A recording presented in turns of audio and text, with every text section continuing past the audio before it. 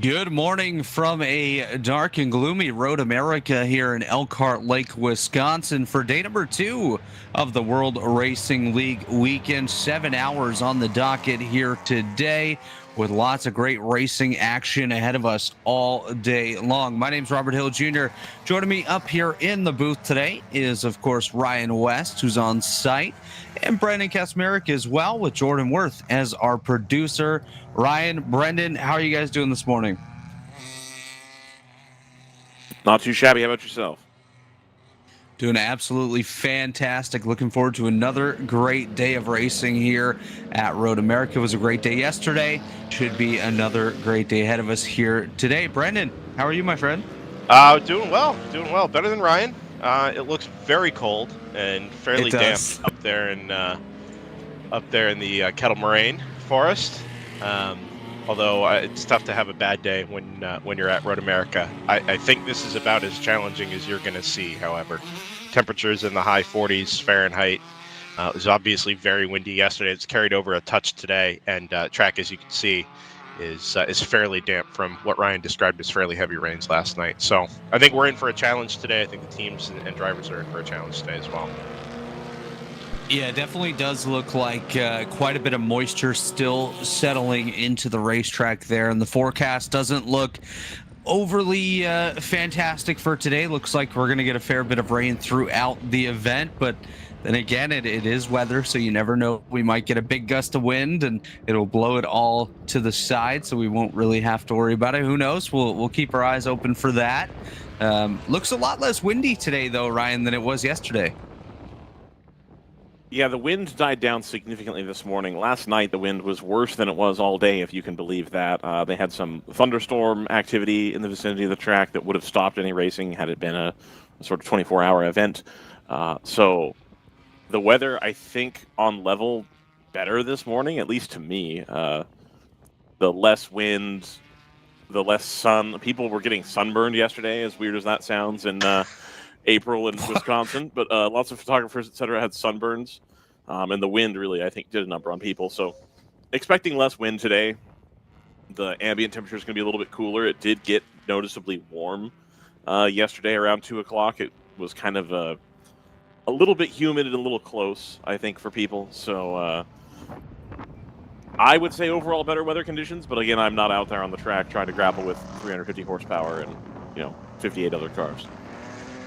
And that's definitely a good point. I'm a little surprised to hear that there was sunburn yesterday, but it definitely does not surprise me. Like you said, it got warmer in the afternoon. I think it gained about 20 degrees from the time we started yesterday morning to about the midday. And looking at the forecast for today, it doesn't look like it's going to get much warmer than it is right now, which for those at home is about 45 degrees, and it feels like 36, so rather chilly out there. So listeners to this program will know that I'm not a big fan of feels like. I'm wearing a windbreaker and shorts. It does not feel like 37. It feels like the temperature it is. It's not that windy, not at the track at least.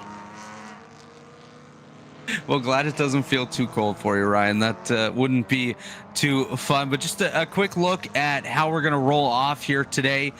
In the GTO field, it'll be the Stratus 60 led by the 58 and 59 Stratus cars as well. That'll be the top 3 in that class. GTO will be the 290 Janetta out of Moorhead Speedworks, followed by the 52 for ACP Tangerine Associates and the 225 Thunder Bunny Racing entry.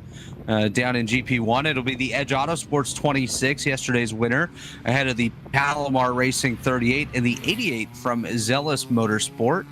GP2, it'll be the Harrison Motorsports 164, ahead of the Chattanooga Tourenwagen 369 and the Open Throttle Racing 66. And of course, to round out the field will be GP3 with the 85 from AOA Racing, ahead of the Open Throttle 65 and the 75 AOA entry as well. I think drivers, officials, and commentators alike here are going to have to spend these first few laps with our head on a swivel. These times obviously were set during the race yesterday. That's how we set our starting grid for Sunday, as fastest lap from Saturday. They were all obviously set during dry weather running. The track temperature was substantially warmer different drivers in the cars, and obviously you've got 8 hours to set the time. This morning, track is damp, temperatures are cold, and as we've seen just about every time we've gotten rain here in the World Racing League, think back to Sunday at Eagles Canyon where things went back and forth repeatedly, and then again at Barber Motorsports Park, tends to turn the field on its head. The right driver and car combination maybe can find itself at the front, even if they start at the back, or somebody can run away with it at the front. But either way, it makes it very, very unpredictable for us to follow, and sometimes it can take a while for the race to settle into a rhythm.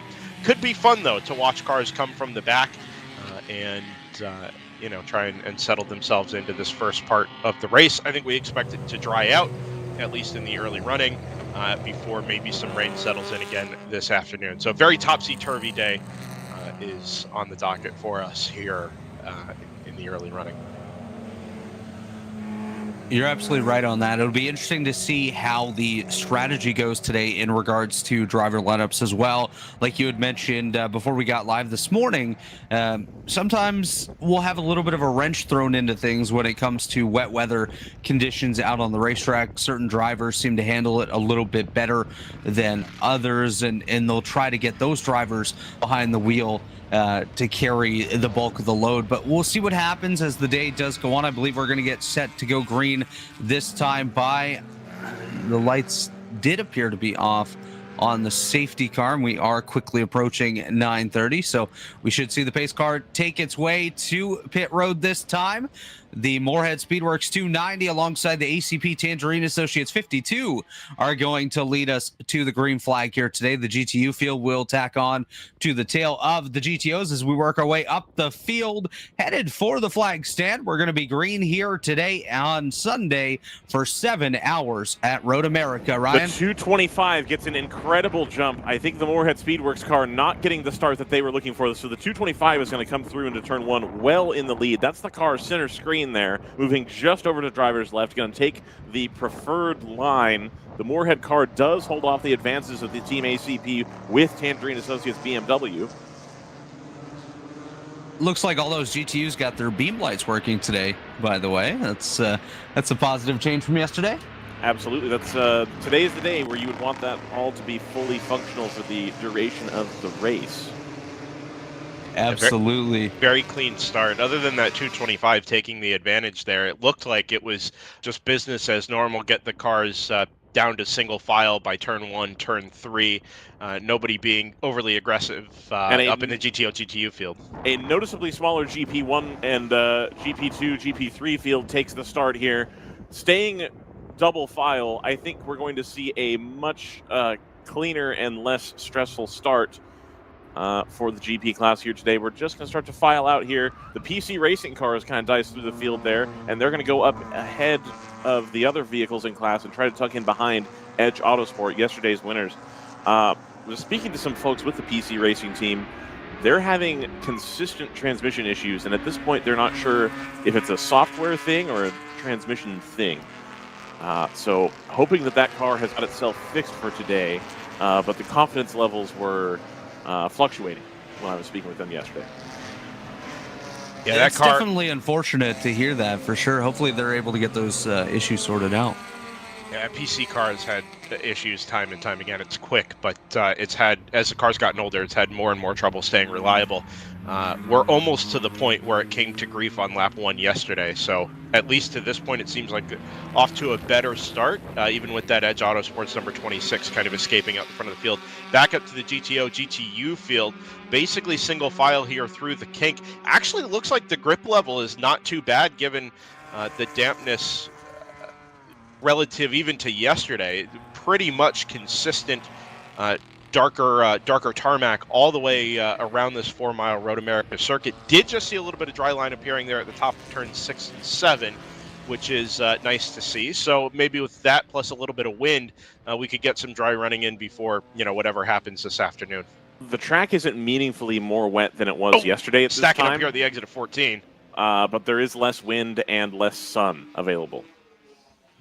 Yeah, lap time's noticeably slower this morning as well. 2:37.6 is your fastest lap off the green flag. That's the number 290 from Moorhead Speedworks. So they've retaken the lead from the 225 Toyota Supra of Thunder Bunny Racing. That will have happened early because they've already stretched the lead out to just over a second. So Ginetta leads Supra, leads Porsche, which is kind of similar to the way our race started off yesterday. A good start for that number 70 there. The ACP Tangerine Associates cars slipping back, the 52 back from second to sixth, and the number 2 down from the top 10 back into 12th. So the 333 there in fourth position, right there behind the Porsche. A much better start today for them. Both drivers very confident today that they were going to be able to get the car to the front and get the job done here in mixed conditions. Again, it's all about reliability, right? We know that car had pace. That is a championship provenance chassis, being the 2022 WRL Championship winner. So the pace is there, and obviously Bruce Innovations has put a lot of time and effort into getting that car prepped. But well, that's the new car, I believe, right? Oh, is it? Yeah. I didn't know they had replaced the car. Yeah. Oh. Well, I mean, you think about the miles that get put on these GT4 cars in particular, as we looks like we're going to send a safety vehicle out here, just having completed one racing lap. I believe this is for the Big Mission Motorsports 134. Looks like they made contact in turn 12. We have that maybe at the exit of turn 13, where we could see a car having come to grief down there. Okay, yeah. Tricky times here. Single file past the red safety truck. Most of the GTO field has already gotten through that area of the circuit. There's the number 123 Mercedes. And full course caution. Okay. Our first of the day.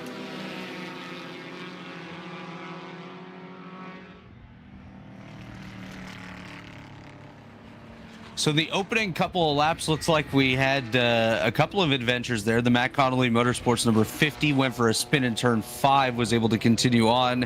There was some contact between the Triple Light and another car that they're still trying to verify in turn number 8 earlier on. Then, of course, the 134 Big Mission Motorsports team made impact with the wall. We're just waiting to hear on what happened to the 85 that's also listed as having an incident, and it stopped in turn 12 as well. So sounds like turn 12 was a very busy area of the racetrack. Yeah, tricky run down into Canada Corner there, especially in the damp. You're kind of beneath the trees, so the moisture tends to hang in the air and on the track there a little bit longer than it otherwise would. You're kind of arcing left from the run out of the kink all the way down into the braking zone for Canada Corner. And in the dry yesterday, when we rode on board with cars that had, decent cell reception back through that part of the track, which is not always a guarantee, they were braking before the cars had even straightened out. So you're kind of reliant on having solid grip when you go to apply the brakes for Canada Corner, one of the hardest braking zones on the track. And with the track being even just slightly damp there, I wonder if the braking point was just a little bit wrong, or you get squeezed offline a touch, and that can send you off right into the runoff or into the barriers. And it's a really high-speed area of the racetrack as well. Of course, you have the long straight there headed towards Canada Corner, which can definitely lead to some tricky braking, especially with some moisture out there on the racetrack, like you mentioned. And the race log has just been updated that there was contact between the 134 and the 85, which led to both vehicles coming to a stop there in Canada Corner. So that is the reason for this full course caution here. The first one of the day. Hopefully we can stay green a good portion of the day, as we did yesterday after those two early incidents that we had. Otherwise, it was pretty much clean and green. Yeah, just looking through some of our onboard cameras. These are all available for you on YouTube if you'd like to go check them out yourselves. The Chattanooga Touringwagen car in GP2 came through that area, and everything appeared to be fairly clear. So I would have expected that car to be behind the 134, but certainly you see the 777 in front of it, and there's nothing to be seen down in the Canada Corner area of the circuit.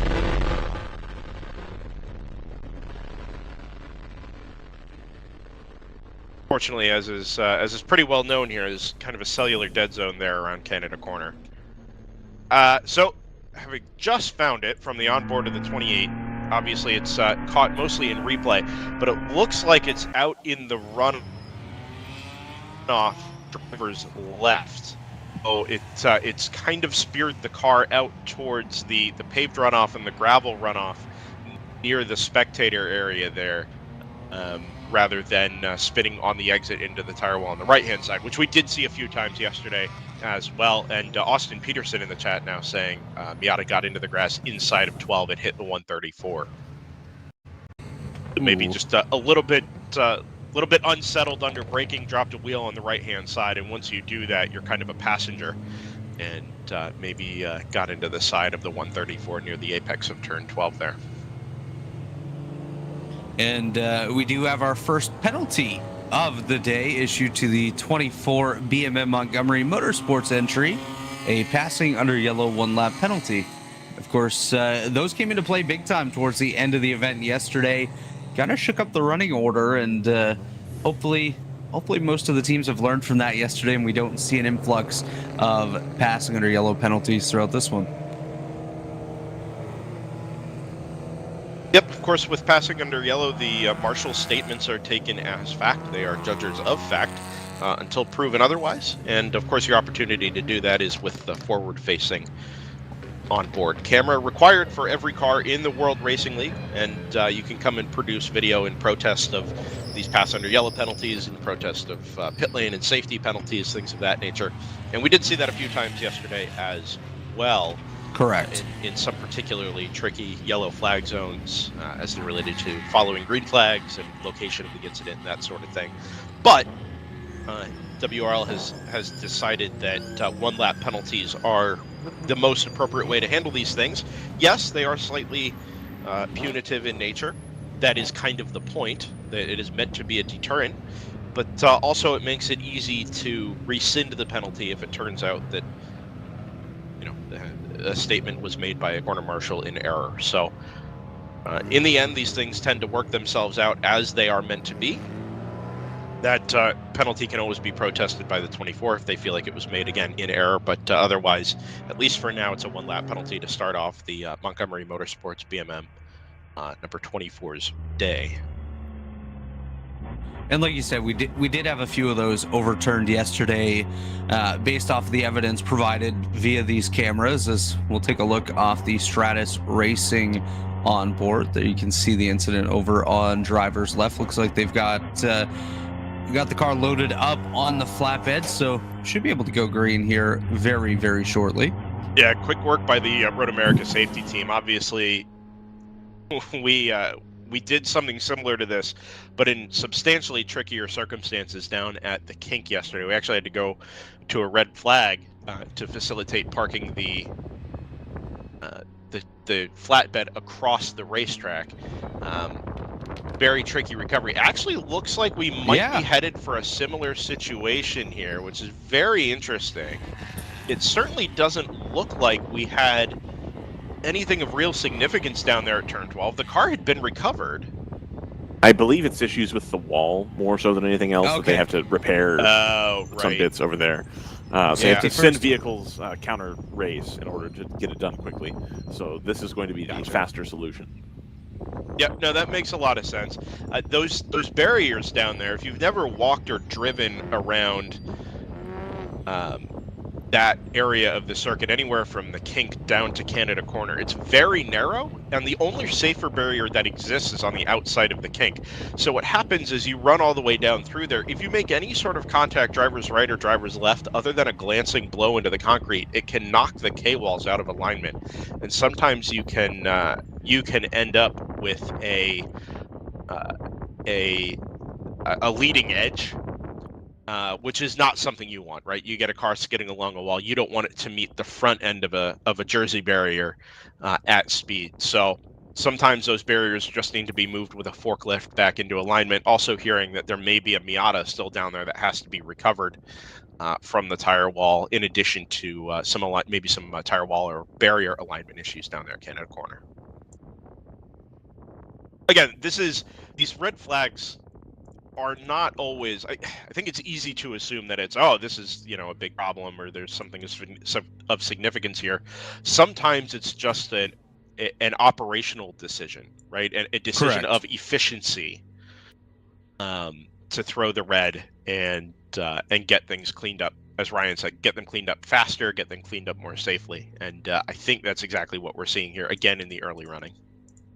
It just allows more crews to be on site to get the issue fixed up and get things moving a lot quicker, which in turn will give us more opportunity to have side-by-side, door-to-door racing out there on the racetrack much quicker than if we were trying to do it under the full course caution conditions, where, you know, you might run 4 or 5 laps around as they're trying to fix the issue.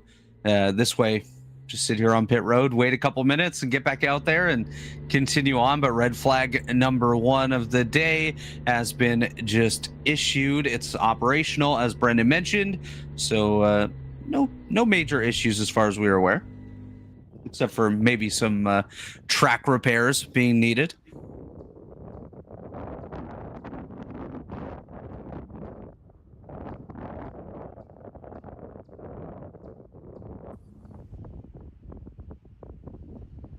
So the 134 was listed as the impact car down there. There is also definitely a Miata. I assume described as the number 85 is correct, but only lists the 134 as having had the impact. And there's the driver's right car stopped call. So just getting that updated.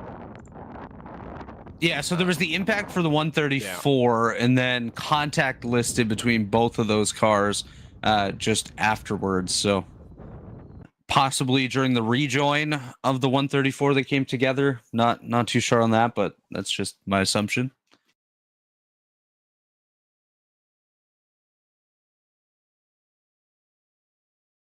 In any case, we'll wrap the cleanup efforts up here in hopefully fairly quick order and get ourselves back to green flag racing. Again, it's a slightly shorter race today than we had yesterday, 7 hours instead of 8. And a slightly earlier finish as well, 3:30 p.m. Central Time. Will allow us, those who need to get home on Sunday night can get home. And also it just shake up the strategy just a touch, although I think we've got more than enough intrigue to hold this over from now until 3:30, given the weather conditions. And just putting 50, 60 cars out on track at Road America in a multi-class environment makes things interesting enough. In this early hour, dear viewer, I think now would be a fine time to step away from Road America and take care of at least one of our commercial obligations here for the World Racing League. We'll go say hi to Continental Tire, now the spec tire provider for the general production classes of the World Racing League. Thanks to them for their support, and we'll rejoin you on the other side of this short break.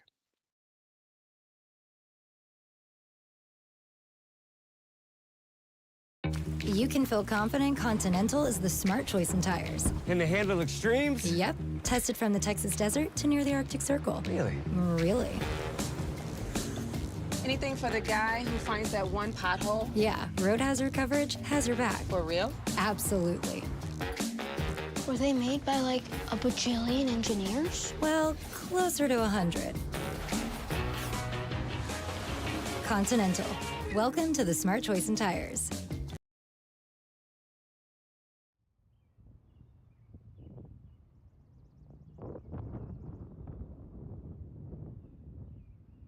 And we are back here at Road America under an operational red flag, doing a couple of repairs down in Canada Corner after an incident involving the 134 and the 85 that have come together down there. We've already gotten the 85 back towards the pits. I believe the 134 was up on the flatbed as well, so should be back there momentarily, and we'll allow the track crew to complete the repairs that they need to do. But we are about 20 minutes into today's 7-hour race. And why don't we look ahead and see what we have in store coming up on the schedule for later on this season. We got some exciting ones still to come, of course. Next up for us will be the end of June at the Charlotte Motor Speedway. That'll be one of our longest races of the year, a 12-hour event there at Charlotte. Then we'll head to Michelin Raceway Road Atlanta as the condition has just changed back to full course caution. So we'll get the cars rolling here. We'll head to Road Atlanta at the end of July. Then we'll go to High Plains in September 6th and 7th. That'll be a 13-hour event there, so that should be one heck of a good one there. Watkins Glen in October is always a great event. Sebring in November for the penultimate round of the season, and then of course the National Championship weekend coming up December 6th, 7th, and 8th at Circuit of the Americas down there in Austin, Texas. That should be a great way to wrap up the 2024 season. So approaching the halfway point here in the schedule, and it has been a great season so far. Yeah, unfortunately, the gap in the schedule here upcoming is about 2 months before we'll be able to be back with you on DriversEye Live from the WRL Championship season. But what we are coming back to is that inaugural event at Charlotte Motor Speedway. As you mentioned, unfortunately, having lost the event at Daytona outside of the series control. But I think we're going to make up for it with an excellent event. So stick with us while you can today at Road America. It's going to be a little while before we talk to you again. But once we do, it's banger after banger, as Kevin Harlan would say. So the inaugural event to come in October at Watkins Glen as well is one I'm immensely looking forward to. I think a full field of these GT4 and production cars along with the GTUs is just going to be awesome at a place like that. Looks great on camera as well from the side here at DriversEye. So yeah, definitely enjoy your day with us while you can. And then when we do get to come back with you in June, it's a run to the championship that is pretty iconic. Absolutely. Cars back out on circuit. GTO field leads the way from the GTUs, which have just started to pick their way through the back end of the Grand Touring Open field. Harrison car not getting refired on the pit lane here. There they go. But they're going to go to the end of the line. Yep. Is that the... which Harrison car is that? Is that the 164? The only one that isn't completely caved in on the front right. Ah! That did happen yesterday. Yep.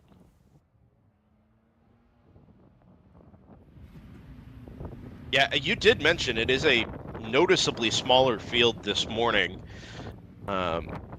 Really, we didn't really have any major incident yesterday, so a lot of this seems like it's down to mechanical gremlins more than anything, but it's North Loop. Your buddies at North Loop, Ryan, that number 21 did not take the green this morning. No, with the impending weather situation last night, it was deemed not appropriate to force people to switch out a motor for 6 hours and then stand around in the cold all day today. So they just went ahead and packed up a little bit and got back to the house and had a good time. Yeah, I think to some degree we kind of anticipated that. We didn't talk about it much offline, but we do always see a few cars that come to grief on Saturday decide not to make the effort to come back out on Sunday. Some do, but not always. And I think the weather, more than anything, is a complicating factor there. No reason to thrash all night just to risk wadding up a car in the rain on Sunday if not everybody's is pulling in the same direction there. So they're obviously missing from the grid. The 766 we know does not run on Sundays, so that car is missing from the ranks of GTO. The 172 has not come back out on Sunday either, which is very interesting. The Speed Syndicate number 68 came to grief yesterday. The 887 from round 3 also not with us this morning. And the 92 FPRS Mustang from the GTO ranks that was in the barriers down at turn 1 yesterday is not back out with us again as well. High-profile incident, shall we say, for that FPRS Mustang. Sure, yeah. The personality that was involved was not pleased with the situation. So. Yeah, I mean, it was a high-speed portion of the track there. Obviously, we didn't catch it on camera until it had come to rest in the gravel. Just short of the gravel trap, I think. Yeah. Down there at turn number 1. But yeah, very few big ones down there.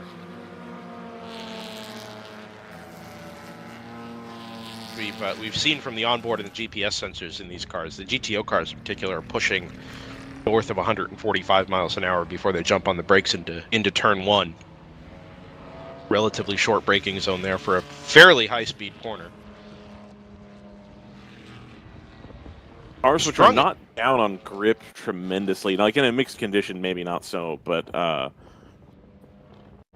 spoke with Mr. Marks yesterday, and he intimated to me that the Supra really not that much slower than it is an IMSA spec. And in the IMSA trim, it's down, or it's up 100 foot-pounds of torque. And they're not that far off. So even with the production car tire on there and losing 100 foot-pounds of torque, they're not that much slower. He had told me that he looked at the... did I talk about this yesterday or no? Hello? I don't believe so. Oh, okay, cool.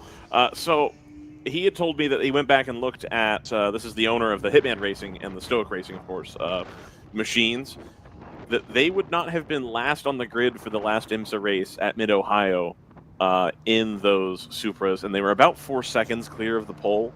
But being down 100 foot-pounds of torque and 45 horsepower and being on a DOT tire and only being 4 seconds off the pole at Mid-Ohio seemed like a pretty good deal, pretty good shake there. So they're cars that are still moving in a pretty reasonable pace. You also start to lose a little bit of the benefit of the torque, I believe, on a track that has big straights like this. You know, the car's starting to get stretched out a little bit, and it's more about what your top-end capability is, because you're not needing the punch out of a slow corner so much like you may at Mid-Ohio, for example. So they're very pleased with the performance envelope on offer here in GTO relative to what is run in the Pro Series.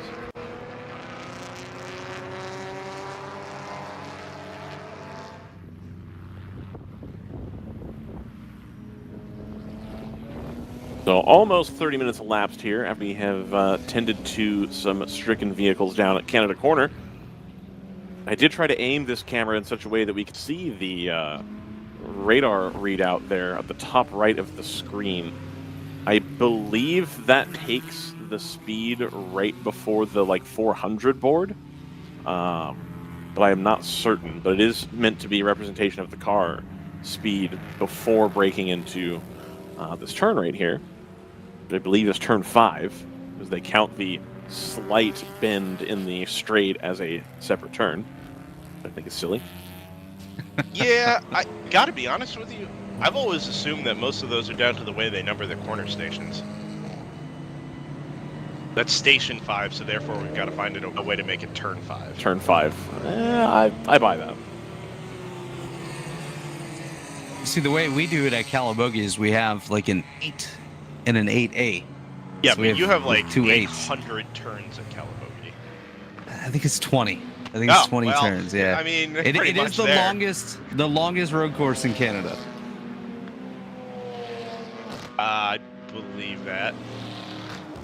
Can I get a tooth update since you're fully Calabogied up and excited? There's CMP this weekend. They're kind of all over the place this weekend. Yeah. I saw some images on Facebook yesterday that they were somewhere stateside running HSR, I believe. Oh, yeah, they should be at the mid. Oh, yeah. That you know who's not at the MIDI? You! Oh. Someday. Yeah, they were at Road Atlanta this weekend, and I don't believe they were at Canadian Tire Motorsport Park this weekend. Interesting. Yeah, I'm not sure how involved they are in Lucky Dog this year. Need to get WRL up to Calabogie. Absolutely. I have to think we got good breakfast sandwiches. That would not be a popular decision, given the number of teams based in Texas and Florida. Yeah, sure. Got to do the old northern swing, tie it in with Watkins Glen, and there you go. I don't know, New Hampshire Motor Speedway. I don't. New Hampshire. Palmer. Nope. I don't think we need to do that.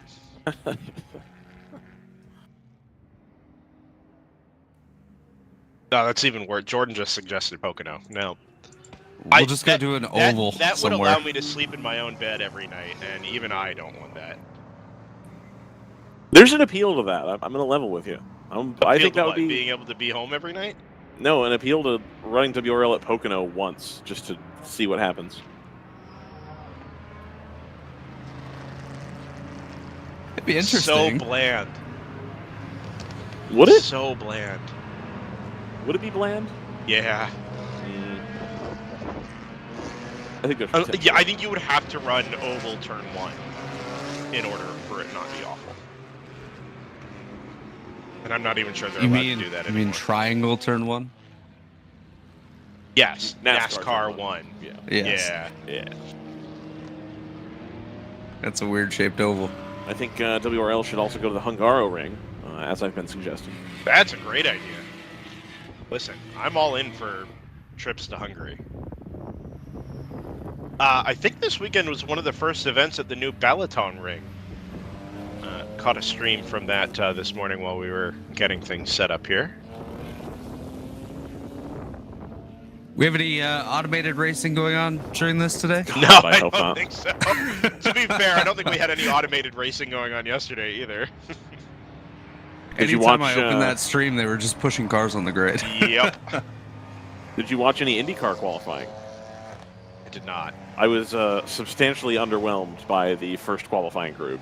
And frankly, half of the second qualifying group, too. I was like, this is not a good field, like, at all. I feel like with IndyCar, you have your top 4 or 5 guys, and then everybody else. Yeah, there's that. There's a lot of people making Tatiana Calderon look good, driving coin cars and such. So, Luca for whatever Giotto that's is worth. in the field this weekend, isn't he? Yeah, oh, great. He is indeed. I mean, at the back of the field anyway, with Stingray Robb. Isn't that the coolest name? No. No, it's not. I just picture his father walking into the hospital with a big old mullet or something. That And he's just like, he's Stingray now. the further we get into the Stingray Robb experience, the more likely that sounds. Yes. Well, maybe when he's done racing Indy cars, he can come run the World Racing League or something. In a Corvette. He'll be the next IndyCar phenom. He's coming. F1000 champion. I wasn't going to say it. But we were all thinking it. So. Yeah. Hopefully headed back to green flag racing here at the end of this lap. We've had 3 laps under yellow. Is that a target now as part of this procedure, Ryan?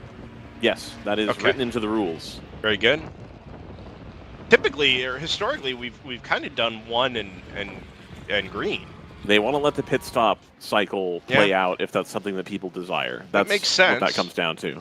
Good jump from the front of the GTO field. That number 290 Warhead massive. Speedworks Janetta. Yeah, great run off of turn 14. And the 333 is going to try to go down the inside of the 70 here into turn number 1. That's the 333 all the way to the left. They're going to try to outbrake that Porsche. I think they're going to get there. Ooh, the 70 just holds a little bit more speed around the outside. Oh, big wiggle out of the 99 there on the brakes. Up the inside of the 52 from ACP Tangerine Associates. Job not done from the Bruce Innovations BMW M4. Trying both directions here. I know we had an onboard for them yesterday. It sounds like today that's not quite cooperating. Not on our end, no. You hate to see it. Devin Bruce already broke it somehow, some way.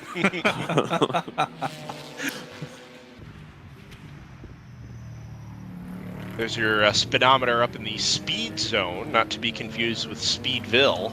Yep. Up in the upper right. Speeds touching 140 miles an hour before you dive on the brakes. Of course, cold tires once again on the restart here. Track is already dried out substantially, even from where we were 33 minutes ago at green flag. Side by side between one of the ACP cars and the 123 Mercedes.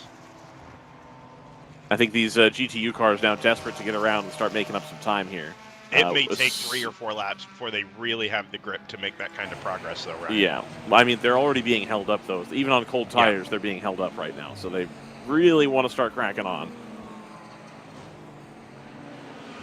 I especially don't know how that car is going to interact with the wet track. I assume they'll have put a more wet weather-friendly setup on there. But typically you want to soften a car if there's going to be a wet surface. But I imagine softening those leads to either bottoming out substantially or a lack of aero grip, frankly. Yeah, this isn't particularly a soft track setup either. So I don't know that it benefits you to go full soft on the setup and try and just lean into the wet weather period, given how much more aero grip that car has than the GTO cars anyway. Right. But you do need to find a way to keep speed up to generate the aero. So, well, that, and then you also have a lot smaller contact patch available with the tires being smaller on those cars. Just given the size of the car overall, the tires aren't that big. So at what point are you relying too much on the aero to keep the car stuck to the ground when the surface is wet? You know, that's why I start to, There's an element of don't overcomplicate it here as well. You know, when you're when you're mean, you say that, but it's the Stratus team that brings their hauler from Washington, and not anymore. Oh, where is it at now? The team is being listed as based out of Illinois. Oh, okay, that's a better call, for sure. But this is the team that has heavily developed those cars, so I think overcomplicating it is out the window to some extent. That is true, but that's been a long-term development of the Sebico and P01. Sure. Specific to those that team, rather than we need to fine-tune it every single race weekend. And to be honest with you, I think what we've seen in the World Racing League is the trickier the conditions get and the more unpredictable a race weekend gets, the less you benefit from overthinking. Right? Somebody like Moorhead that had flushed out completely the development of the number 147 BMW, yes, you fine-tune that for every track, right? You take setup notes, you compare year to year, and you really try and tune it for every time it's out. For most of these teams, overthinking it isn't always, or trying to fine-tune things isn't always going to result in net gains. Sometimes you go the wrong direction on setup, sometimes it has unintended consequences on tire life or things of that nature, and you end up hurting yourself more than you help.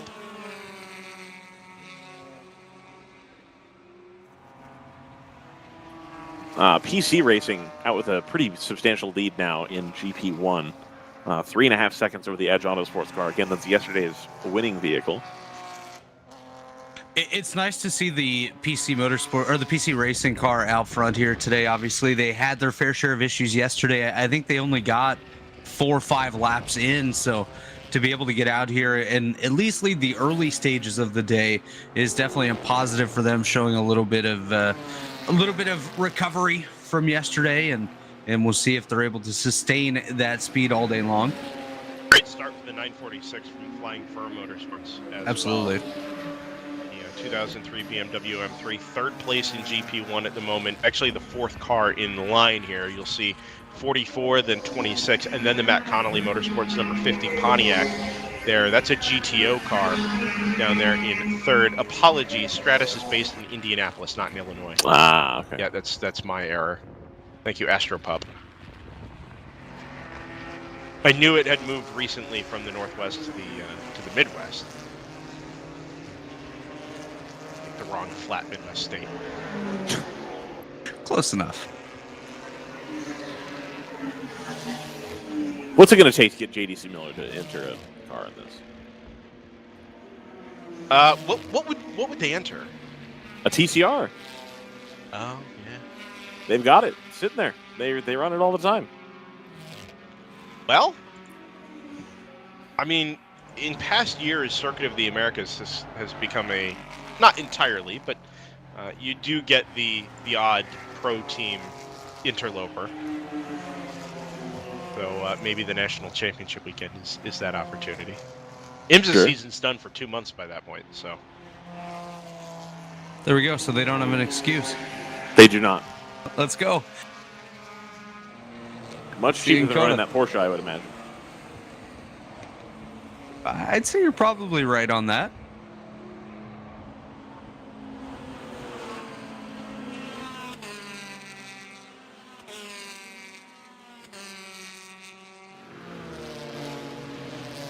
The shift up now car going on the offensive here, it looks like, just at the tail end of this pack. We'll wait for them to come back through the shot here. Right on the tail of that ACP BMW, I think that's the 12? That's the 2. Oh, the 2, okay. So that pack is 2, then the 99 GTR Supra, then the 119 shift up now by AE Victory. Well, Audi, they've already GT4. They've already gone around the 99. They're right tucked up under the bumper of the... Well, yeah, there they are. Yep. Yeah. We can go on board here. Sarah Montgomery starting the car again today. Yeah, that seems like a practical / logistical decision there as well. Yeah, I agree.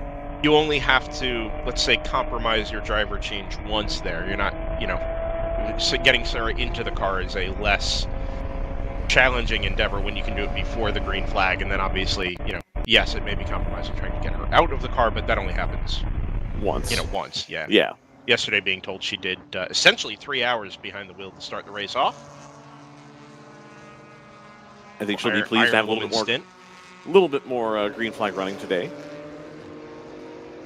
I got a chance to check out those gloves that they're selling by Shift Up Now over on their website. Pretty cool. Nice fundraiser to help support the team there. I'm telling you, that's my colorway. I'm so in on those. Yeah, I would buy a pair, 100%. What I need at this point is a suit and also the excuse to use the suit. And a helmet. Yeah. No, I have a helmet. Oh, good. I have a helmet. I have gloves. I have the name and phone number for somebody who can get me shoes that aren't typically available. So. With the helmet and gloves, you're at least set for Halloween. Yeah. Oh, no. Uh-oh. Goes around. I don't know if there was contact there. It would be hard to imagine that that was a unassisted spin there. So that was the shift up now car. As contact. Yeah, it looked like there was not enough room there, and they came together.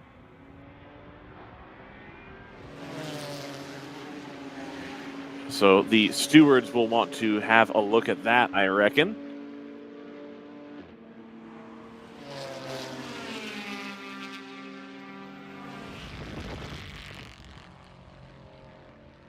The 2 car, of course, able to carry on there. Yeah, I gotta be. So just looking at the onboard replay here, I actually don't know that there was contact. It actually looks like Sarah tried to back out of it, and in doing so, the car was just completely unbalanced going into turn 7. But the way the front came, well, that's mid-engine, I guess, but like it looks like the front moved a lot. So it's, man, if it was contact, it was really light. Really light. That it's a tricky corner even when you're there on your own, because you can't really take it full throttle. So you've got to come out of the throttle early and get the car balanced for, a fourth gear right-hander that's 90, 95 miles an hour. And if you end up compromising your line on the way in, it can really upset the car as you get it to the apex. But that car was sideways before it even got to the apex curb of turn 7. The move actually surprised me a little bit. That's not really a move I think we'd see Sarah make that often. Poke the nose up the inside at a corner that's notoriously difficult to pass on. I think maybe a little bit of frustration there being... we all know that car was being held up, right? Absolutely. Yeah, that ACP BMW was kind of taking things easy. That's just not really a classical passing opportunity, especially once you're inside the same class. Maybe making a move on a lap car is on, but a position battle is substantially more difficult. And unfortunately, that will cost the Shift Up Now by AE Victory team 7 positions in the running order. But if there's any time to lose spots, it's early in these races. Gives you a lot of opportunity still to battle back, try to gain some of those positions back. I do have to point out the NFC Motorsports 123, Brendan, obviously started at the rear of the GTO field. It has absolutely been on a fast track up towards the front. And actually, speaking of fast track, the next car in line for it to battle with is the Fast Track Racing 188. But NFC up to 6th in class right now. So very, very massive gains here early on. Obviously, we know that car's quick. We'll see if they have anything to get up there and battle it out with the front runners of Moorhead Speedworks, Thunder Bunny, and Round 3 Racing. Not necessarily in that order, Robert. The 70's gotten by the 225 of Thunder Bunny Racing just within the last couple of corners. So as they exit turn 14 onto the front straightaway here, Porsche in second, Supra in third, BMW now in fourth, and Mercedes in fifth, to say nothing of the Ginetta up front now by 6.5 seconds. So five manufacturers inside the top five in this early running here in the field, just beginning to stretch itself out a little bit now that we're back to green flag racing. And looking at the time that the Moorhead Speedworks 290 just set a 221.391. So actually extremely fast out of that machine here at the early stages of this one. Lots of pace out of the Ginetta. We'll see how that's sustained throughout the day today. Typically when they get out front, they're more likely to stay out there just based off of the pace that we've seen in that Moorhead Speedworks entry. Yeah, it's interesting too. It's now that we've been back to green for, this is lap number 6, taking the temperature, or the tires a little longer than normal to get up to temperature. Obviously the long straights and fairly short corners here tend to compound that issue.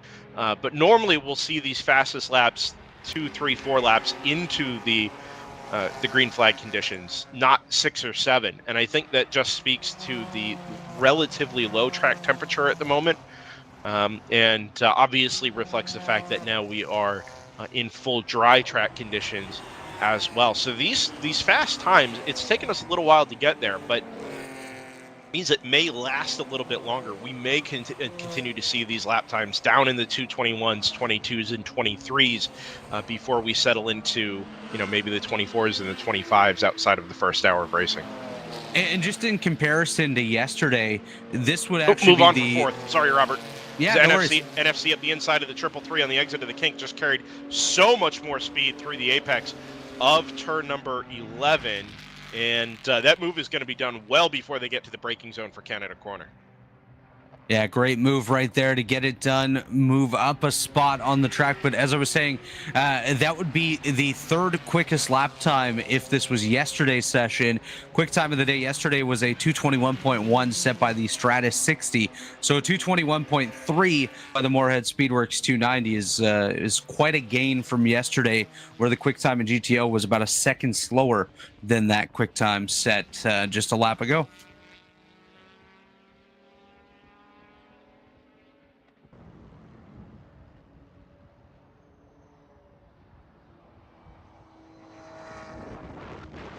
Looks like the NFC Motorsports 123 looking to gain a couple more spots there as they're jetting their way up towards the podium positions at this point.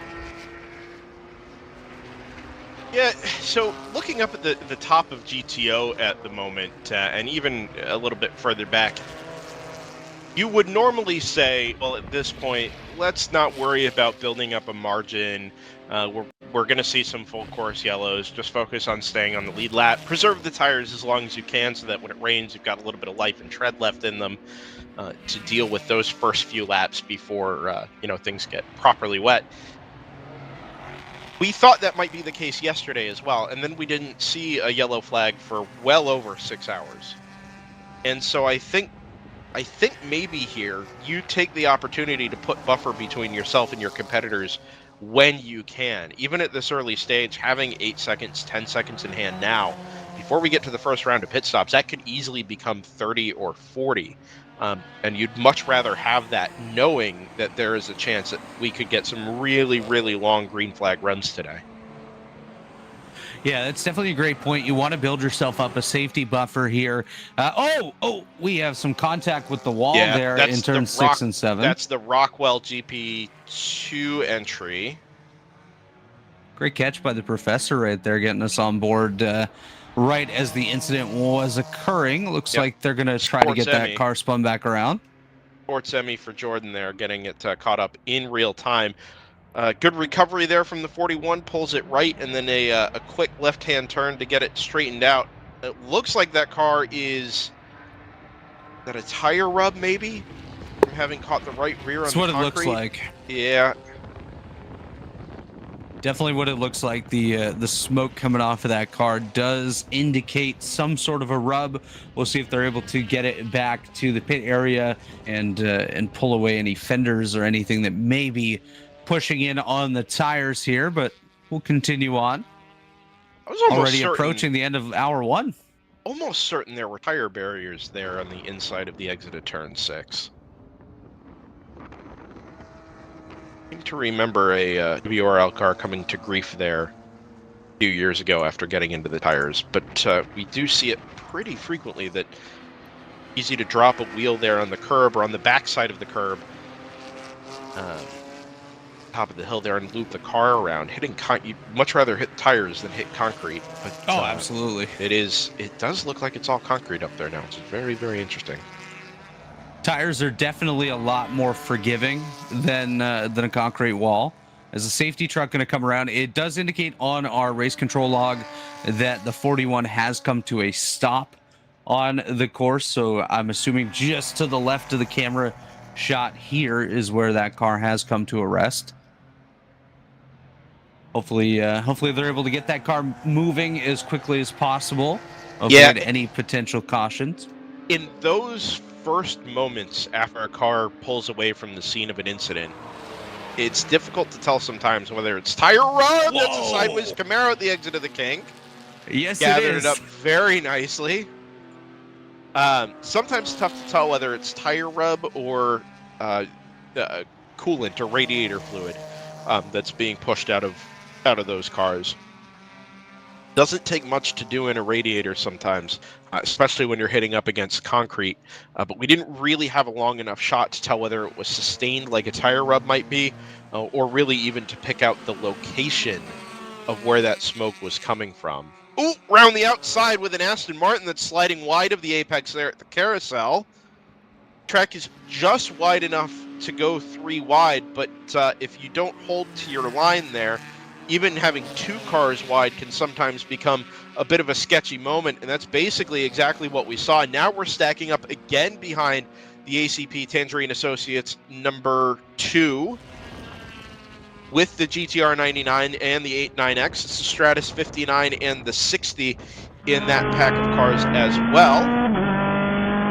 On board with the 59, this is the gold-colored NP01, tucked in behind what appears to be the blue Toyota Supra from GTR 99.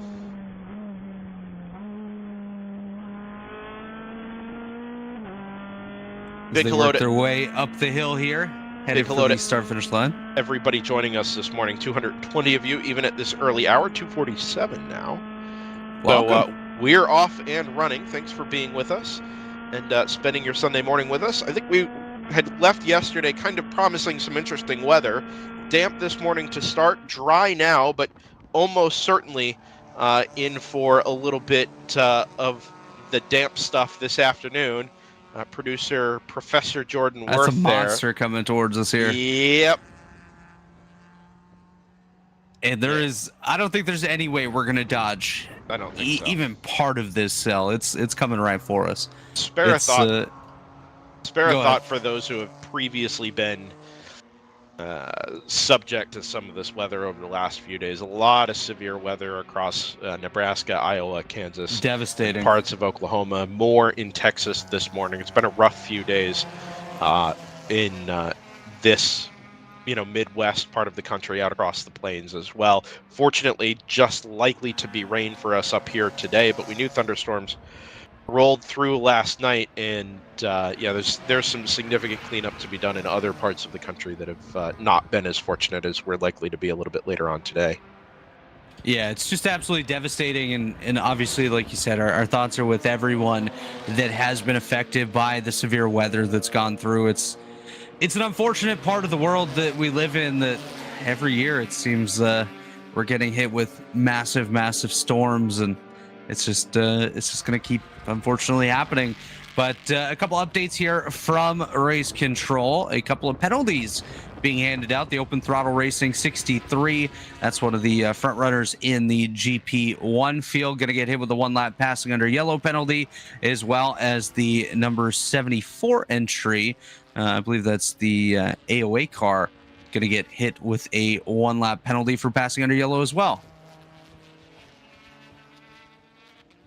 Lead margin had ballooned out to 10 plus seconds, now down to 6.7, with thanks to that Janetta being caught up in a little bit of traffic in these early laps from going back to green this morning.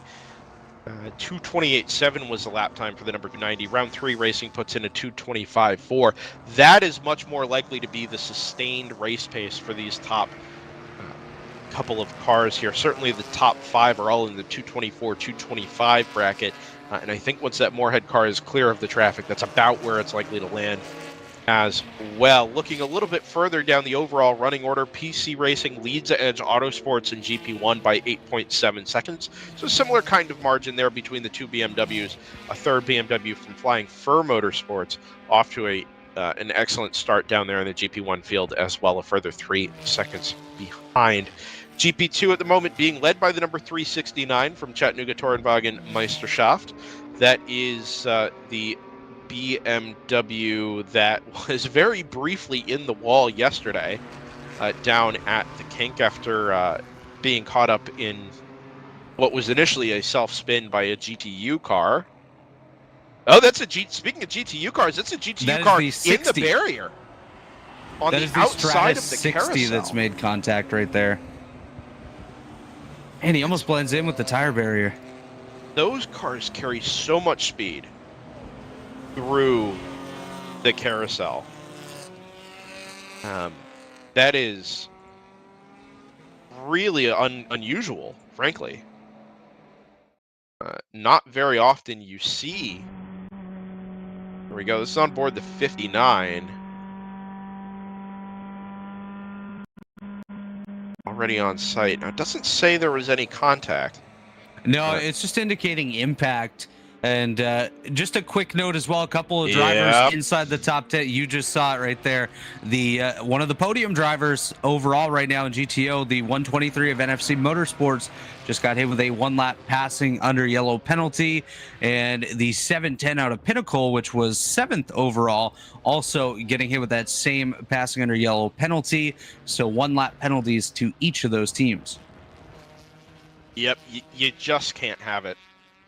It's really tough when we use as much local yellow as we do here, and as we do as many hot poles as we do. I mean, that is ultimately what everybody wants, right? You want the green flag track time. You want 100%. Racing action. You really prefer not to go constantly back and forth to full course yellow. And to that end, the Road America safety crew here does a fantastic job with doing hot poles when the situation allows it. Very, very aggressive with getting cars pulled out under full course green conditions, other than the local yellow. Unfortunately, it means as a driver, you've really got to be heads up when these things start to happen and pay attention to the quarter marshal stations and the flag signals. And already this morning, 4 or 5 single 1 lap penalties for passes under yellow that's now caught out 2, 3, at least 3 GTO runners, including that number 123 Mercedes.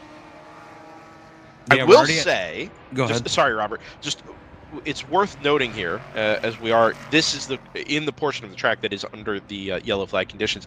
For the 123, it's so far up the order overall at the moment that if it can keep the charge going for another 30 minutes or so, there is a chance it can catch and then pass the number 290 that leads the race at the moment and get itself back onto the lead lap. So they've got to keep the pressure on at least for a little while here and try and get themselves ahead of that number 290 in the hopes that a full course yellow does come out at some point in the near future. And that's definitely a good point. If they can get themselves back onto the lead lap the hard way here by the 290 Moorhead Speedworks entry, which they do have the pace to do it, and then we get those full course caution conditions, we may end up with an opportunity for the 123 to get back up here and battle it out again. So we'll see how this does develop. We're getting a report of the number 44 PC Racing entry, the GP1 leader, smoking out there on the racetrack from the center of the rear end. So hopefully nothing too major for them. They had issues yesterday. We do know that they were only able to make about 5 laps. So hopefully it's not that issue coming back for them here and they're able to continue on. Yeah, center rear, unfortunately, on a BMW is either going to be indicative of transmission or diff.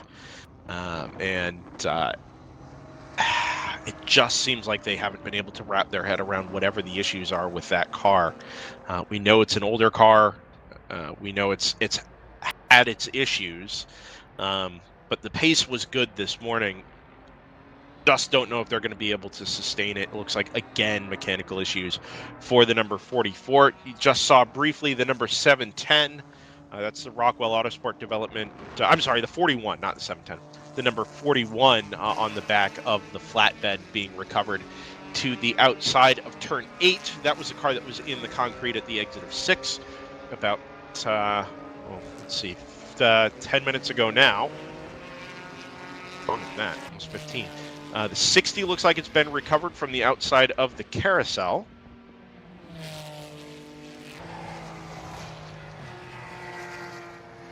And Ryan West is out repairing some of the cameras that went down early this morning. Oh, 123 is out wide. Just in time to catch the Mercedes going 4 off into the paved runoff there. Has gotten by the number 70 Porsche Cup 991. So that is, it's not a pass for position recall because of the penalty for the number 123, but that is important in its charge to try and haul itself back up onto the lead lap, as you said, Robert, doing it the hard way. But it is important that they keep the pace and keep the charge on.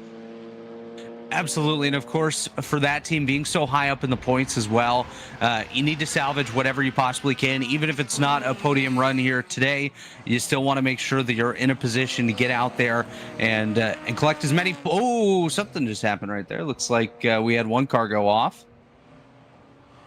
The outside of the carousel was able to continue on. It does appear. Yeah, waiting for the report from corner 11 or station 11. Looks like whatever is about to be entered into the log there is for the number 710. The Pinnacle Motorsports entry. Yeah, only one car from Pinnacle this weekend. Normally see a fleet of 2, 3, 4 cars from that squad. Yeah, definitely unfortunate. Would have loved to see more entries out there. Tractorback 76 in the chat. PC stuck a new transmission in it last night. Looks like it needs another one. Yeah, you know, if you keep going through transmissions or single parts on a repeated basis, eventually you've got to go upstream of that and figure out what's causing the failures. Sometimes it can be a quality control issue and maybe it's just a bad batch of parts, but it seems like we're kind of past that with that PC car, and there's maybe something upstream equipment-wise that's either putting excess load on the transmissions or some other type of failure being caused there. Occasionally these things can even be software related as well. They didn't seem to know when we talked about it yesterday, so fortunate for the number 44. They're still out on now into the pit lane. Just came in and gave up the GP1 lead on the last lap. Actually, the 946 has been able to jump both the PC car and the Edge Auto Sports car. So third to first in GP1 for the Flying Fur Motorsports BMW M3. It leaves the number 26 Edge Auto Sports car in second, and obviously the pit stop for the 44 will promote the Palomar Racing BMW M3 up into third. Of course, that Flying for Motorsports team didn't necessarily have the greatest of days yesterday, finished 8 laps down in class. They had a couple of mechanical issues. Their hood didn't want to stay down a couple of points in time, and that kind of set them back. Robert, I think they've just ducked into the pit lane there. I think that's the red BMW headed up the hill, because that is Palomar now under the NTT data bridge, which would suggest that the 26 of Edge Autosports is further up the road. So this feels early for a GP1 car, even though, yes, we are an hour and 5 minutes in. Remember, we had the red flag tucked in there. 18 laps is not really the sort of range you would expect out of a top-running production car. So it does promote Edge Autosports now into the GP1 lead. Palomar Racing into second. A little bit of topsy. There we go. Spin That's from the 577. turvy. Yep, bailing me out of not realizing what words I'm supposed to be using down there at turn number 1. Cheers to the 577. That car, not the first time we've seen that car backwards in a braking zone this weekend. I don't believe it's the first time we've seen them backwards in that corner. No, I believe they spun out there yesterday as well, and that's what happened to their rear bumper. It was lost in that particular spin. Hopefully they're able to continue on, but just a troublesome corner there in turn 1 so far this weekend for that team. Hopefully the rest of the day they're able to keep it going in the right direction as they work their way through turns 1 and 2. Another report here: the 777 has pulled off at turn number 12. That is the Big Mission Motorsports entry. And just an update, the 577 has been able to continue on, so they will stay green and continue their charge forward. As there's the 777. Pulled off. He's behind the barrier, so he's safe. Yep, looks like he's tucked it in there to the corner marshal station on driver's left. Steam coming out of the front end of that car as well. So both of the main Big Mission entries, 134 and 777, coming to grief at the same corner for obviously different reasons. The problem with what the 777 has done there, yes, it's a safe spot, and yes, you're there with the corner marshals, but there is no opportunity to recover the car from that location.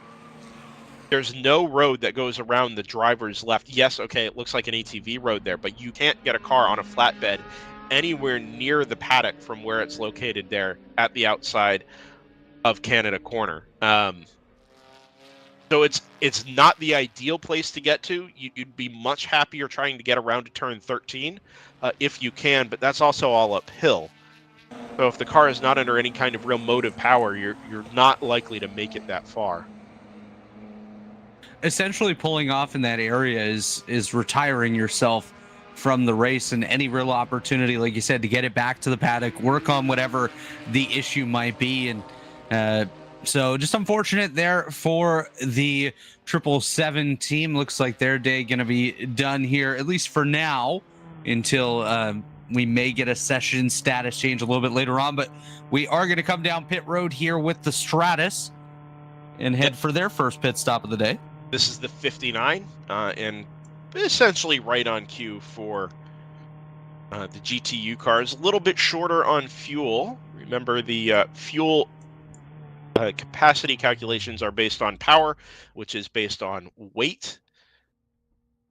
And these GTU cars being mandated under 2,400 pounds mean that they are generally lower on power. They carry a smaller fuel cell, and with the long straightaways here at Road America, they do tend to burn through their allotment a little bit more quickly than the GTU cars. Now, what they do lose in fuel running time, they do make up for in pit stop time, because obviously they're putting less fuel into the cars on a pit stop. So they do tend to be shorter and more efficient pit stops.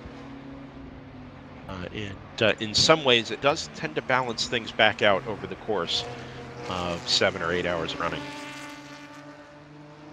Yeah, definitely on the early stage of the pit strategy for the entire field is those GTU entries having to come down a little bit sooner on. Some of the GTOs can push it a little bit longer. The 70 machine does seem to have the furthest fuel window in that car. So we'll see how far they're able to push it. That could be something that helps them close the gap on the Moorhead Speedworks Ginetta that just set their quick time of the race once again with a 2:21.174. So the pace continuing to pick up here, and these teams trying to get those quick laps in before any impending weather comes along here today. Looks like the 710 though continuing to have some issues out there on the racetrack. Briefly came to a stop in turn 12 and is now moving slowly through turn 14. So their issues are continuing. That's the Pinnacle Motorsports 710 that is having a troublesome day.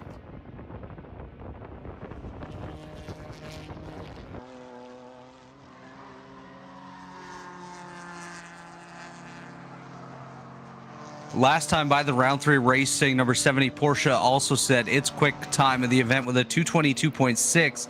So looking in GTO, just comparing the lap times, the only other car to break into the 2:21 session is the NFC Motorsports 123 with a 2:21.7.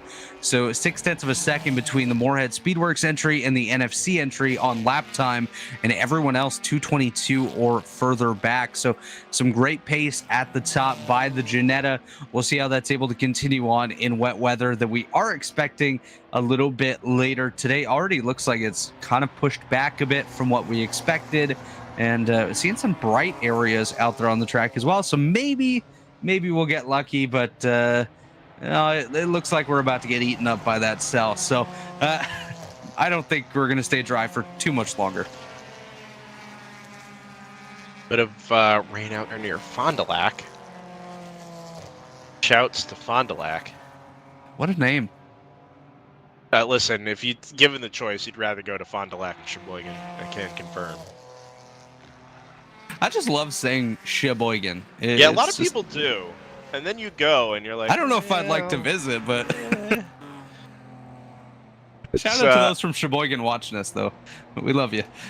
It is the kind of the quintessential lake town in the summer. So business does tend to pick up once we clear Memorial Day weekend. But in the meantime, there, April is not really the time to go check out Sheboygan, Wisconsin. Of course, if you're going to pick a time to come to Wisconsin, it's going to be late July. Check out EAA Air Venture Oshkosh, world's finest air show. I've never actually been to an air show, Brendan, but it's definitely something. No, never. I love airplanes. I love aviation. Never been to an air show.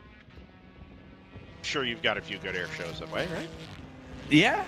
No, we definitely do. There's one probably about 30 minutes from my house, so definitely got to get out there. It's more than anything. It's just kind of a nice day out.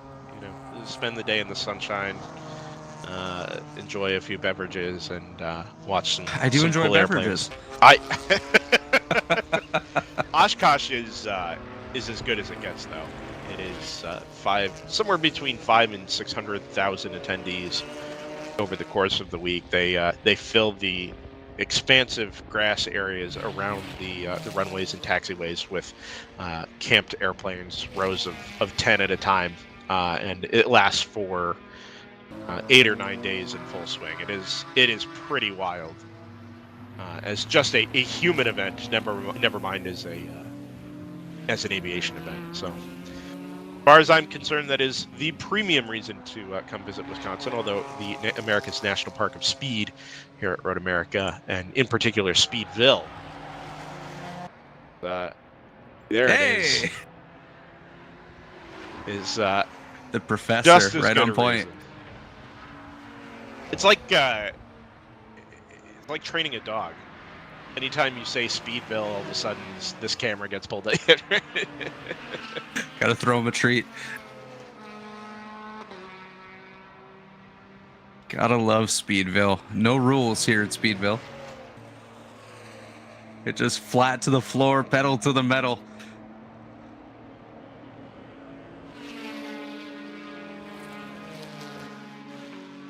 Looks like we have a couple more cars down pit lane. The Matt Connolly Motorsports number 50, the HC Autosport 577.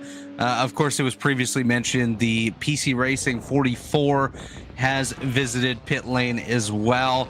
And unfortunately for them, they've gone from the top of the class down to 12th with their extended stay on pit lane after a bit of smoking, which we do believe might be transmission related once again, as they've had continuous issues with the transmission of that entry. So just unfortunate, but hopefully able to get that sorted out before the next round at Charlotte, which of course will be the 12-hour endurance race on the Saturday. So that should be very, very exciting. Yeah, just kind of waiting outside the front door of the first round of pit stops for GTO. It's actually GTO cars headed out of the pit lane just now.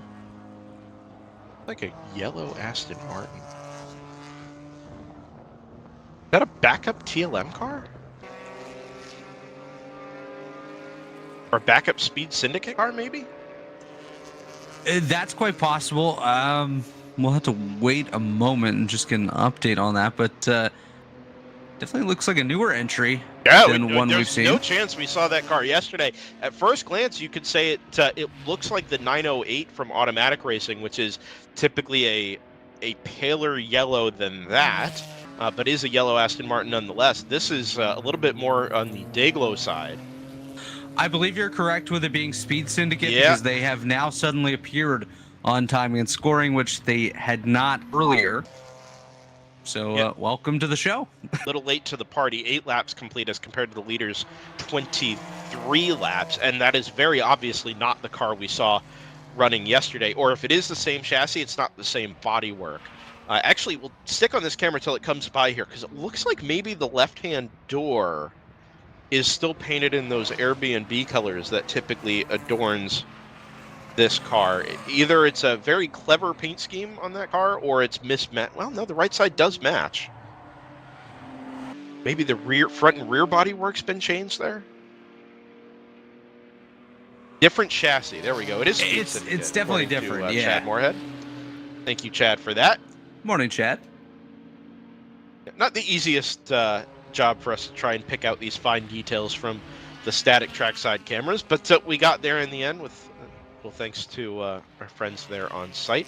Ryan West is there as well, although at the moment monitoring one of our cameras down there at turn 5. That's where Ryan West is, but not on camera, obviously. If his face suddenly appears, then I'm not sure Ryan might be a little allow spooky. His face to be on camera. Looks like the Audi number 119 headed out of the pit lane. That is correct. Yeah, the shift up now by a Victory team has made their first stop of the day.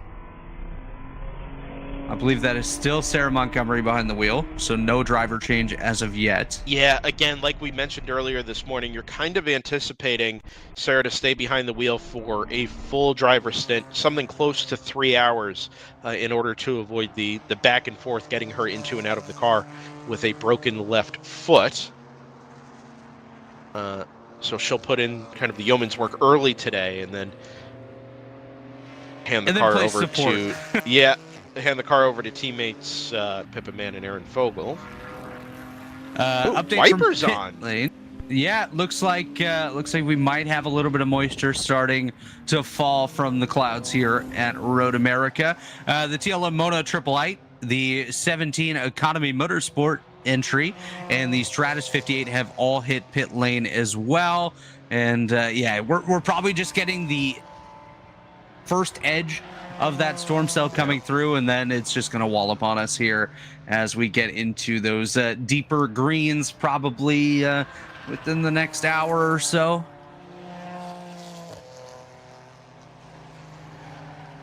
It's going to make things interesting out there on the racetrack, because some of these cars, if you're quicker, might not necessarily go over well with the wet weather.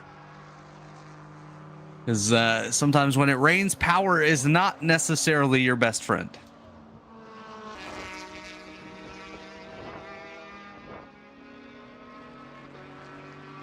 You ever raced in the rain, Brendan? I've never raced full stop.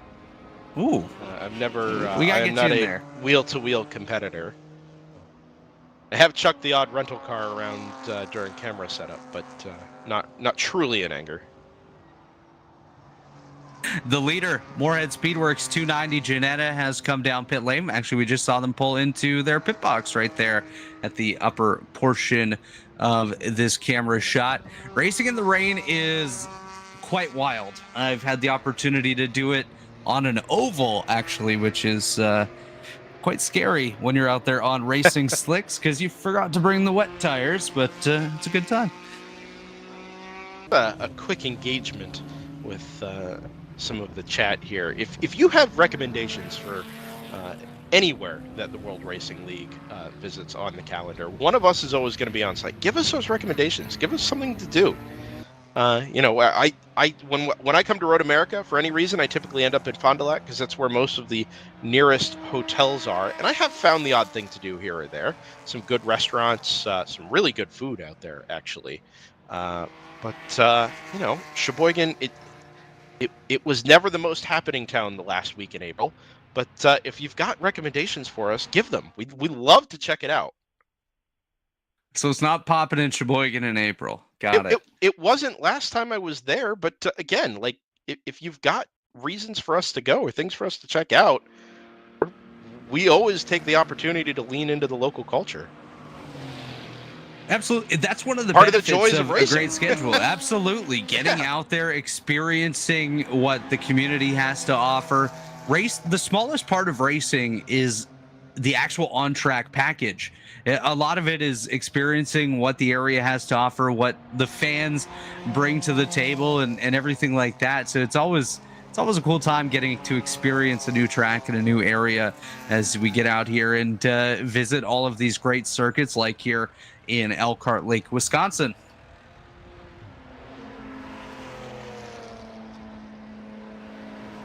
I have it on pretty good authority from Ryan West that the finest part of racing at Road America is Elkhart Lake itself, the town. Siebkins, of course, well-known local bar and restaurant there in downtown Elkhart Lake. Of course, the WeatherTech International Challenge here in July runs a historic car parade through downtown Elkhart Lake as part of the event happenings. Historic car parade. That sounds amazing. That is absolutely something that I would take part in. A checking out concours, as it's occasionally called. I haven't personally seen it, but I've heard some pretty good things about it. Very, very cool event that they do, you know, to engage the local community as much as anything. It's not necessarily about trying to sell tickets and drag people out to the track on site. Sometimes it's being a good neighbor and being a part of what people have the opportunity to engage in, and the pride that they have it for their, you know, their, if not their hometown, certainly their home area up in this part of Wisconsin. Absolutely, absolutely. A couple more pit stops here, Brendan. The Thunder Bunny Racing 225, the 87 Stoic Racing entry, the GTR 99, Random Vandals number 28, as well as Bruce Innovations 333, Fast Track 188, and the 89X Motorsports entry of the number 89, as well. The 52 ACP Tangerine Associates car has come down pit lane as well. It's also showing the 119 shift up now by AE Victory car back on pit lane. Hopefully that's just a little glitch. Otherwise, there could be potential issues there for that team. And the 65 open throttle entry has taken the exit at turn number 5. We saw them slow through a couple of our camera shots just a couple of moments ago, and they've taken it pit side, unfortunately, here to see if they can get that car repaired and get back out onto the circuit. Yeah, so the 119, I think it was just we were getting caught up with that car's outlap. Remember that when it trips the start-finish line, it does so before the stop. So it sits on that pit-in status for a relatively long time. And then it's got to complete a 2 minutes, almost 2 minutes 30 outlap. We did briefly ride on board with that number 119, and from the looks of things, it really took a couple of corners to get itself up to speed. Very much is now. back on board with Sarah Montgomery. So I think it was mostly just letting that car cycle back through on timing. Again, it didn't look immediately up to pace, but certainly all seems well with that car. Now, the race leader has just ducked into the pits. That's the number 70 from round 3 racing. So all except the number 2 from ACP Tangerine Associates out of this top bunch has ducked into the pit lane. And theoretically, when we cycle back through, it'll be the number 290 from Moorhead Speedworks that reclaims the overall race lead. Yeah, that car has had exceptional pace here today. Pit road warning was just issued to the 28 of Random Vandals Racing for speeding on the pit lane. So that one will just be a warning at this time. No penalties issued, but got to keep that in mind going forward to avoid any potential penalties, especially as we head towards the rain. You don't really want to have to deal with clawing back from any sort of disciplinary action that's taken. So we'll see if these guys can clean it up on pit lane going forward. And as you mentioned, the Moorhead Speedworks 290 does appear to be cycling back to the race lead, most likely next time by, as the round 3 racing car has taken its pit stop. So we'll see how everyone shuffles out here as we finish up pit cycle number 2 on the day, I believe it is. It'll be number 1. That there first we go. pit Yeah, stop number 1. Wasn't really a stop. That was that's right. It was the led into red pit lane flag there for the red flag. Exactly. 123 is back out as well, and obviously that car is down in 14th overall. Fastest lap of the race has already been set by that car, 220.2, which is only a couple of tenths off of the pole time that was set for yesterday's race in the dry and slightly warmer conditions on Friday. The key with that number 123 is actually the track position. So what we're looking for is where that car is on track relative to the Ginetta, the number 290. There that car is. It's a white car headed into turn number 7 at the moment. 123 directly behind. So on pit stop rotation here, it's given that number 123 something like 15 seconds. Maybe not quite that much. Maybe an extra 10 seconds relative to where it was behind the Ginetta. And if it can close in these, let's say 6, 7, 8 seconds that it's got left up to the effective race leader, it will get itself back onto the lead lap. And then you ride and you hope for a full course yellow sooner rather than later. And now all of a sudden you're right back in the fight. That's exactly it. Obviously, getting hit with a penalty earlier on doesn't help the case, but a lot of opportunity still to fight back and see what they can do to grab that position back and get on the lead lap, fight back with a full course caution that very well could come. There's still, of course, 5.5 hours of racing left to go here today. So a lot of opportunity for anything to happen, even a big buildup of rain out there on the racetrack, making things too slick or something, bringing the field down. I know the chances of that are pretty light, but I'm looking at the exit here of turn 14 headed towards the uphill portion, and you could just see the shine on the curbing on the exit there. So what it looks like to me is a lot of buildup of moisture already from last night, still sitting there, making it rather shiny and most likely a little bit slick as well. So you're going to see these drivers starting to try to avoid pushing as far out as they can when the rain does start and continue to build up throughout the day.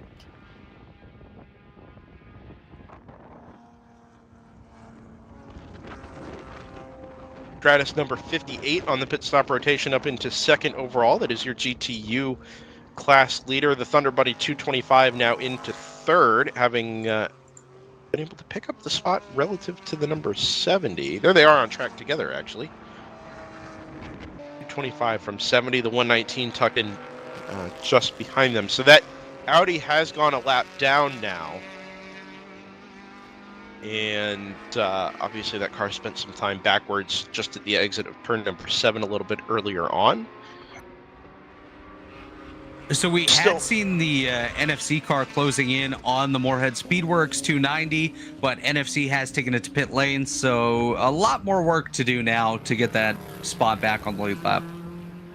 I think that car is actually on its way. It's actually already come out. Perfect. We did see that car exit the pit lane. So what the gap we were talking about is the actual gap between those cars. one of the quirks of how penalties work in the World Racing League is when you delete the lap from orbits that is reflective of a pass under yellow or a pit lane penalty, it offsets some of the events of the car in the timeline by a lap.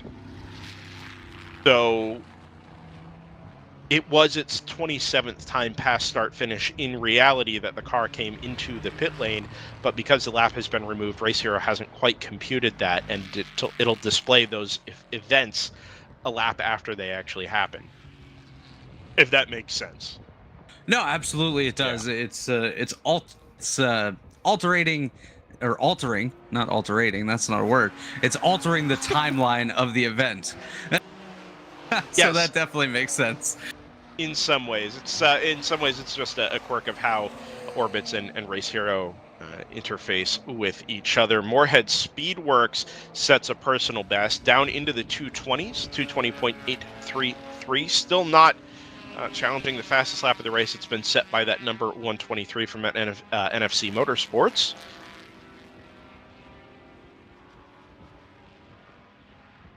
'70 has gotten back past the 225 from Thunder Bunny Racing, headed up the hill under the NTT data bridge. So Porsche now leads Supra in the battle for second in GTO. That's the way it was before we had our first set of pit stops for each of those cars. Pit stop a little bit more efficient from the number 225 squad down there at Thunder Bunny Racing, but the '70s on-track pace has been actually quite good since the drop of the green flag when the track started to dry out. So good work there from that number 70 crew. Cole Lofsgaard and Josh Bilicki handling the driving duties in that Porsche 991 Cup this weekend. Double winners back last time out at not at Road America, at Mid-Ohio. Mid-Ohio, yeah. No, they absolutely had themselves a phenomenal race weekend down there at Mid-Ohio. And just through the last camera shot, you saw the open throttle 67. They're going to be coming into the picture now. They're just a little bit ahead of the 369, which is the Chattanooga Tourenwagen Meisterschaft team. That is the battle for the lead in GP2 between those two cars. Last time at the line, separated by just 0.7 of a second. It looks like it's spreading out just a little bit here, but that's something to keep an eye on throughout the next little while. See if Open Throttle is able to open the throttle a little bit more and separate that gap, or if the Chattanooga Tourenwagen Meisterschaft team is able to close the gap and put on a big battle for the top spot in GP2.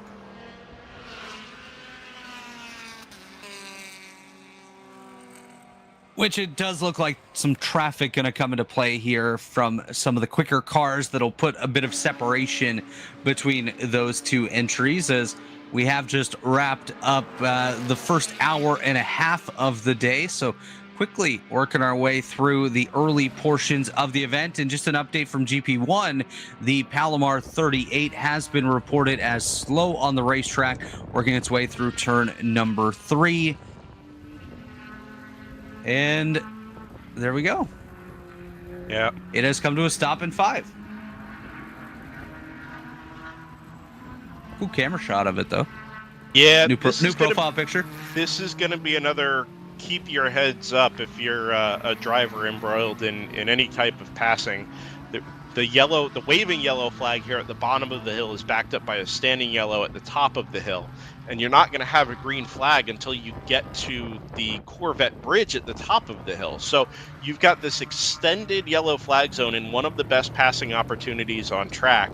And we've seen more than a few times this weekend drivers fall afoul of the passing under yellow rules. So heads up to drivers. Teams should be on the radios here.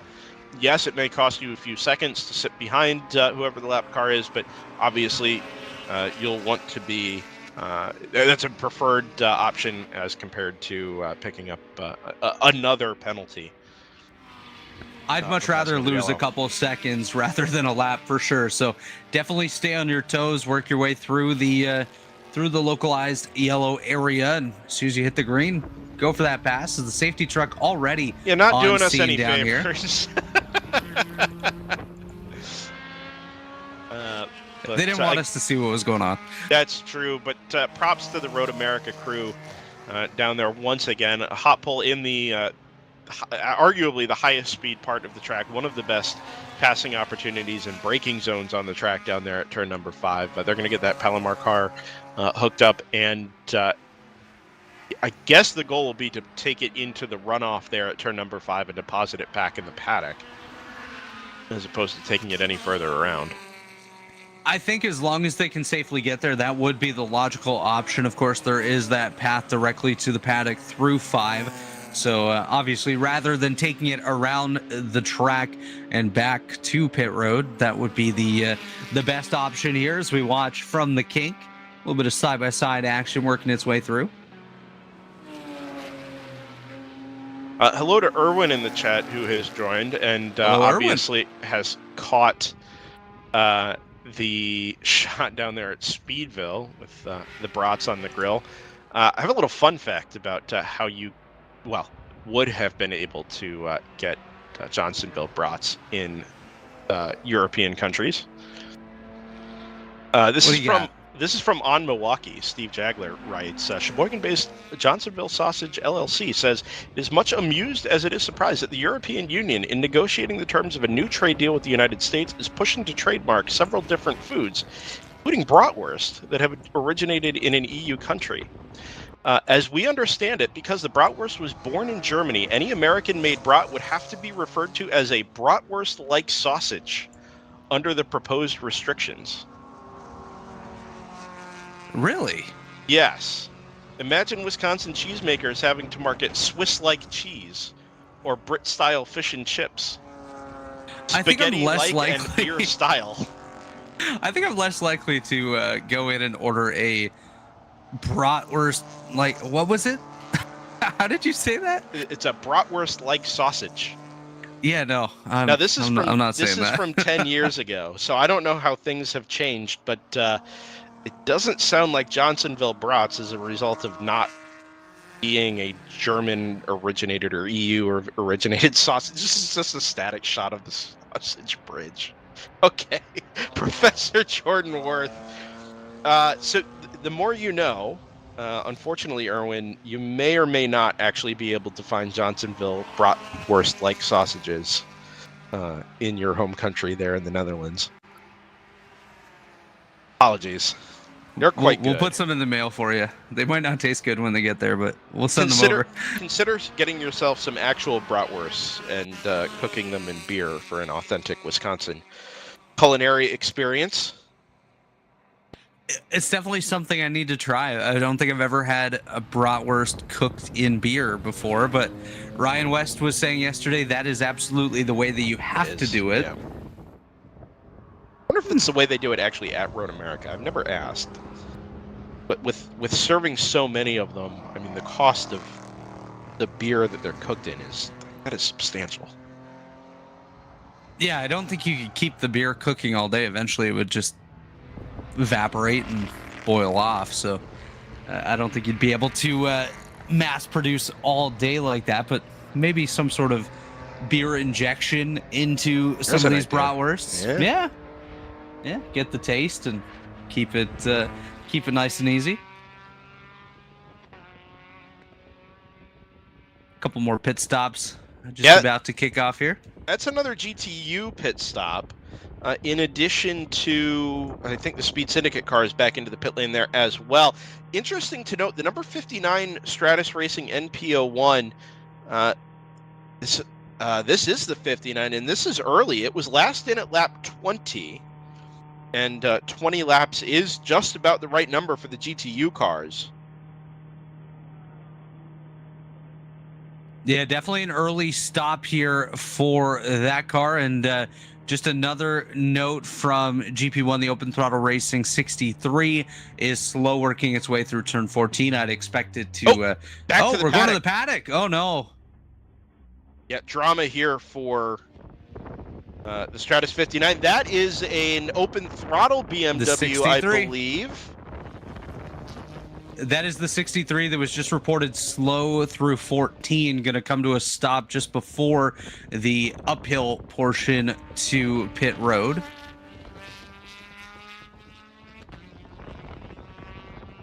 They have not been down pit road since the full course yellow earlier on today, Brendan. So I'm wondering if maybe they're out of fuel. That's possible. 30. How many laps has that car done? 63. They've done 29 laps. Yeah, I mean, for a GP1 car, yes, we had some yellow, but we did also have the 2 pace laps as well. So, yeah, I mean, I would buy it.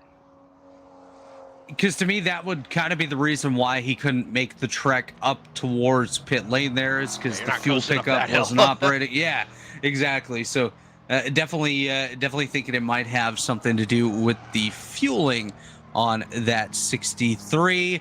Oh, the troubles continue for the 123 NFC Motorsports entry, as we're going to take the 38 back to pit lane. Another passing under yellow penalty.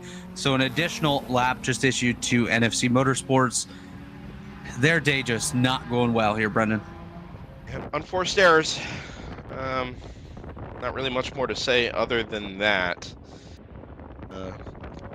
You know, to WRL's credit, they are fair. I mean, these when these reports come in, everything is handled the same way. And of course, if you can prove that you didn't do it with your forward-facing video, then the penalty will be rescinded. So you've got to press on if you're in the 123 camp. But we saw stuff like this ruin the day for the number 888 TLM Mona entry yesterday. You know, one of the strongest cars in GTO that kind of went all for naught as a result of 2 separate passing under yellow penalties, and it seems like, at least at the moment, the 123 is kind of headed that direction. But that being said, that car is quick, and it does just about everything else right. It's excellent in the pit lane, it's excellent on strategy, and a really well-balanced driver lineup that finishes out the day very, very strong this weekend at the hands of Aaron Popoleto. So keep an eye on that car. Obviously still chasing the Ginetta, trying to get the time back, but all you can do is keep your head down and you know, try and minimize these errors and make up for them as much as you can. So keep eyes on that car through the rest of the day, but it's going to be coming from now even further behind relative to now 2 full laps down at the moment. Another thing just to point out here, the wind seems to have picked up just a little bit there as well. Just taking a look at the weather service, it says we're about 40 mile per hour winds, or just a couple of miles per hour lower than that. Yesterday we topped up at about 45. So the crosswinds are going to come into play once again, which Sarah Montgomery had mentioned during her interview with Ryan yesterday, that was something that really came into play. They had the crosswind going across, really unsettled the car as they were working their way around the circuit. So watch for that to come into play. Watch for the rain that Professor Jordan just showed us on the screen. That's coming very, very soon as well. So what is a fairly calm day so far, about to get some massive curveballs over the next couple of minutes. ACP Tangerine Associates, I think that's the number 52, tucked right up behind the 333 Bruce Innovations BMW M4 through the kink there. Difficult to follow cars that closely through such a high-speed corner. These cars don't have a ton of aero, but what aero it does have does tend to generate a little bit of wake, so you've got to be mindful of that if you're going to follow a car that closely. A little bit of wash and therefore a little bit of understeer through the high-speed corners there, as the 333 just pulls to the right-hand side there, headed up the hill underneath the NTT data bridge. It's very interesting. Yeah, it looks like a little bit of snaking going on, going up the uphill, maybe trying to cut the draft a little bit, as you'd see at Indianapolis and tracks like Pocono and whatnot. But we'll see what happens here as we have another pit stop going on there. I believe that was the TC Klein entry that is on pit lane, the 112. This is their first stop of the day.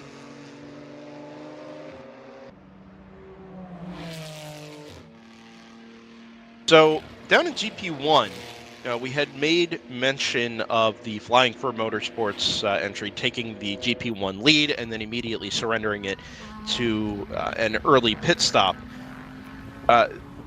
Obviously, that happened roughly the same that the same time that the number 44 PC Racing entry went missing out of the GP1 class lead as well.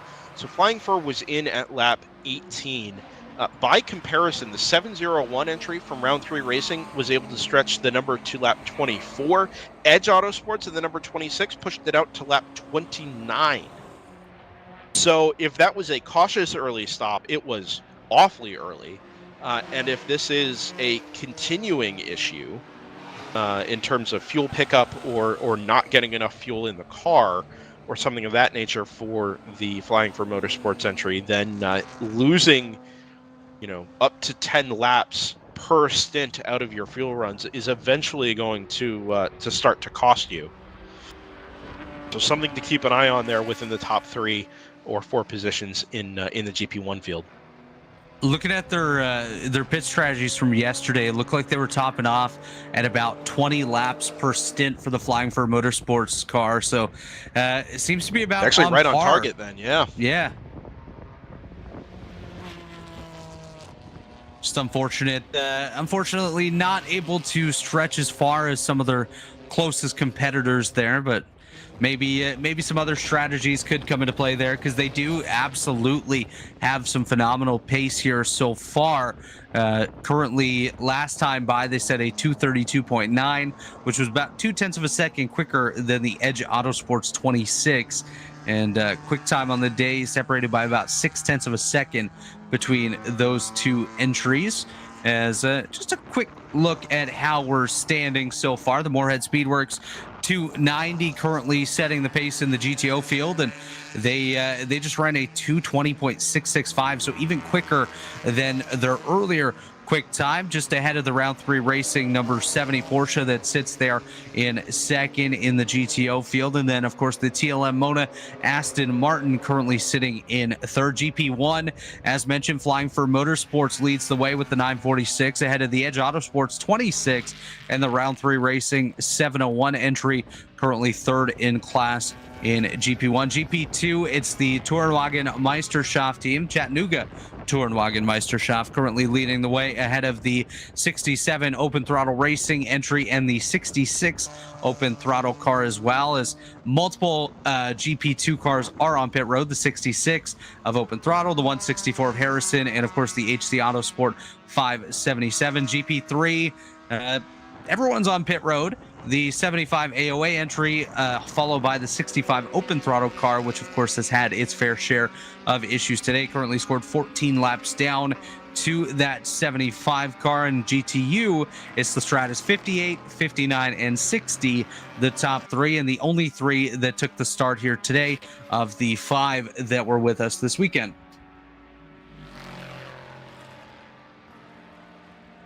A good start to the day for round 3 racing across both of the entries. The number 70, that's the sole representative in GTO today, and the 701 obviously down in GP1 as well. Podium positions for the time being. The Triple Eight from TLM Mona just puts in its personal best lap of the race. 70 does the same thing on this particular lap. So despite the Triple Eight going as quickly as it has done all day, the 70 is still going more quickly and therefore expanding the gap back to that Triple Eight car. Correcting myself briefly here as well, that car is actually in second in GTO, because the second place overall car is in fact your GTU race leader, the Stratus number 58. Not likely to see a GTU sweep of the overall positions today. The 59 has hit trouble and is back in the paddock. The 60 from Stratus was in the... don't know if it actually ever made it to the tire wall there, but was anyway stranded out in the gravel trap on the outside of the carousel within the first hour of racing today. So opportunities for better overall positions for our GTO runners today, and certainly that round 3 car, well, it's not actively catching your overall race leader from Moorhead Speedworks. It is still pulling away from the cars behind it and really solidifying itself there in P2.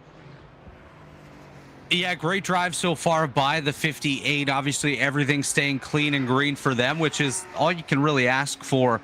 And they're well on their way to securing the top step on the podium. Of course, still a long way to go. And the 60 is still in the race at this point. Just scored 8 laps behind the Stratus 58 that leads the GTU field. Just a quick note here from Race Control: the 52 ACP Tangerine entry had a 4 off on driver's right in turn 7, but was able to continue on, as we're seeing people absolutely drifting through the carousel right there. We're off at driver's right. Driver's right at turn 7 is an interesting one, being that this is 6 here at the top of the hills. The corner station for 7 is driver's left. So I wonder if it was just reported by 7 as having gone off there at the exit of turn number 6. That's probably what it is, because the marshal at 7 would likely actually have a better view of the exit of 6 there than potentially the marshal at 6, just based off of geographical location of the marshal stations there out on the circuit. It's also possible that I'm wrong about the marshalling station numbers, but in my experience, I think that's correct. Are we starting to see some raindrops here at the carousel? I've seen some little artifacts kind of fly by the camera here over the last 3 or 4 minutes. Yeah, it's definitely hard to tell. It does look like it's loosening up a little bit there.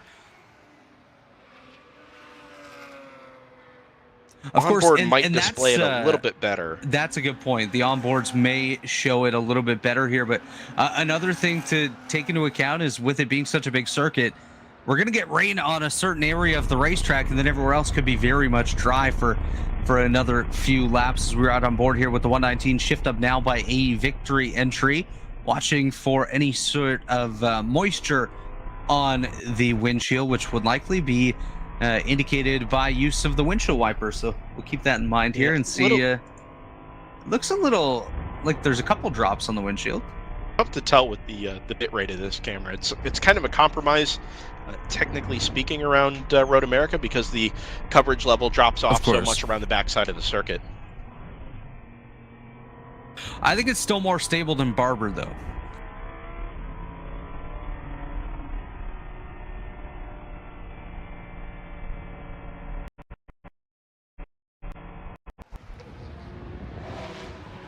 Yeah, tough to tell. Tough to tell for sure if it is raining out there. As if you haven't seen really much use of the windshield wiper so far. We had it in the opening pace lap or so, but other than that, haven't seen too many wipers in operation as of yet. But definitely coming. You can see the clouds starting to turn a little bit darker than what we had first thing this morning.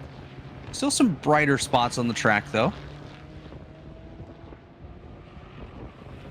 And that 290 just continuing to set the pace here today.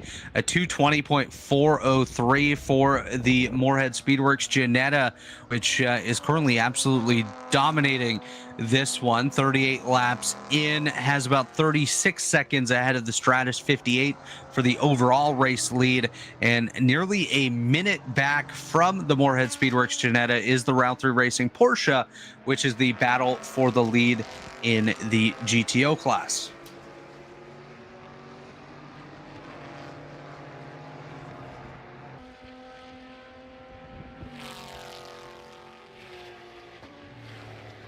Just looking through, see if we have any other real battles shaping up out there on the racetrack. Actually, the Flying Fur Motorsports 946 has come down pit lane. So right on cue, actually, for when we did expect them to enter the pit lane. They're going to be falling back in the running order there in GP1. The Edge Autosports 26 has retaken the class lead there. So things starting to shuffle out as we work our way through the pit stops. A lot of separation position-wise on the racetrack. Obviously, you're going to get these pockets of multiple cars together, but some of them are currently a lap or more down. As you see the round 3 racing, Porsche working its way through Speedville there. Of course, no rules in Speedville. You can go as fast as you want, as sideways as you want through the carousels. We've seen numerous drivers absolutely sliding it through this area of the racetrack as we're quickly approaching the end of the second hour of the day here today. Of course, the 7-hour event here at Road America, as that's going to be impact with the wall and the exit of the kink. Ooh, that was absolutely a big one, hitting some ruts there in the dirt as well. We'll have an update momentarily on which car that was, and it is being listed as the 89 car, so the 89X Motorsports entry. That is 11th in the GTO field, 12th overall, and he is going to come to a stop there right in the middle of the kink. We'll see if he's able to continue on here momentarily when there's a larger window for him to re-enter the racing surface, but definitely a pretty decent impact there. You can see on the exit there, right where the rumble strips are, absolutely tore up the grass, which wasn't in the best of shape already from the looks of it, but looks like it bit into the grass and was able to continue elevating that car until he made impact with the wall. We'll see how this continues on, see if we're going to stay green here and do another hot pull as the safety workers are going to work their way out onto the racetrack. You just saw them go by there through Speedville, so they're going to work their way over to the kink. And another thing to watch, as we've seen all weekend long, is issues with passing under yellow conditions through the kink there. Very high speed area of the racetrack. A couple opportunities for these drivers to make a move and gain a spot or two, but we'll see if we can get through this one without any sort of penalties being issued. But that once again is the 89 of 89X Motorsports. You saw him on the entry of the kink, getting off the racetrack into the grass there and making contact with the wall on driver's left as the safety worker is about to arrive on scene. We'll see if we can get that car pulled off and continue racing here at Road America. Brendan?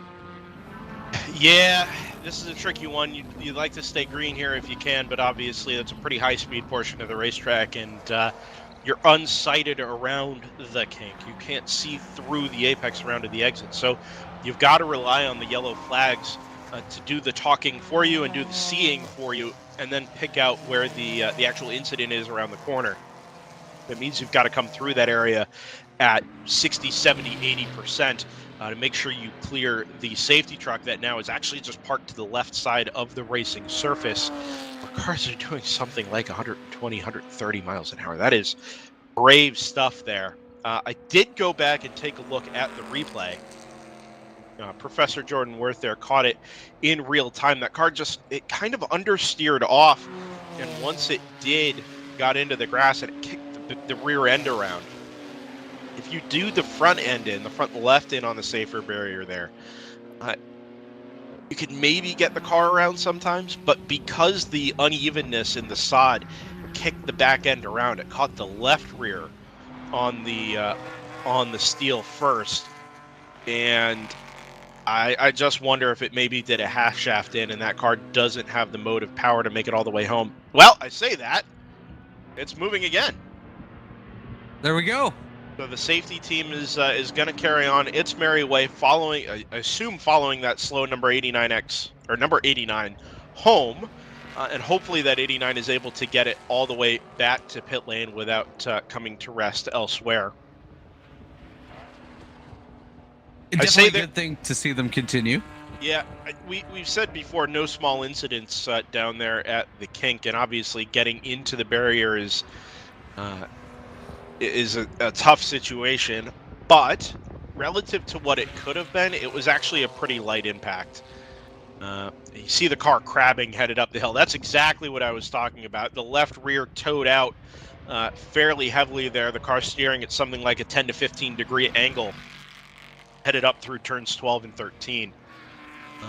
So a relatively easy fix if you're prepared for it. For that number 89 crew, but we'll see if they want to put the time into it. 5 hours remaining. today would leave it some serious running time, but also we know the weather is coming, so you've got to weigh all of those pieces of information in your decision making here. Now, the safety truck pulling far off to driver's eye. I wonder if it's picking up a piece of debris that's out in the grass there. Oh, is there a cutout there at the exit of 14? Yeah, there might be.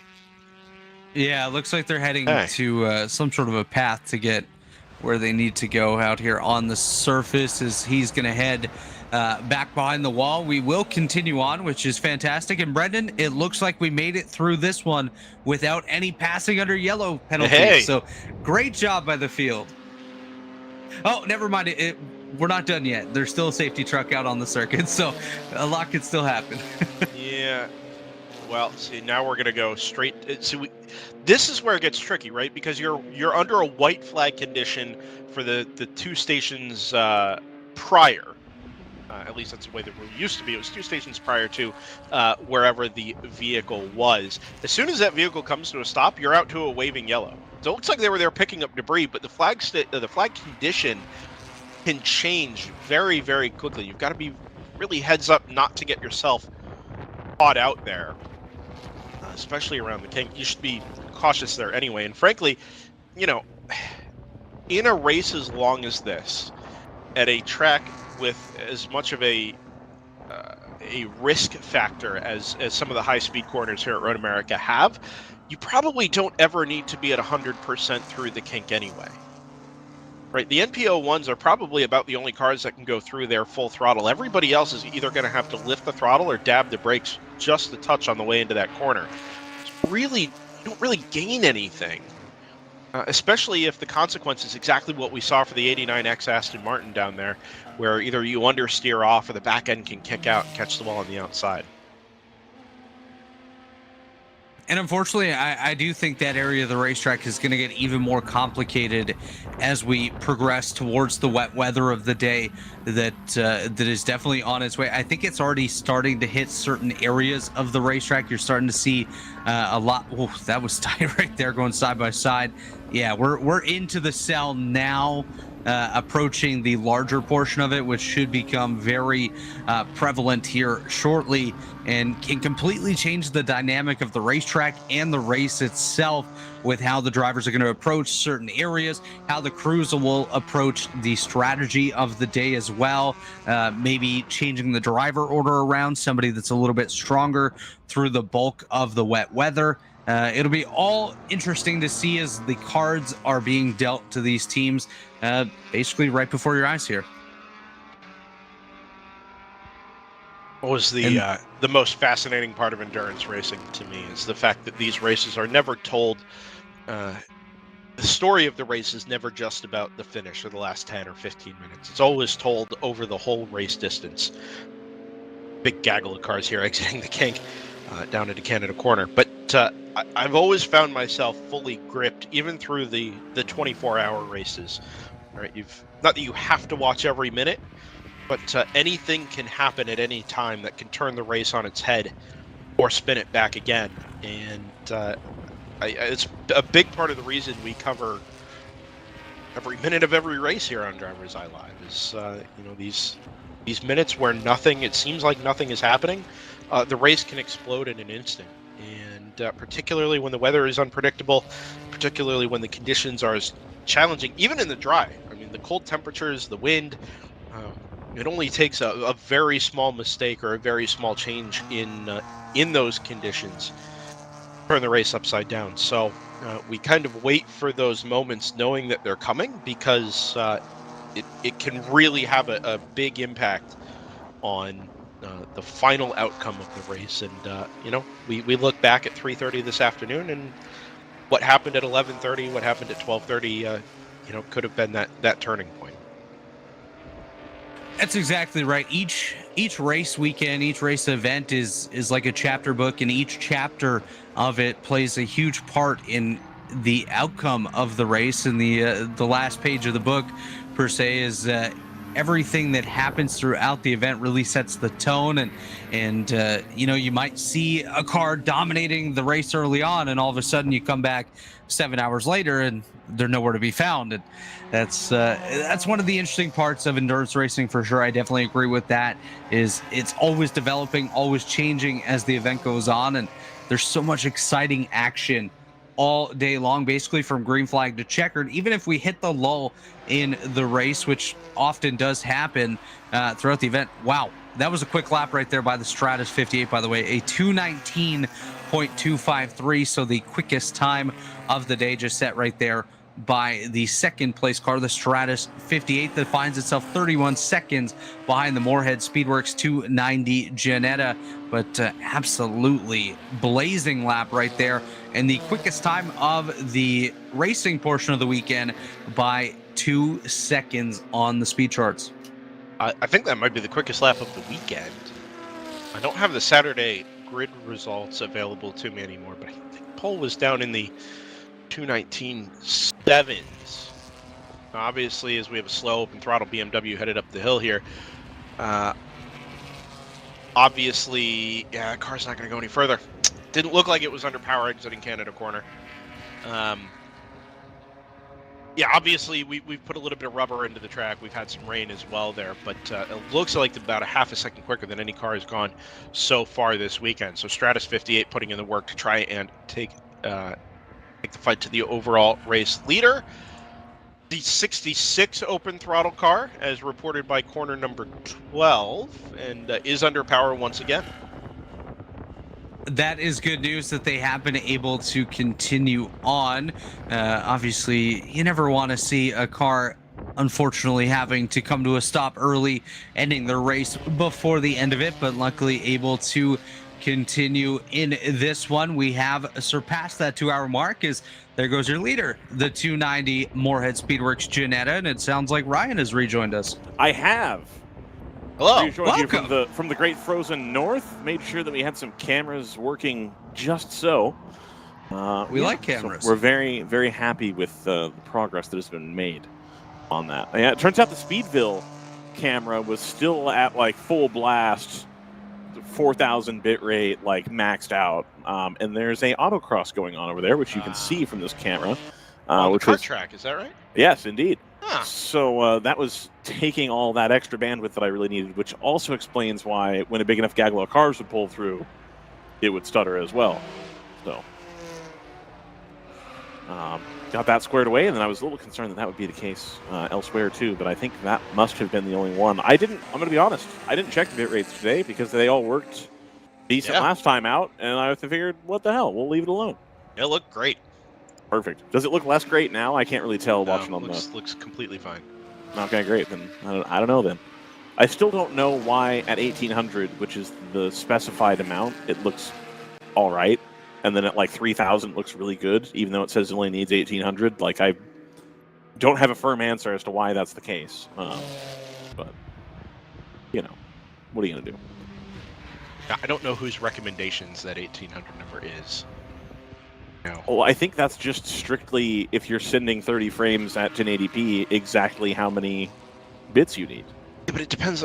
Well, we don't need to go into all this, but it does depend on how much movement there is. And, right. No, that's fair. Yeah, that's fair. So we are headed potentially towards a little battle here for second in GTO and third overall. Round 3 racing number 70 did have 4.5-5 seconds in hand over the Triple Light from TLM Mona. Yeah. Down to 3.5, but it's kind of becoming a game of tenths between these two cars. Initially, it was 4 or 5 tenths a lap. Now the difference last time through was only 1/10 in favor of the number 70.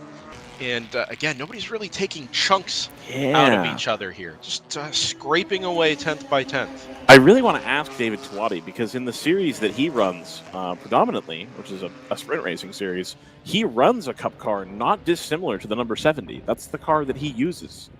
And so I really wonder if now that that's like an angle that can be exploited here, if he might want to switch to that. But like in any case, David's going to have a lot of knowledge about where that 70 can make time versus that Aston Martin, because he has so many hours behind the wheel of that type of Porsche. So I think an interesting battle to watch, especially when it comes time to make the pass. That is true. I would make the point that that number 70 Porsche is one of one in the world. There is no 991.2 Cup that's running a custom power-to-weight solution like we have here in the World Racing League. That's true, but your weight transfer and the way the suspension's set up is That going is to be fair. broadly similar. That's true. But yeah, that's good to see here, of course. The AAA having a really, really good weekend at Barber. Unfortunately, the victims of the dyno at all, period. You know, like that's... but they were able to either put weight in, or I think they ended up changing the tune and got to where on the second day at Barber, they also won the race. So TLM having a pretty good season in spite of it being only a partial season effort. Have you guys seen the Speed Syndicate car is now the like highlighter yellow Volt car with the Airbnb doors? New chassis, we were told by Chad Moorhead. That's a car we've seen in WRL before. Is it the automatic car? No, it's the other one. It's the Volt. You know, like it's... They run that livery in IMSA. The like highlighter yellow, it says Volt on the side. Yep. You know. Yeah, so that's happy to see them out here for sure. And I love, it's my favorite thing in racing to see cars with the wrong body panels on them. Like every now and then at the Indy 500, they'll end up like having to, Penske will have to like share wings across multiple cars because somebody's broken a couple, and somebody will have the wrong nose cone on the car, and it looks really goofy. I love it. I love it. Yeah, not unique to endurance racing, but it is a signature move of endurance racing. Yeah. Over the course of not just long races, but long days. Or, I'm sorry, long weekends, right? 16, 15 hours of track time. Right. Chances of something going wrong are higher. And, you know, you're not working with pro budgets here. No. Well, you're not carrying... Sure, yes. But most teams aren't carrying 6... bare doors, front bumpers and doors and wings and all that. But more than I would expect, because have you ever seen racer tape be used in WRL in a regular, normal fashion? Like, I think I've seen it like once or twice, whereas I would have expected at this level to see it a lot more, and you just don't. Less contact. That's fair. It is a non-contact sport. Yeah. All right. I'll take it. The good news is the rear bumper has been returned to the 577 Z4 BMW. Very good. Oh, fantastic. So that car is now fully armed and operational battle station. Any spits of rain while you were out and about, Ryan? No, none at all. That's kind of what I was waiting for too, Brendan, if I'm going to level with you. That turn 5 camera, I suspected that the cable wasn't plugged all the way in. Yeah. And then I wondered, well, is the tape still going to grab? And so I was kind of waiting for it to start raining to see if that had like an impact, but it really didn't. So that's kind of why I was like, I want to wait this out, not have to come do this in the rain. But the rain has not come. I think I predicted this at the top of the race that we may not see the rain that is expected. It is much darker now than it was this morning. I will say that. Yeah, I think we're very obviously headed this direction. I have to say, the sun is shining brightly here on the south wall of my house that is behind where my office is. But just sitting here and looking at the conditions in Elkhart Lake, Wisconsin this morning, it makes me feel more like I'm there than I'm here. It looks very cold and late springy or mid-springy. Yeah. I am looking at the radar and race control. I think the main cell is going to pass to the north of us. But we are on the edge of what should be a light drizzle, but like the main heavy bit in the middle, I don't think is going to hit the track.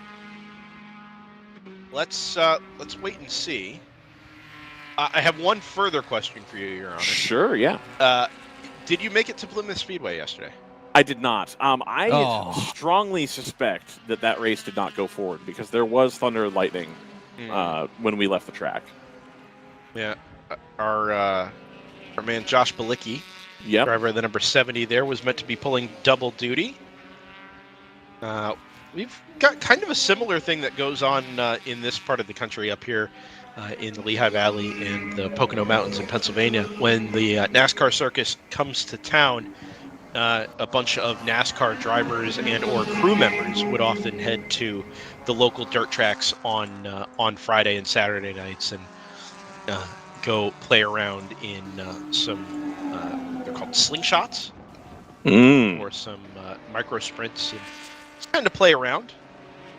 Some years ago, Kurt Busch was the name of interest. Tony Stewart was a regular feature up at Hamlin Speedway, the Pearl of the Poconos. So kind of that same vein, right? If you're going to go and do some racing in a certain part of the country, this is one of Josh Bilicki's main programs for the 2024 season, alongside Cole Loftus. You might as well take advantage of the other offerings. Yeah. Locally speaking. Absolutely. I have never been to Plymouth Speedway, although... Nor have I. In fact, the number of ovals I've been to has exploded since covering WRL. Because before that, I had been to two. Two. Oh, no. And both of them were driving more. distance from my house. So it was like really not that many. So last year, last May, we covered an event down at VIR that required us to be on site fairly early in the week, starting on Wednesday.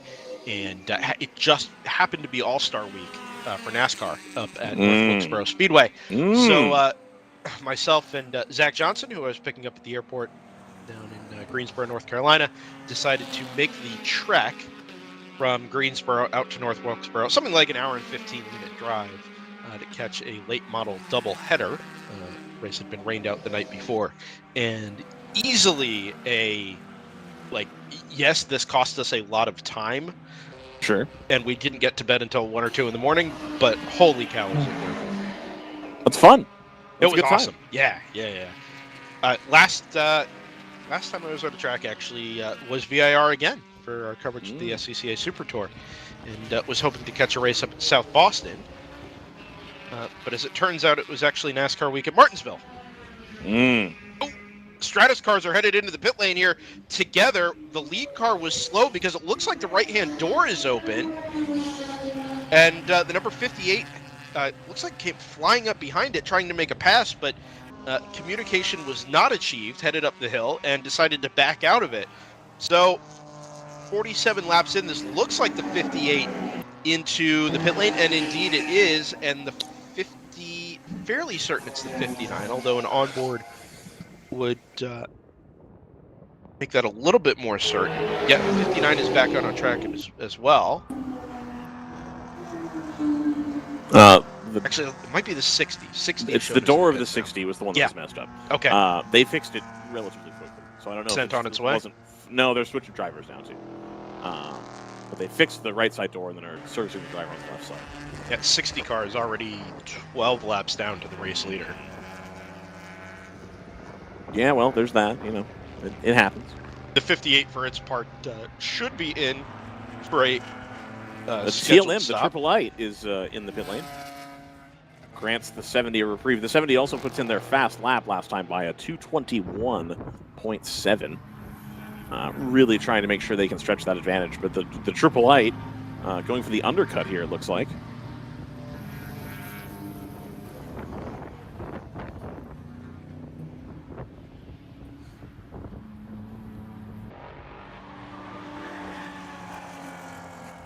Can we say that in WRL? Can we say the undercut? I think so. No? Is that copyright, you think, by the Formula One management or whatever they call it now? I don't think it's copyright. I just don't think it applies. Well, they're pitting early to try to get back out. Like, is this not an undercut at this point? Over the 70? Yeah.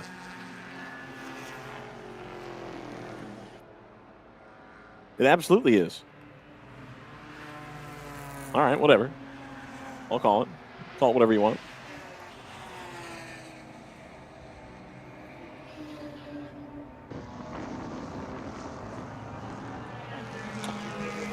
And fortunately, with that silence, that's my sign to bring on a guest. That's very, very convenient there.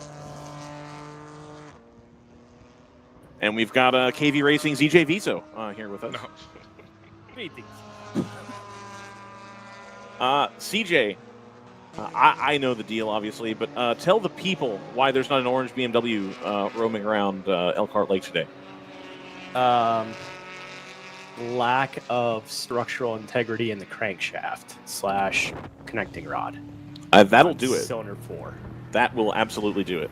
So And the weather forecast of a storm as we had the engine extracted made us consider our life choices and decided that pounding a few more Moonmans and Spotted Cows was better than possibly getting struck by lightning and still not having the car done in time. So tough decision, but you know, everybody's more hungover and not doing as much racing as they would like today. But we've got another engine back at the shop where it'll be much easier to put in and covered and indoors, which is benefits. So we'll get it done, but unfortunately not today.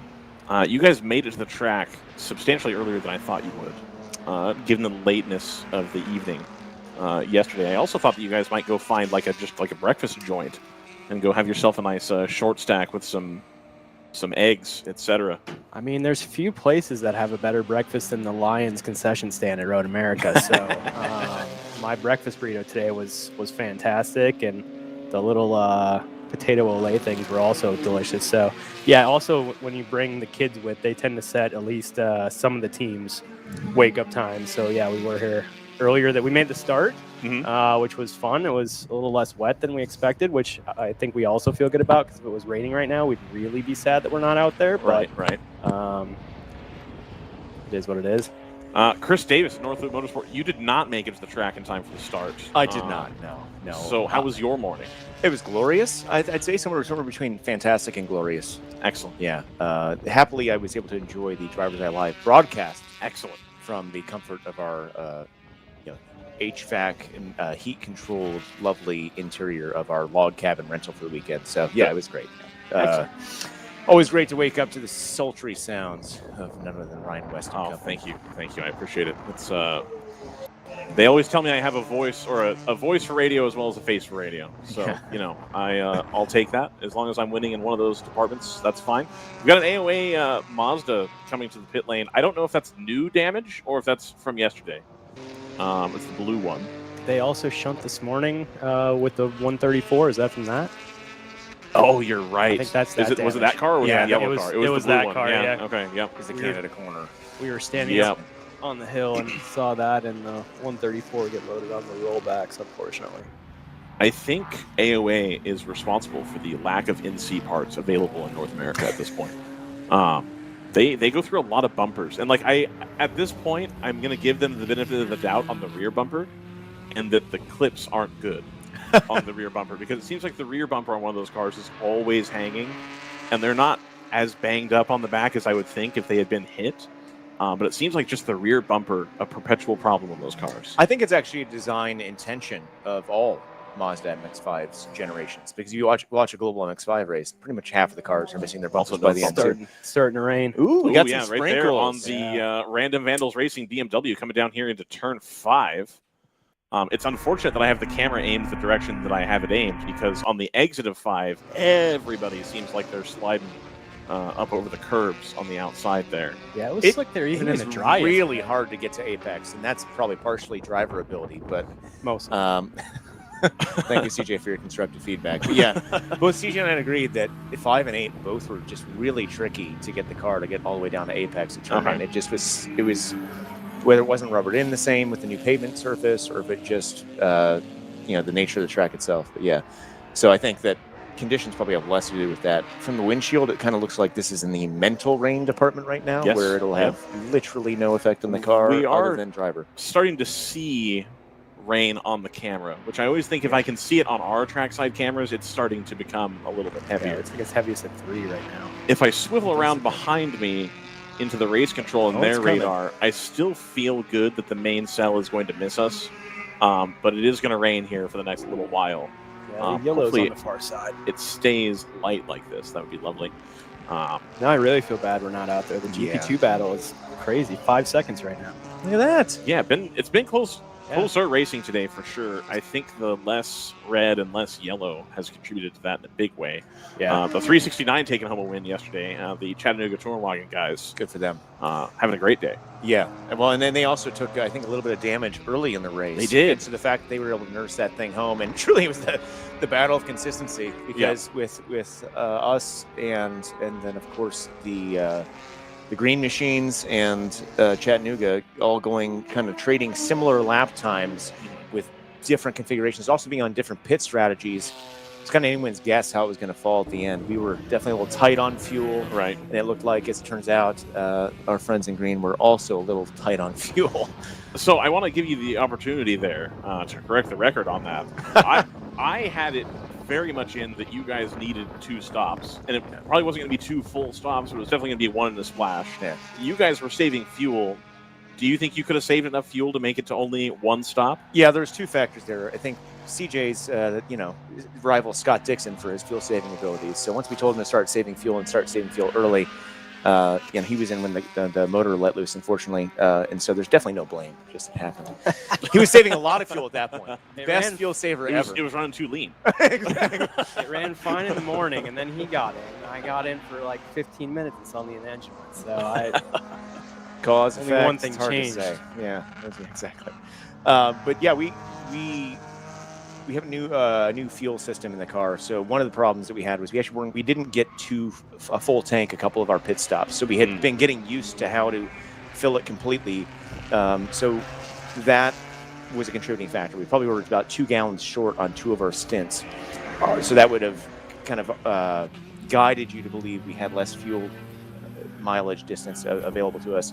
So we thought that if we got the car actually full for a change, and saved a little fuel, we would easily make up the basically 5 minutes per stint that we needed to close the gap. So I'm pretty confident that with it being on our radar, we could have done it. I gotcha. The biggest challenge we had was the motor was not linking the headwind coming up from 14 to turn 1 and all around. We were 15 mile an hour off of our top speed. So CJ and I were both having to just make it all up on, shoving it in a corner real deep. Right. Not great, Bob. Just commitment through the kink was our main advantage. It's just trying not to crash there. But yeah, the camera at 5 looks like it's chucking down there. Yeah. I So guess it's coming in from that direction. Huh? So yeah, I think the fuel battle is, we've learned over the years is that just if you're going to save, you got to save early. right. And the best way to save generally is lift and coast. But there's some other strategies you can use too. And I know the fancy cars might have map changes. Not in this series, but they may have additional ways to use the throttle that we don't have. But when you have a 5-speed gearbox, you can kind of, manage the fuel mileage by just how you apply the throttle. So you're talking about being down on top speed. Yeah. We had touched on this a little bit in the broadcast yesterday. You guys used to run a car that had a little bit of aero to it. Yeah. You've switched to now non-aero, and you're pretty happy with that. How were you racing-wise with the 369? Were you alongside them enough to see, did they have more straight line? Were they able to get into the corner deeper than you? How did it race together? CJ's got some comments. If you saw the really awesome battle at the beginning of the race, and if you missed this, go back to the broadcast yesterday. Yeah. And the after the first red flag, CJ and Chattanooga were both right with each other. Yeah. And actually, it was actually after the second red Yeah, it was flag. after the black flag off. So good. We both boxed at the same time. What was your experience, CJ? And I can add it for me. Even with the motor being down on power, we could pull them both from 14 to 1 and from 3 to 5. And coming through the kink, the aero definitely helped them, but we could still catch a little bit, especially if I got close enough to pick up the draft. That thing is just wicked fast through the middle sector, though. Yeah. Okay. From like 6 through the to carousel. 7. Okay. Carousel and kink, it was like they were in a different 7, car. I think they might be taking that flat, and it looked good. And yeah, Okay. through the carousel they would gap me enough, and then the kink they gap, and then I'd pull them back a little bit. It was strangely not as good through Billy as I expected it to be, but Yeah. I don't know. Maybe they're actually carrying more pace into there, so they'd breathe a little bit. But yeah, it was a really even match. So it kind of, the balancing of aero and the extra weight you have to carry versus not running it and being able to have a little extra horsepower was really close. Eventually, I made a mistake, and they pulled away, and then they started pulling away a little bit more. I think they just had a bit more pace on us period yesterday. But no, we had a nice little battle. I was making the car reasonably wide, which is not super hard to do here, frankly. And we had a nice little battle. They raced me hard and fair, and eventually they got away, and I couldn't keep up. I think the motor was continuing to get worse and worse. Yeah, unfortunately. Yeah, so. the wind picked up, and then also the motor was probably not super happy. But yeah, no, it would look really, really evenly matched, but strong in different places. And so yeah, I think that's one of the beautiful things about this series is the formula allows for different takes on it. You see people go full light and full aero, or less motor, more upgrades, and or you have people who go just carry as much weight as they possibly can, and big motor. There's just a lot of ways to get to the number, and frankly, it works pretty well. Good. Open throttle's now 7/10 behind the Touring Wagon. Ooh, baby. So they should be. Does Open Throttle have a live stream? Not maybe. I don't know. No, they do not. The Wagon does, but theirs is hit or miss. Copy. And then Harrison does sometimes too. Do we have that one, Jordan, for the 164 or no? Definitely raining in. Yeah, turn 3. It's okay. That's fine. All right. Sorry, guys, we didn't mean to step on you there, guys. No, you're good. It looks like it does in turn 3. Now we're seeing windshield wipers. We're seeing some spray coming off the tires. This is now where it's actually going to be a factor. This is where the drivers that can go fast in the bits that are dry of the track will be able to maintain much better lap time than those who are spooked by the wet in some parts of the track. This is these changing conditions as a driver really test you. So this is an exciting part of the race. Lap times are like 7 to 10 seconds slower. Yeah, it looks like too for GP classes at least. So with the tire formula that we have in WRL, especially in GP1, it's not even a formula anymore, it's prescribed. What is the crossover point before you start thinking about the rain? Like, does it have to be really dumping to worry about it? Or I imagine it matters how many laps you put on the tires also. Yeah, I mean, there's a bunch of factors, but I think unless it's a steady rain, the primary Continentals are pretty good. It's a pretty good rain tire for what it is, just generally. So it has to be, almost puddles before I think you would consider switching to the full wet. But I don't know that anybody's really had a full wet race here though either. So I don't know how the surface is going to be. It's already a lax grip offline, so maybe it'll just lack grip everywhere. But sure looks shiny, and since it's so new, there's not really anywhere for the water to go. So I'm really curious to see if we get a rain, how it goes for everybody. I wish we could have gotten out there to feel it out too, but I'll at least be able to hopefully pick up some visual data. But I suspect the bigger cars with more horsepower, their changeover point for the tires is way earlier than ours. With 200 or 100 and however many horsepower were left in that poor thing. I think we would have been zero able to horsepower. currently. Zero horsepower. Well, cylinder 4s, zero compression. But yeah, so I think the changeover is just a lot different, especially, but maybe with the fancy traction control in the GT4s too, they can play with that a little bit more. But some of those, the Yokos and stuff, don't appear to have very much siping. So I expect their calculus is different than the GP class cars. And I mean, the Miatas can probably run on slicks and be fine. Still be not worried about it. Well, one thing I did hear from a bunch of teams is the GTO teams, Open Throttle just got by in the carousel. They're right there. Yeah, there we go. Battle for the lead. Oh, they're going to try to stay on the outside there. Yep, they're going to stay with it. Catching the NFC car there? Yeah, that NFC car was just in the wall at turn 7. Oh, that would be a reason to catch it. Okay, yeah. There you go. So maybe we're at the tire changeover point for the we might be there. Yeah, that's we might be close here. So we'll just pick up. So the Chattanooga car got back around. Like I said, that thing's thing's fast. fast. There's dropping debris Oh, too. yeah. 164 is being reported to stop down at Canada Corner as well. That's that is the Harrison car. Okay. So we may be looking at a full course yellow here, which I imagine under full course yellow, we're not going to clear the dry line as well either. So when we go back to green, it's going to be pretty slippery. PC just had a moment in the kink. That'll get your attention. That will wake you up. Yeah, and this early part of the rain phase is the toughest too, because all the grime and grit and the oils that have been put down by all the leaky semi-perfect engines and semi-perfect drive lines, that's now all going to be immediately the slickest part of the track. So it's just... And there's definitely some oil down yesterday. Oh! Don't want to use that. Yikes. Yeah. We've seen that a couple times this weekend. Yeah, that curb is... the curbs here, since they haven't been redone, are always wet, and they're actually like a step below the surface now, too. So it's That's a nasty spot. It's going to be really interesting to see how drivers play with their lines, because you can see a number of the cars already going with at least one car with off of apex in turn 1. You saw them running kind of the outside ring on turn 3, just looking for the best grip. You can see here again, a number of cars still online. It's just, this is the dance, trying to figure out where to find the grip. Yeah, and open throttle was catching, and now Touring Wagon seems to be walking away again. I think that's down to that aero, and I think they have some more rub too, which probably helps at this point if there's no puddling.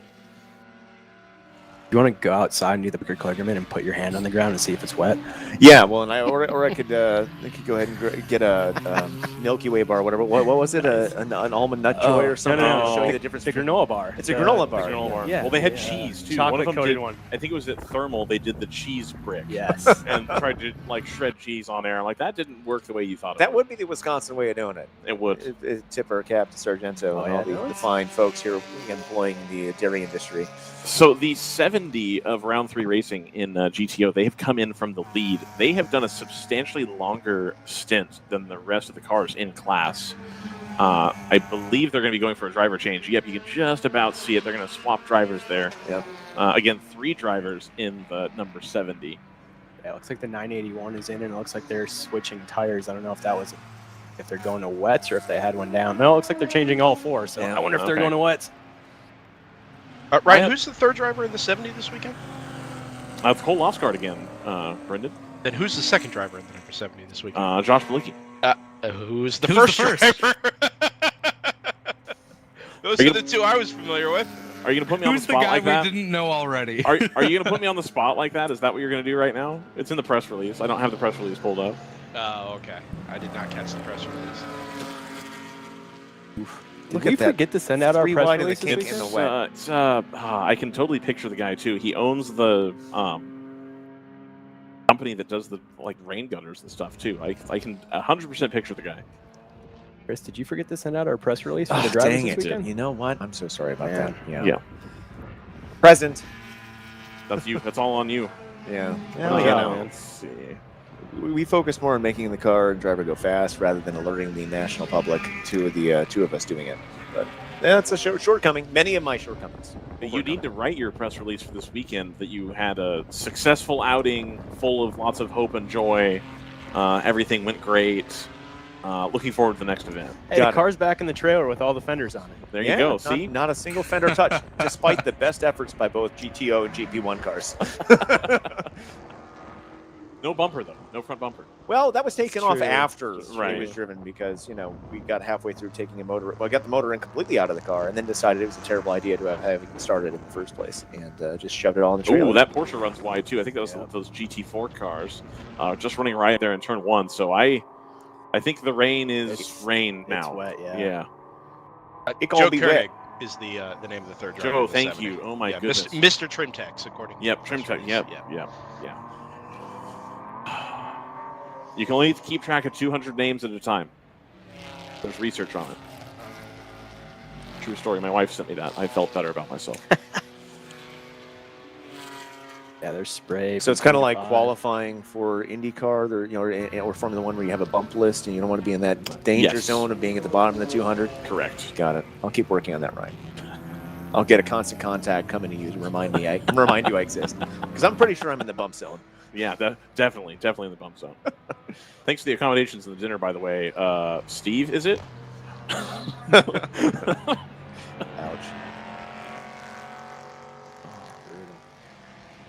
It's properly wet now. I think it's no puddling, but definitely We've real. got emergency vehicle move. That may just be going back to where they were. Yeah. We did hear. No, there's a flag out at 8. It looks like. Where did we hear that this pavement is engineered to not puddle? Was that an actual thing that someone read? That was the line that was going around last year. Okay. Some so we may type see of advanced technology that prevented, standing water. It's semi-soluble, I guess. I've seen videos of people dumping a water truck in a parking lot and it just runs away and doesn't puddle. But I imagine that sort of thing, wow, we're going quite slow here in the back. Oof. Well, and also, No too comment wide on through that. the kink in the wet. Yeah. I imagine that a porous surface that absorbs water like that isn't great. Wow, what a slide. Well held. What a slide. Tip of the cap Yep. over throttle. Well done. Don't do that again. Yeah, that's a ride, especially when we get to the outside there in the sod that's already coming out. Another one. That curve is Yeah. going to be ice Yeah. at this point. Do not touch that pavement. Treacherous. Amen. That curve was not great yesterday, just with all the dust from the wind. So the wind. Not that I touched the curb, just for the record. Of course, yeah, you keep it off the curb, obviously. Yeah. Team owner sitting here. Definitely. Team owner was using the curb just as much as you were, CJ. I got news for you. The wind, would it come and go in different parts of the track? Was it consistent? Was it? I mean, you got some places you could feel more than others. Okay. For sure. 14, because it was coming straight out of whatever direction that is west. In the morning, I mean, you could feel it blow the car off apex. Okay. And then you could really feel it from 3 to 5, and then the wind changed and started going down the front straight. And that, I mean, between that and our motor being soft, you could brake really late. Okay. Because you both had the headwind to slow you down and the headwind to slow you down, so your peak was lower. It was, and then through the carousel, certainly before noon, you would feel a gust occasionally, which was unsettling. So no, it was noticeable, and that's in a non-aero car. I assume a lot of the other cars with big wings and like the Strat-Eye were probably even feeling it more than we were. Also going to point out that there are no headlights on the PC racing car at this moment, at least not on that shot that I could see. Does it have headlights? I think it's got something in there. Okay. I don't think they're the stock. Wow. That is Quite the slapper. if they are lit, they're very dim. Yeah. It's not noticeable like the rest of the cars that you see come through the shot here with lights on both sides.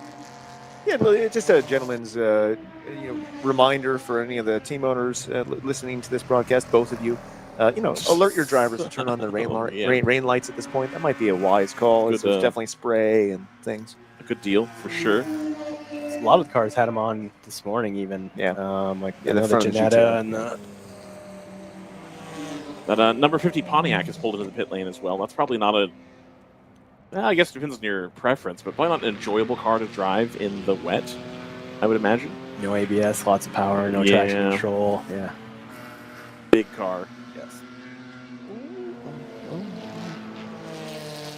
Just getting a little bit wiggly. You can see the GT4 cars taking a way tighter line exiting the kink here versus some of the GP stuff going all the way out to the curb. I don't know if that's a car thing or if that's a driver preference thing at that point.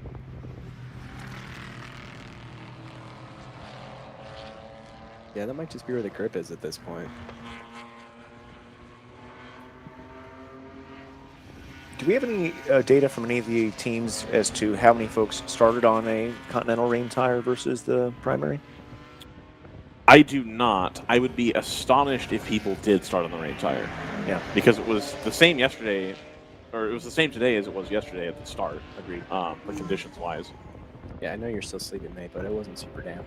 I was awake. I was just enjoying coffee in my pajamas. I didn't feel a need to sit at the top of turn 6 and get blown on cold air. Not that fun.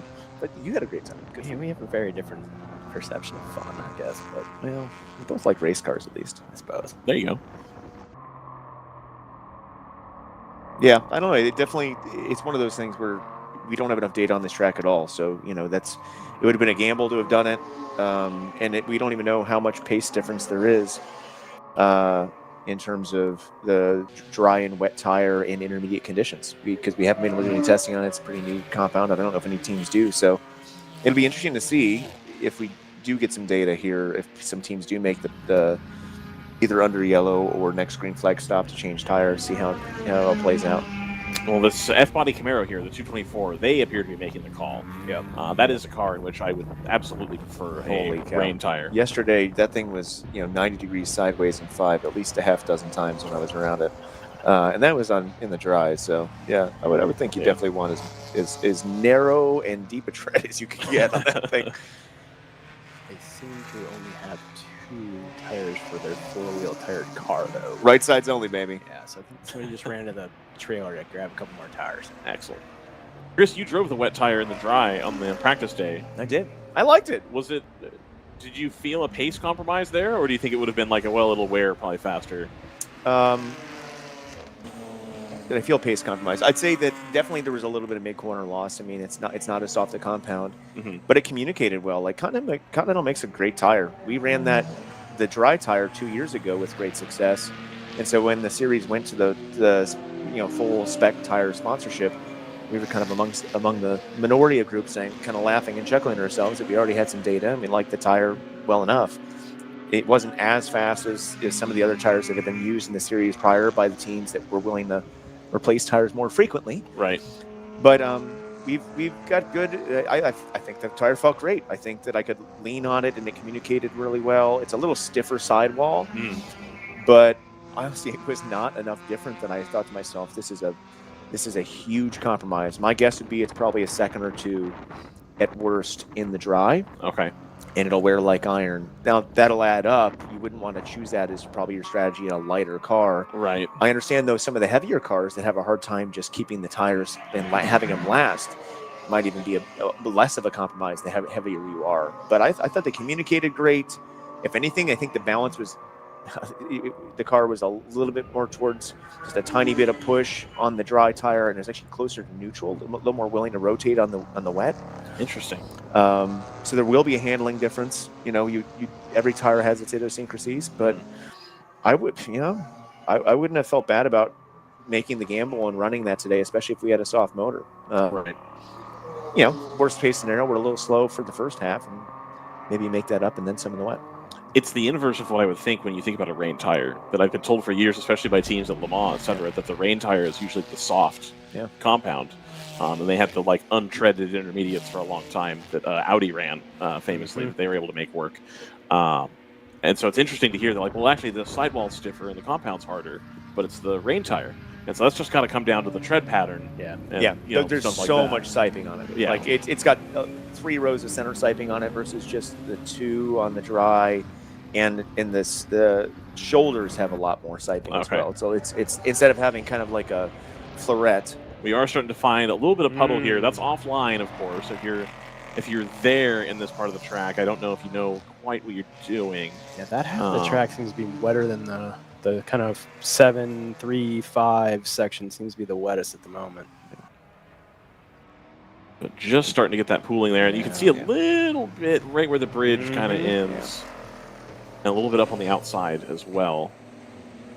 It stays wet under that bridge, of course, too, for a long time. Even yesterday morning, it was still wet under the bridge, even after the red, which was interesting. You definitely don't want it very much steering in the car when you go under those bridges, because there's a big change in traction that can create quite the wiggle. Well, I imagine even the surface temperature, if it's not wet, if it's in the shade all day, probably makes a little bit of a difference too. Yeah, and that's why down from Canada to Billy notoriously just stays wet between the trees and the lack of wind down in the valley. That always stays wet for about 20 minutes, even after the rest of the track is mostly dry. Another thing is we just don't even know, the old pavement had rivers in certain places where you'd see kind of puddles moving water coming across from where the track would seep. But because the surface is new, we don't know where that, if that has changed, because they changed the base. And so kind of be curious. That was very late. Yeah. Oh, and that round 3 car just kicking a little bit on the brakes on the outside. I was making sure that the 70 was aware that they got through fine, but that open throttle car being very patient on the outside, waiting for the 2 GTO cars to come through, which is what you want to see. If we look at the gap here, the 70 has maintained their advantage over the Triple Light, an 8-second gap. So after that pit cycle's concluded, they've stayed ahead. And then the 290 of Moorhead Speedworks, 31 seconds down now as well. I remember at the Road Atlanta GTO only race that those Janettas were a handful in the rain. Oh, yeah. They had particularly trouble at the top of the hill coming out of the downhill S's. That wherever there was a pavement transition or running water, it seemed like the grip change really unsettled them. Yeah, they're bleeding 3+ seconds to pretty much everybody around them in the Supras and the M4s, it looks like. Yeah, anytime you have to combine braking and turning in that car in the wet, it seems like a tricky, It's tricky trouble. proposition. Well, you probably have a little bit smaller tire on that than you have on a lot of other stuff, and then it's a lighter car, so you're not getting temperature into the tire as quickly, and the way the car is set up, of course. Whoop, whoop. Oh, gonna try to run wide here. Hopefully, there's enough grip on the outside there. It changes surfaces there to concrete. Yeah. I think everybody will have gotten through there all right. Yep, there they are. Excellent. And Vandals, yeah. Let's try it again. Yep.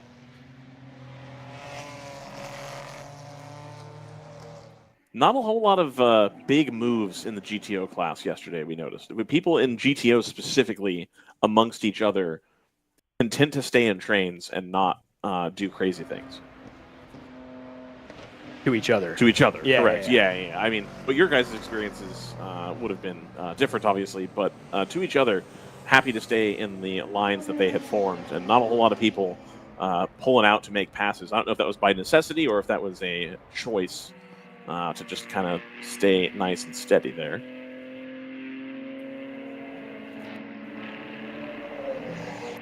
And there goes the 225 of Thunder Bunny behind the number 12 of Team ACP with Tangerine Associates. Edge Autosports back into the lead in GP1, so PC Racing having run into trouble again, down in 11th. So Edge Autosports looking pretty good here to take the double win on their return to the World Racing League. With Flying Fur and HQ Autosport both in the pits, or showing us in the pits. I'm sure they've already departed. Bruce Innovations, the 444, that car up in 4th position, may take a position or two here on the pit rotation. Spoke to the gentleman down at Bruce Innovations, and they all concluded they were having a lot more fun driving that car than they were the M4 yesterday. Now, granted, the M4 had a lot of mechanical trouble, but they said it's really a blast to drive that car, and it was pointed out to me that while that was Will Choice's old car, Devin Bruce had stripped it all the way back down to the chassis. They had made some moves with regards to where the fuel cell sits in the car. They've made some suspension changes. They made a lot of adjustments on that vehicle to get it back to where it is today. And so didn't want to undersell how much work has been done to that chassis since the Choice family ran it in GTO. So a pretty stout car there, running in the top half of GP1 right now.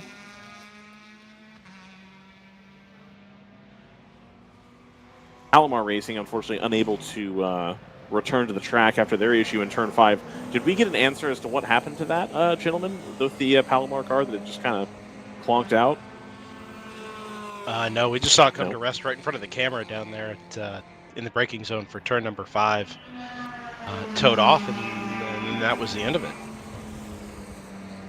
Just received an update from the folks at Chattanooga Touringwagen Meisterschaft. It says, rain tires for the win. We and Harrison were the only GP2 cars to start on rain tires. There you go, guys. Good move, good move. Proud of you. Well, so then you get some data right there. Their pace was just fine. Just 10 fine, seconds, yeah. 10 seconds lap faster than the open throttle car right now, too.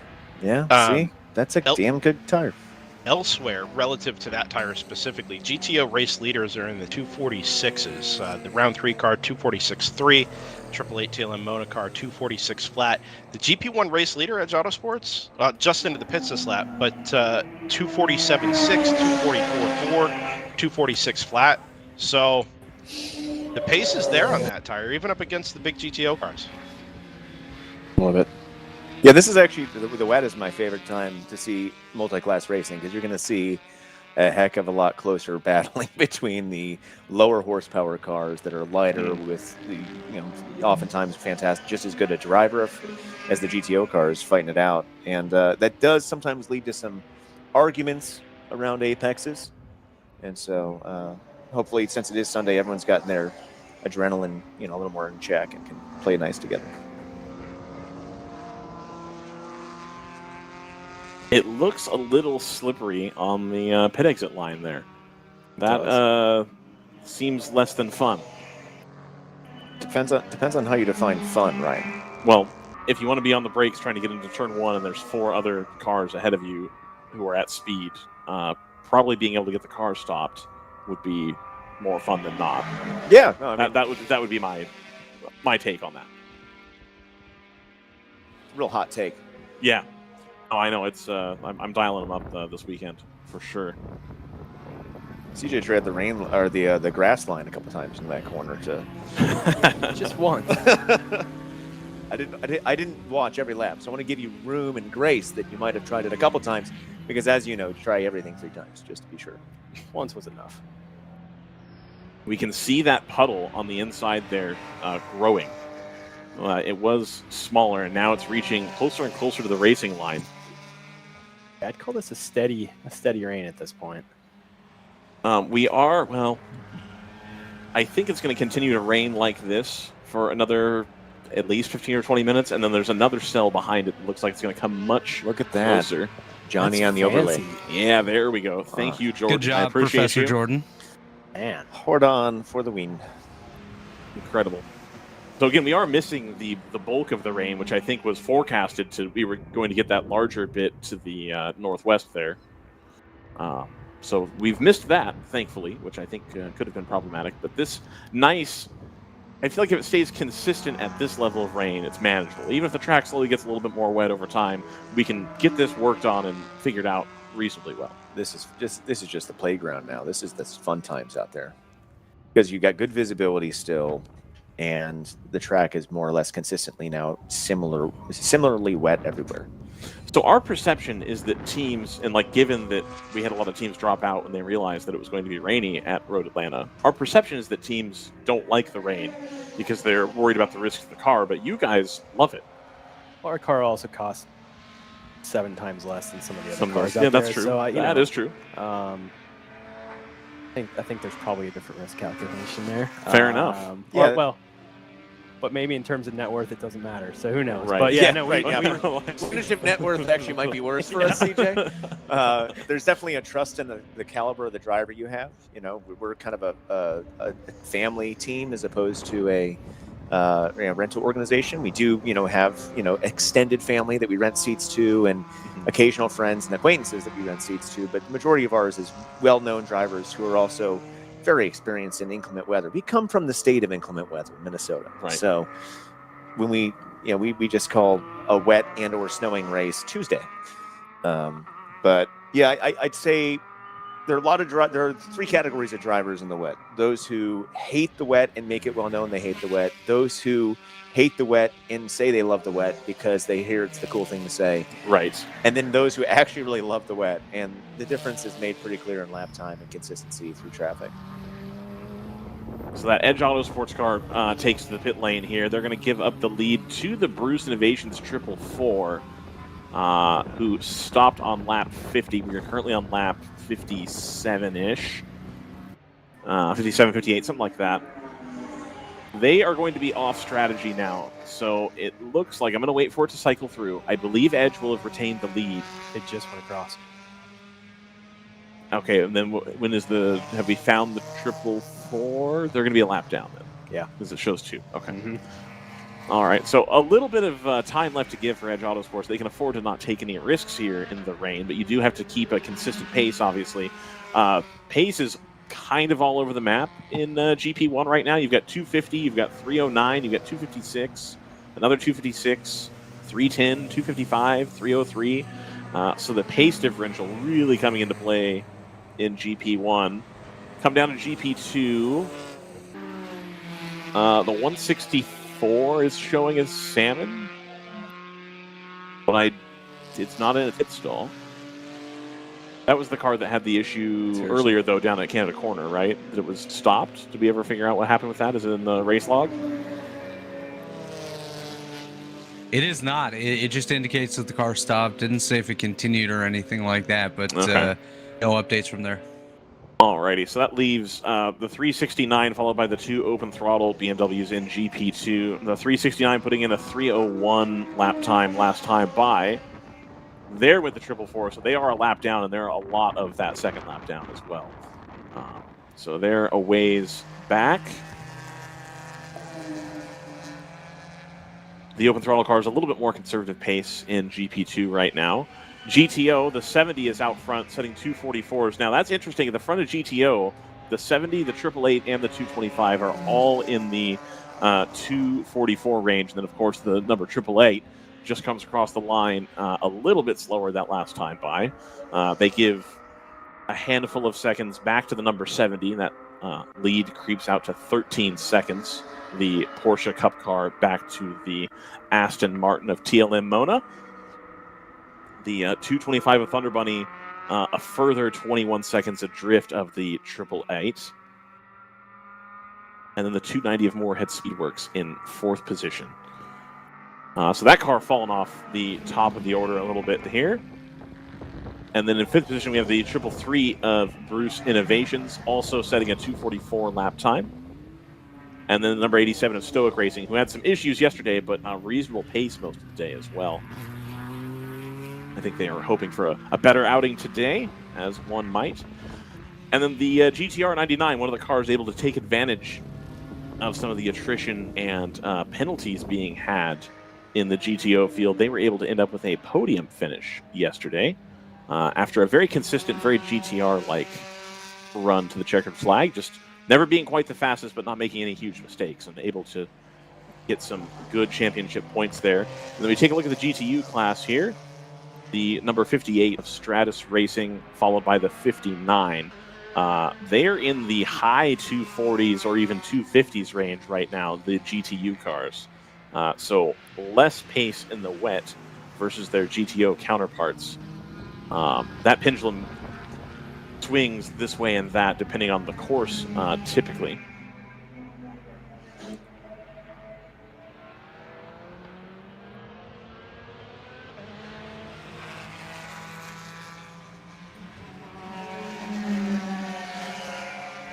Well, that was a big inside line there.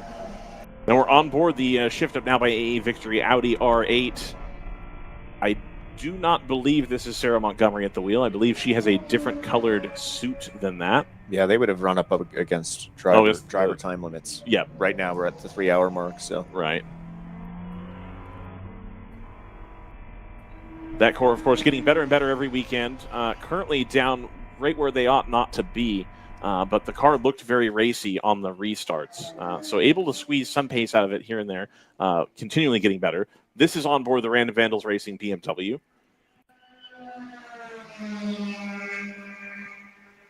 The number 28, they are currently sitting in 10th position, right behind the number 188 of Fast Track Racing. I believe that is the gray Porsche. And that just switches over to now the Economy Motorsports BMW, the number 17th, now in 9th position as the Fast Track car gains another spot.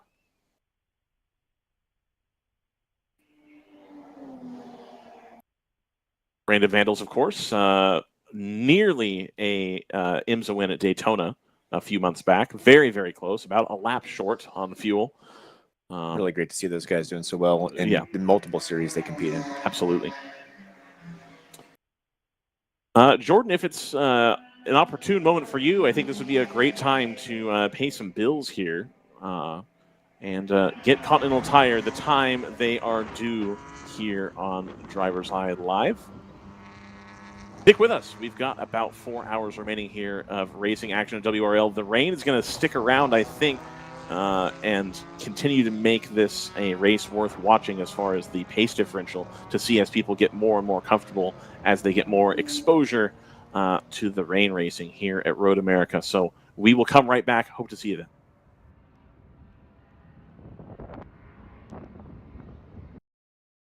You can feel confident Continental is the smart choice in tires. Can they handle extremes? Yep. Tested from the Texas desert to near the Arctic Circle. Really? Really.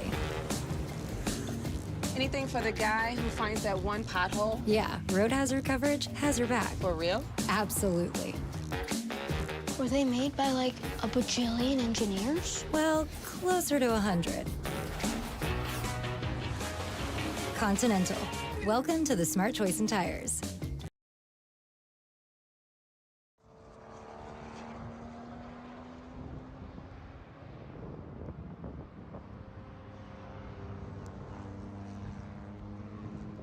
3 hours down, 4 to go here at Road America.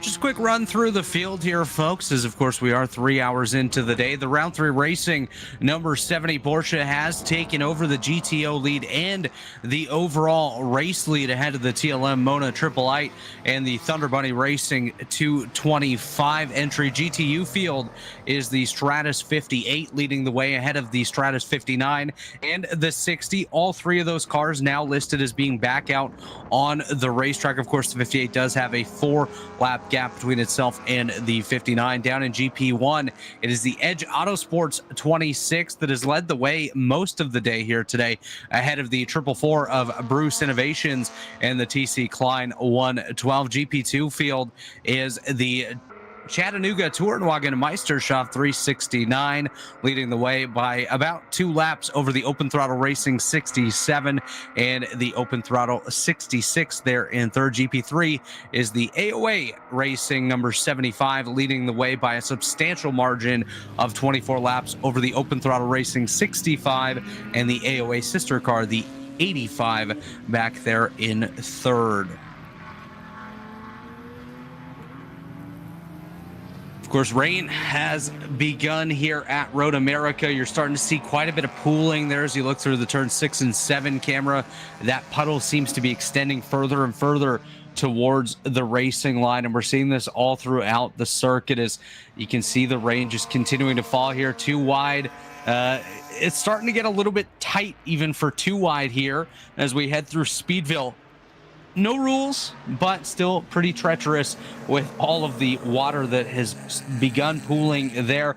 Out through the carousel, the outer lane here is going to get very, very slick. As you can see, it is absolutely saturated in moisture, and you're going to see the same through the kink where it really tightens up, and you can see there's hardly any dry line now, or even drier line than absolutely soaked. As we work our way through, you can just see the rear end starting to kick out on many of these cars as they work their way through and head up towards Canada Corner, which so far in the rain has seemed to be one of the major trouble areas. Of course, a high braking area as you work your way down the long sort of straight here through the kink and towards that turn number 12 area. But thanks to everyone for joining us here today.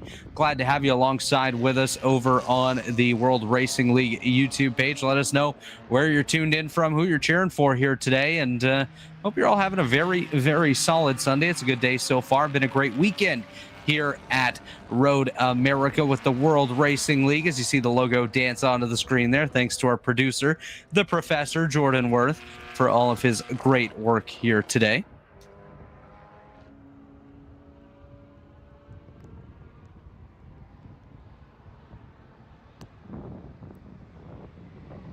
The pace has definitely slowed down quite a bit here from what these drivers were doing earlier on. Just put it into comparison, I know Ryan West touched on it a little bit ago, but the round 3 racing number 70 Porsche, their quick time on the day on lap number 48 was a 2-minute 21.752 lap time. In comparison, last time by was a 2-minute 47.229, so about 26-second difference between their quick times and what they're able to run currently in this wet pace. The Moorhead Speedworks 290 Janetta has lost a handful of positions here.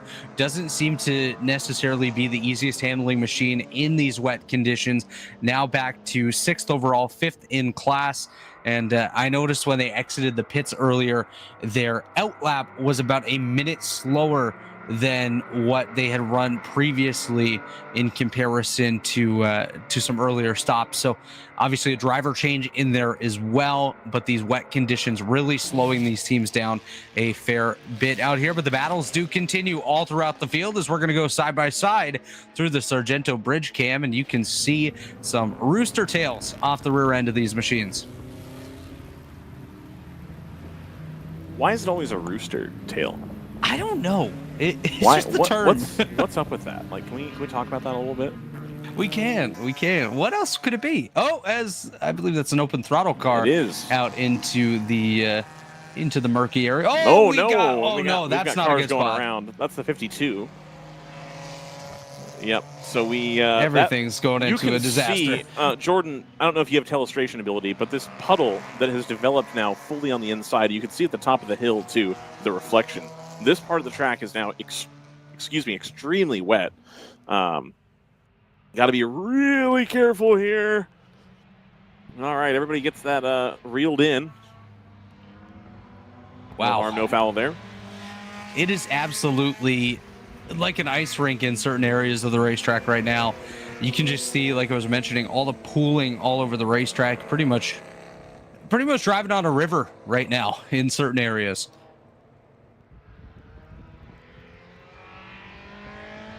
Yeah, loosey-goosey in the Speedville zone. It's really gotten more wet in the last 15 minutes here. I feel like it's multiplied in a big way. So I don't know if that's the ground finally becoming saturated and now it can't clear the track the same way it was before. But you can see a very defined wet line as well as a damp line here going into the carousel. That's a spot where a lot of GTO cars like to clear traffic along the outside, or indeed GP cars will take the outside line, let the GTOs down the inside. And some speed differential here too. This is what I'm talking about. If you're trying to give space, you almost can't because it's too wet offline. You're not going to be able to make the moves that you were able to make even 3 hours ago. Yeah, definitely a massive difference from just a little while ago here, as the race control team is absolutely incredibly busy at this point. Just seeing the race log updated, spin here, off there, just absolute chaos out here at Road America, navigating through these incredibly wet conditions. And one thing that's not really helping here, Ryan, is it's very cold there as well. I'm sure if you've been able to step out at all, you've noticed a drop in temperature just from when we started this morning. Yeah, it's been a little chilly for sure. And wow, I just looking at these shots now, you can see the reflection here on the front stretch too. And going into pit lane, all sorts of things. So it's getting wet here for sure. The lower temperature is not going to help with the track clearing either. I'm just looking at the radar again, and it's still going to be consistent here for the next little while. And unfortunately, the smaller cell, which dare I say the T word, may have some of that. Inches ever closer and is further south than the first cell, which did miss us.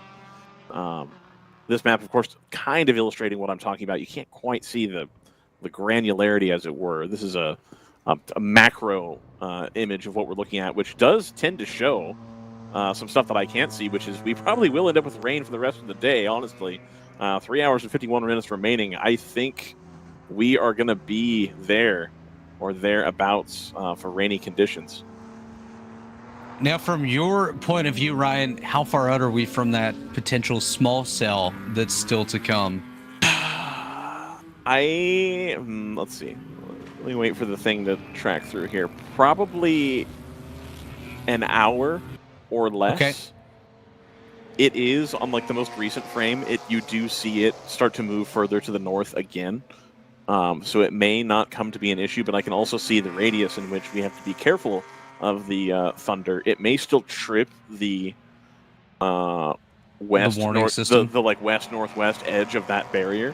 But that's only if there's actual thunder occurring. Is that a problem? Which of course will result in a 30-minute stoppage until all thunder has a thunder strike occurs. We have to stop for at least 30 minutes unless another one happens. The good news is this particular cell that I think might carry the thunder is small. So if we do get one, I think the stoppage will be a 30-minute minimum and not a extended 90-minute situation here. So I think we will be able to finish this race under green, at least for weather purposes. It's definitely a positive that it is such a small cell where there's slim chance. Obviously, it is weather; anything can develop at any time. But it's good that it's a slim cell and a small chance of potential continuation of the T word that we never really want to see at these racetracks. We don't mind a little bit of wet weather; that's fine. But it's been fine so far. We've had people have some moments, but nobody's wrecked anything since the rain has started, which I think is optimal. And the rain has come on very gradually. The track didn't change in the space of 10 minutes. It's worked its way up to this point. So I think people will have had enough time to get used to the conditions as they change. That's absolutely it. It hasn't been a torrential downpour right off the bat. We did have the gradual buildup of the moisture on the racing circuit. So it's definitely a positive that we were able to work our way towards it rather than just we're going from dry to monsoon in a matter of mere moments. But a couple pit stops occurring there as you saw a couple cars exit to head up towards pit lane. Shift up now by AE Victory is on pit lane. No driver change this time. Of course, they're going to try to work their way closer to the end of this one. The AOA Racing 75, so the GP3 leader, also down pit lane. So that's two cars that we saw head up towards pit lane just a couple of moments ago.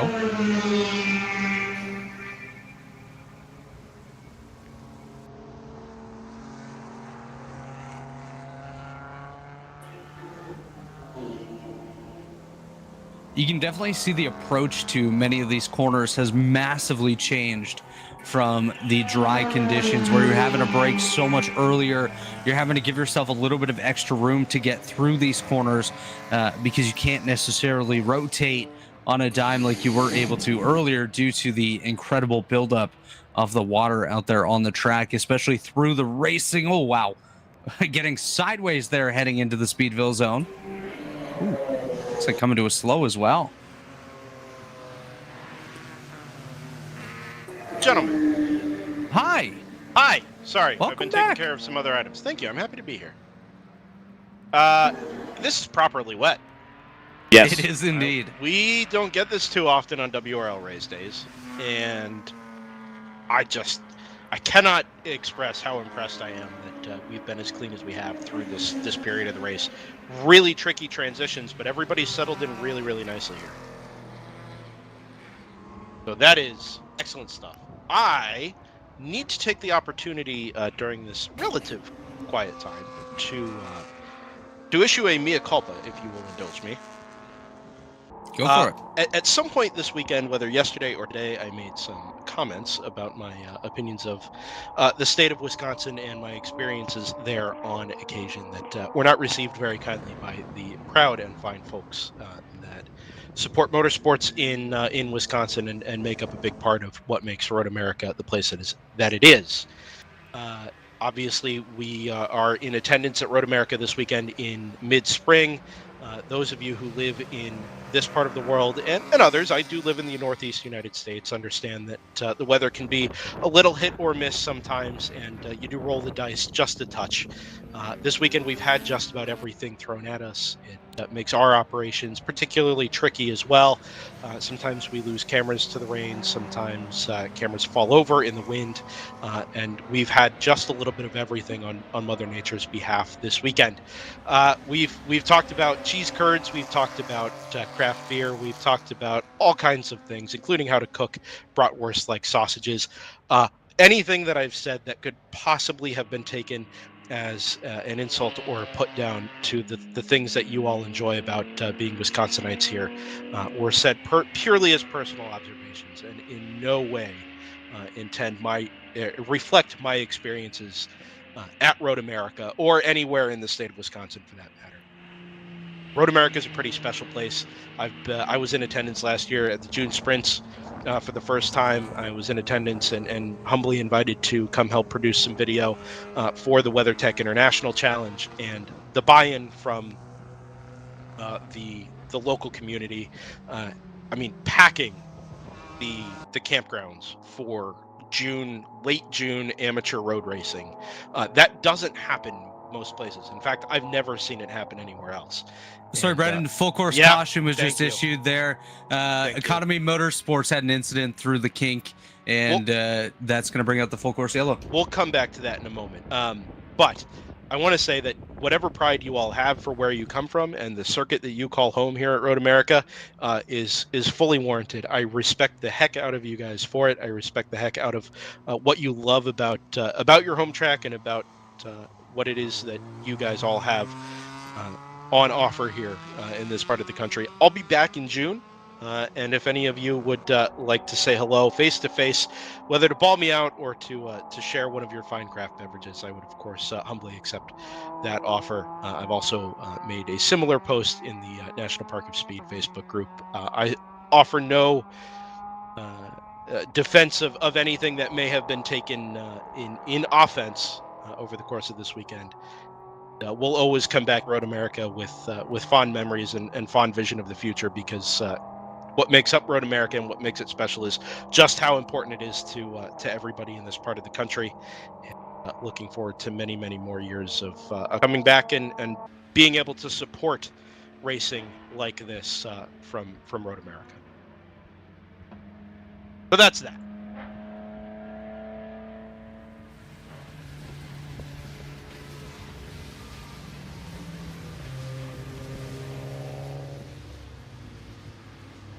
So as you can see on the screen, the safety car has come out onto the racetrack to gather up the field. As mentioned, the Economy Motorsports number 17 had a incident through the kink at 11B with some impact on driver's right due to a spin. That's going to bring out this full course caution period, most likely just to slow the field down for the safety of the workers out there on the track, of course, with the added bonus of the wet weather on the racetrack. It can make things a little bit treacherous, and of course we prioritize safety at all points, especially during these wet weather periods where we need to take that extra precaution to keep our safety workers and marshals safe out there on the course. And the 17 at the time was running inside the top 10 overall, was 9th in the GTO class. So unfortunately for them, that's going to be a big loss of position. And hopefully they're able to continue on with a little bit of help getting that car back onto the racetrack. But looks like Thunder Bunny Racing has taken the 225 to pit lane. Bruce Innovations with the 333 has also made a visit to their pit crew. The Racer on Rails 414 has come down, as well as the 24 for BMM Montgomery Motorsports. All of those cars currently on the pit lane or on their way back to join the field.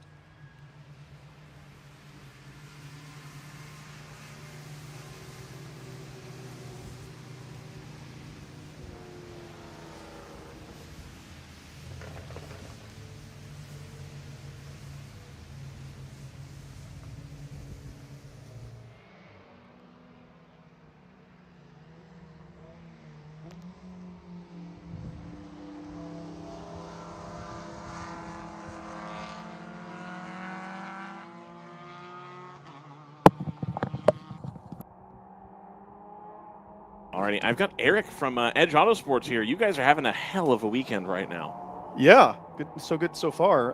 Hopefully car holds together and we can maintain kind of position. But yesterday was a great day, and today's going well so far. Going the right direction here. So you're holding a lap and a bit, closer to probably 2 laps. We'll have to see how the yellow shakes out here, obviously.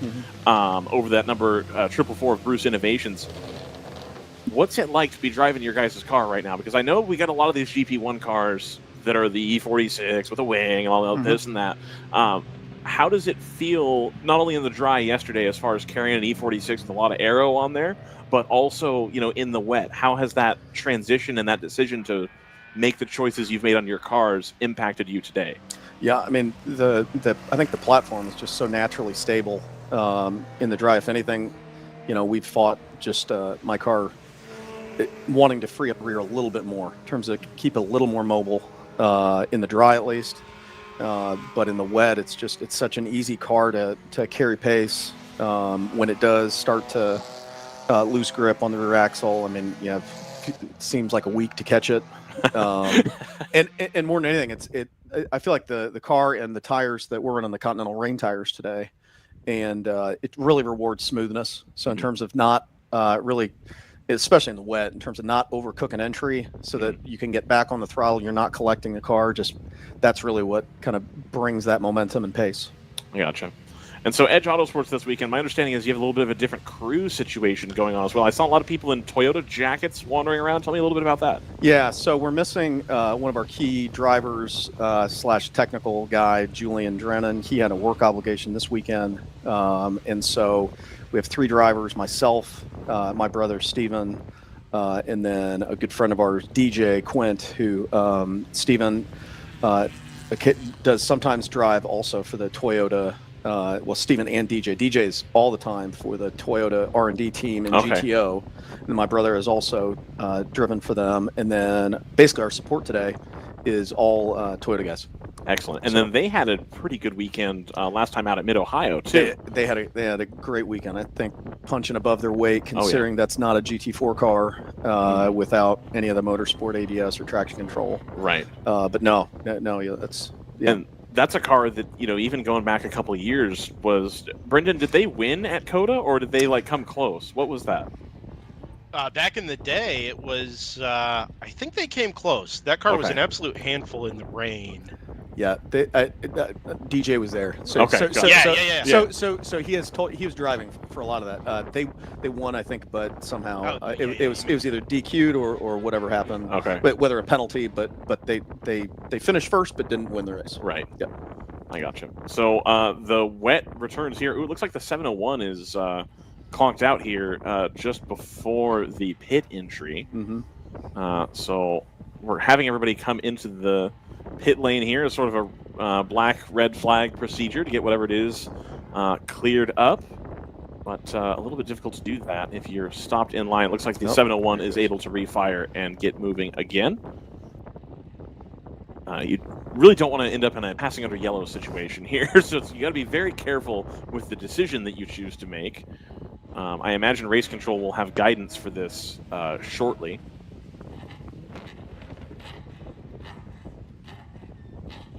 Were you in the car yesterday when we had the longer stoppage time? No, DJ started yesterday. Okay. I went in second yesterday.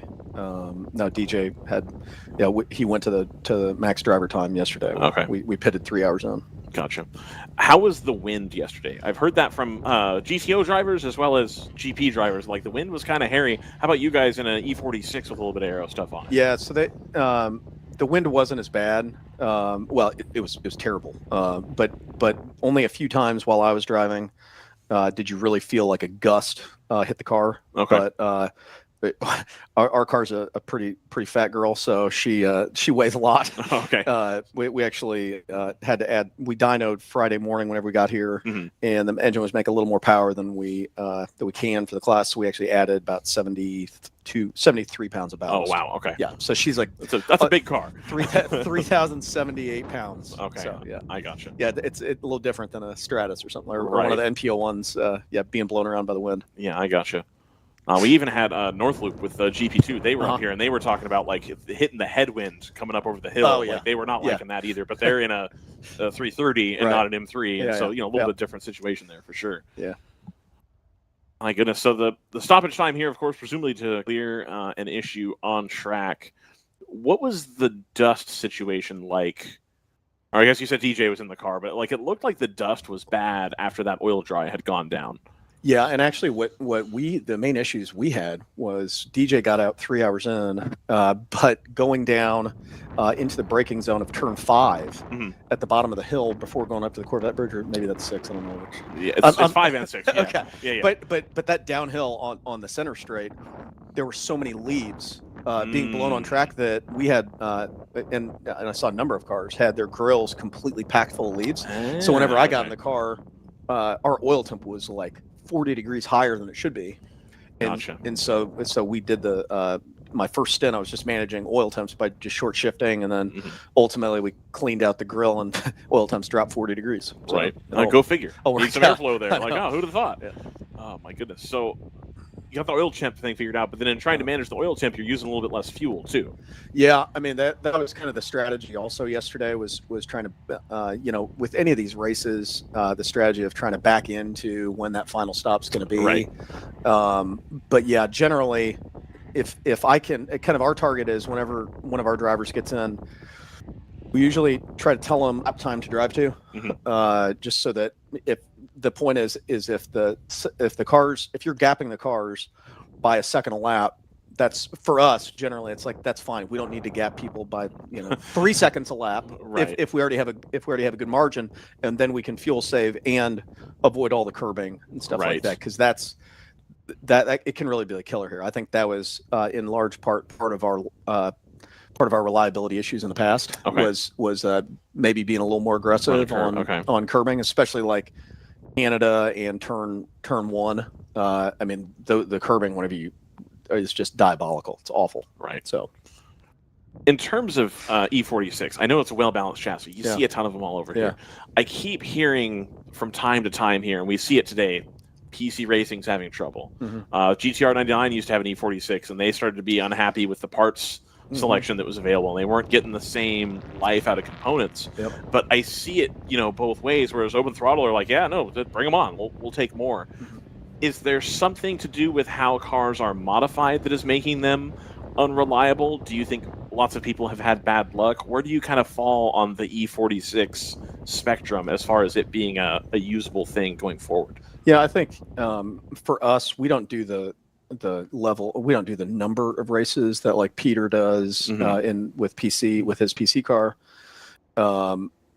And I know Chad last year, in the last couple of years, struggled with some motor issues in terms of lack of reliability, and ultimately, I think the consensus in the E46 world is try to have a stock motor that's never been opened. Okay, gotcha. And that's I'm knocking on wood right now because we've been racing my car since 2020, and it's on the original motor that I bought it with. Oh wow, okay, that's pretty good.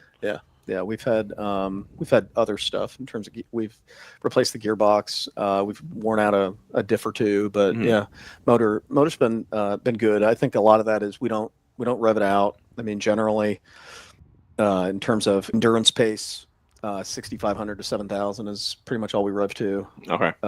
We actually make peak power around 7, and then power falls off. That's intentional. Okay.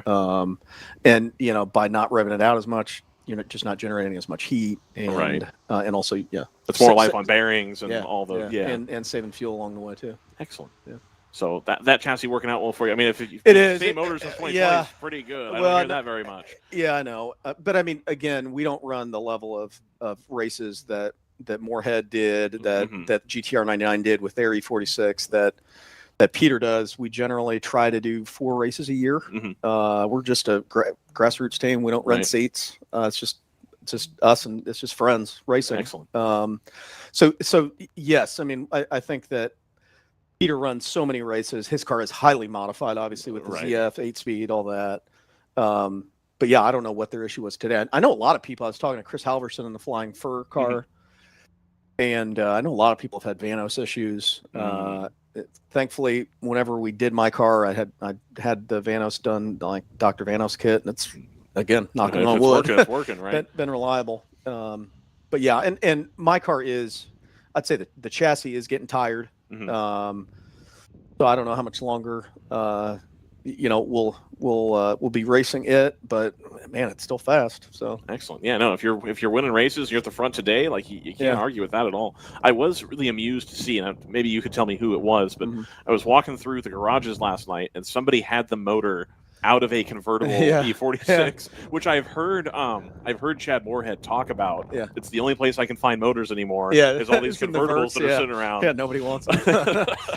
I think that was the Zealous team. I heard that they blew their motor yesterday. And we're planning on swapping it last night. I haven't seen them out here, so unfortunately I don't know if they were able to get it done. But yeah, that's not the first time. I remember at VIR last year, maybe the Birmingham team bought a motor locally in Virginia and swapped it in, and it also was an M3 vert.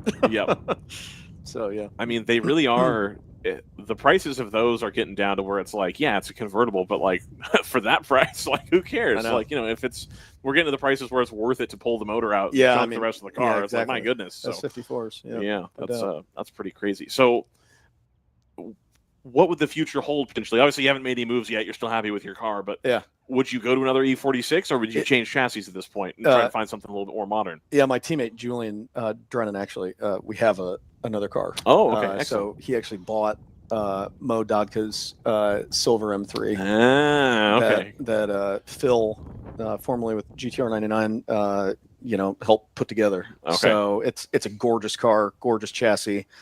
We just really didn't have. Julian's been super busy with his businesses and really didn't have the time to do the full swap over, because it doesn't seem like it'd be that much work to make a car that already has a beautiful cage ready to race in WRL.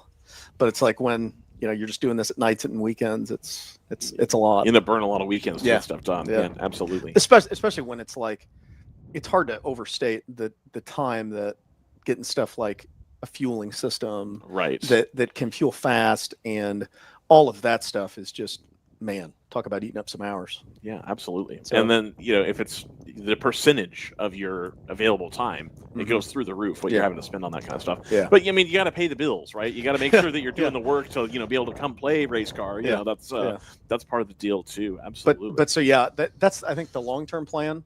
I mean, we'll see. Who knows what the series is constantly evolving. Obviously, we see now this year that the M235 has been added into GP1. I would think that'd be a pretty competitive car, in the right hands. It's heavy. That's probably the downside. Yeah, absolutely. And added complexity, but it is what it is. I have to think though, you have that motor turned way down to get it into GP1, and then they're not, like, everything's relative, right? But as far as like factory built race cars go, they're not as expensive as a lot of the other stuff that's out there, because there's not a whole lot of places to run them anymore, especially in like a competitive trim. Agreed. Yep. I was disappointed that TC Klein elected paint theirs the same color as the open throttle cars, because now it's a little bit harder to tell. We've got an extra one involved here, so that's been a challenge for us up here at least. But paint your car whatever color you want, I suppose. Yeah. So here we see the rain. Yeah. It alternates in moving just north and then moving east, and so I think we will continue to see some of the rain. If it keeps staying north, we may get some dry-ish running towards the end. I mean, it's going to have to dry the line, obviously, but if it keeps moving northeast like it is, I think it's going to rain the whole time. But just look at the map behind us. I do think that stronger cell with the yellow, well, one, it's kind of fizzling to be less yellow now, but I also think that it's going to miss the track, and there's a little bit of a clear window coming, at least momentarily. Unfortunately, I think we may still be under red when the clear window comes, so we're not going to get a whole lot of track drying, and then I think the rain will return and sort of undo any progress we might have made. What was this red flag for? Was it an impact or is it a lightning strike? That's a great question. I believe it was a impact. There was an impact in 11B, so through the kink by the number 17 car. I gotcha. We were just seeing right before we went to yellow that the puddles, or not even the puddles, but just the reflecty wet has started to encroach on the racing line more and more and more. And it was, the question I was having, and it was through the kink. That's where a lot of passing is happening between classes. And if you only have really one lane there, and like, to be honest, probably one lane there most of the time anyway, but now there's really only one lane, and here you can see now the whole track completely reflection. No, it's interesting, the kink, like in the wet. What I really found was, because there were a few of the GTO back markers that I got by, and it's just a matter of, you just really got to set up, because who's going to break for the kink, because their pace is just off, right? And so it's one of those that having enough gap behind them so that you come through with a full head of steam and then can get by them right after the kink. I did that with 2 different GTO cars right before I got out. So in the wet, are you coasting through the kink, or are you just cracking a little bit and staying on entry? Until basically that the front is going to keep turning. I was coasting, or not. I was actually like half throttle. Okay. And then I mean, the biggest thing anywhere on this track is in the wet, stay way away from the curbs, because the curbs are like ice. And so normally my line through the kink would be, driver's left wheel just about touching the entry curbing before turning into the kink, and then going all the way across the unloaded side, all over the curbing, and then but yeah, just staying completely away from it in the wet. Yeah. I was also seeing, I went down to turn 5 because I had to service a camera down there. And unfortunately, my camera looks up at the downhill section where you can see the speedometer. So you can't see the exit of 5. But the number of cars I saw that were sideways, tons a lot coming out of 5 running those curbs in the dry, I was astonished. Yeah, 5 is one of the corners that I would say is, whenever I said earlier, really be neat and tidy on entry so that you can get back to throttle. You see a lot of people overdrive the front of the car, and then they're collecting it all the way on exit, and their run out is terrible. And so that truly is one of those slow in, fast out kind of situations. I'm usually more of an advocate for fast in, faster out. Right. but in that corner in the wet, and also for after the Corvette bridge, whether that's 6, the left-hander after the bridge, the track is extremely slick there on entry. So it's one of those, you just got to prepare for it. It's going to wash wide. You're going to get sideways. Just have a plan. And then this sector we're looking at right now too is one that I've watched that on our left side, that puddle slowly work its way out. And at one point it was like, it's really a non-issue. You shouldn't be in that part of the track anyway. But now you can see it squeeze that line right up to the outside of the track on our right side. Again, not a whole lot of margin for error there anymore. No, not at all. Billy Mitchell was starting to get really slick too. But no, the track's properly wet pretty wet. Yeah, especially like I was saying, no circulation by any cars right now with the red situation. It's not going to help. That really surprised me this morning at the start because we went out and it was damp. Right. But how fast it dried. I mean, with that many cars circulating was pretty impressive. It was really similar because I was on track, an hour before or whatever to place cameras, and the surface this morning was almost similar to how it was yesterday too. And I remember yesterday I figured like, well, it's going to dry. It's supposed to be warm. It's windy. You got the whole, but I was, really surprised that today it dried up almost the same way. So you said you do, 3, 4, 5-ish events per year. What else do you have on the docket for this season? Well, we were really bummed that we lost the VIR date. VIR is one of our favorite tracks. And we were going to do Barber, but ended up having a conflict, or Julian did. Car wasn't ready. So my brother and I actually raced for Birmingham. Right. Okay. That's where I knew you had been in the Birmingham road race car. I know they have like a partner team too, and that's why I was like, is that still you? Okay. No. So that was Andrew is a good friend, and the owner John is great. And so they made Steven and I were able to drive their car with just Andrew, and had great luck on Saturday, ended up winning, and then Sunday had a steering issue, so retired early. But that's a little more palatable whenever you win on Saturday. Right, exactly. So, but for the rest of this year, the main one I'd like to do is the Glen. I've driven the Glen. I've never raced it. Love that place. Flows like nothing else. So that's the main one. That's the big one. Yeah, that's kind of the. I don't think we're going to do Road Atlanta, but we'll see. Okay, I got you. And I think Watkins Glen, that's going to be one that ends up oversubscribed in a big way. Yeah. Just because WRL's first time there, with this type of thing, and I think you're going to have a lot of GTO teams very interested in getting track time at that track for the rate that they can deliver here at WRL. It's a lot cheaper than paying to go testing or paying to go SRO racing or whatever. So I think that's going to be a big race for sure. October 18th, 20th. Brendan, is that going to be prime fall color season? Brendan's not there apparently. So he lives in Pennsylvania area up there. So I figured he would be the authority on that. It's probably close if it's not. So that'll be lovely. Probably a little bit chillier in the air, but not freezing yet.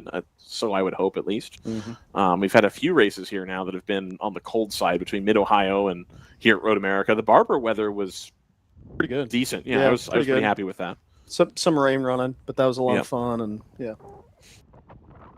did you see on the practice day the Harrison guys just all the way through that downhill right-hander section by the museum, sliding the whole way through. I stood there for probably 5 minutes, and you've got people in GTO cars kind of creeping over, and you can hear the traction control working, and they're kind of sawing out a little bit.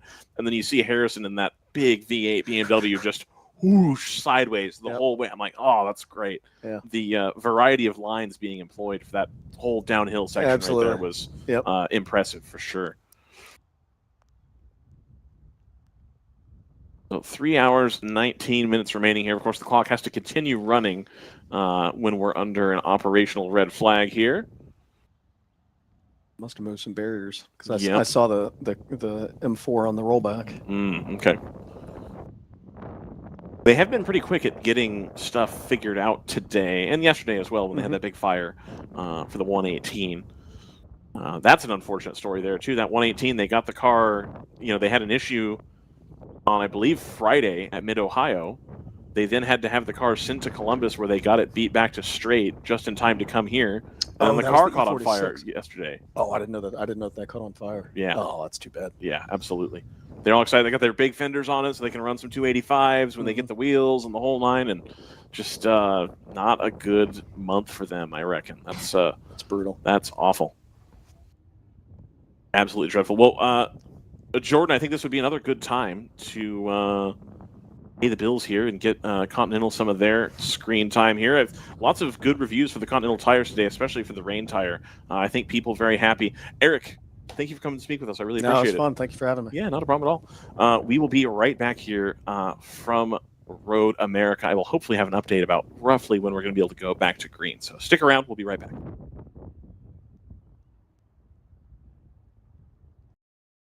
You can feel confident Continental is the smart choice in tires. Can they handle extremes? Yep. Tested from the Texas desert to near the Arctic Circle. Really? Really. Anything for the guy who finds that one pothole? Yeah, road hazard coverage has your back. For real? Absolutely. Were they made by like a bajillion engineers? Well, closer to 100. Continental. Welcome to the smart choice in tires.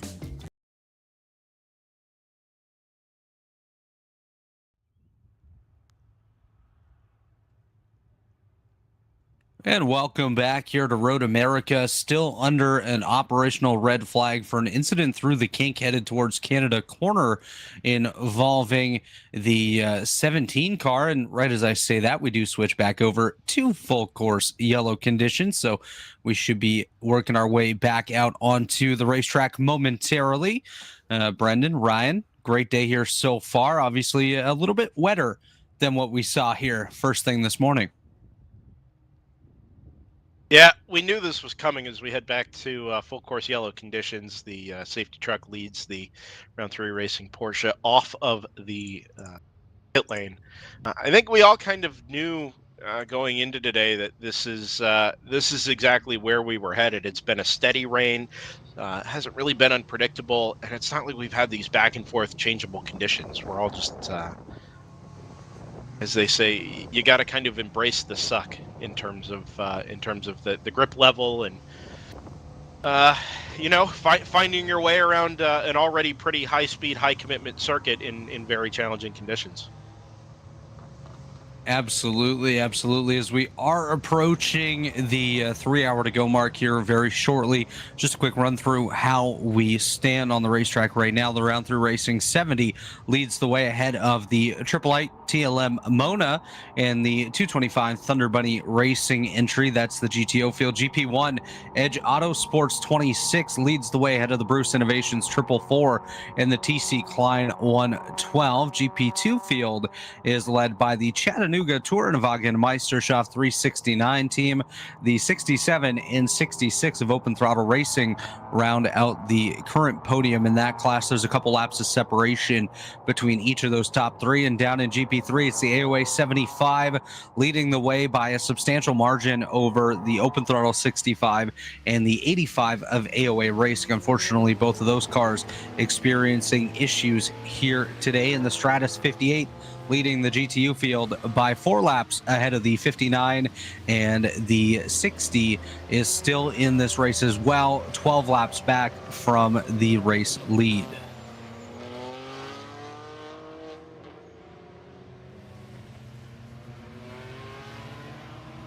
as the field will do a couple of pacing laps behind the safety truck. I believe the standard's been about 2 or 3 laps here so far this weekend, and wouldn't expect much less than that. And I want to give a shout out as well to the course marshals who have done a fantastic job here all weekend long. The safety crews as well have done very quick work of getting everyone moving as quickly as possible to get us back underway and keep us racing all weekend long. And of course, those course marshals out there experiencing the elements much more than these drivers are, because of course the drivers are in these closed cockpits in comparison to the marshals that well, you can see the one right there in 5 just standing out there in the rain. Luckily does have a little hut that he can get into every once in a while and try to stay covered at the very minimum, I guess, from some of the elements there. But under this pacing, we have had a spin in turn 5 by the 224. I do believe they've been able to continue on, though. That is the Limpy Screwdriver Racing LLC entry, currently residing 32nd overall and towards the rear of the field in the GTO class.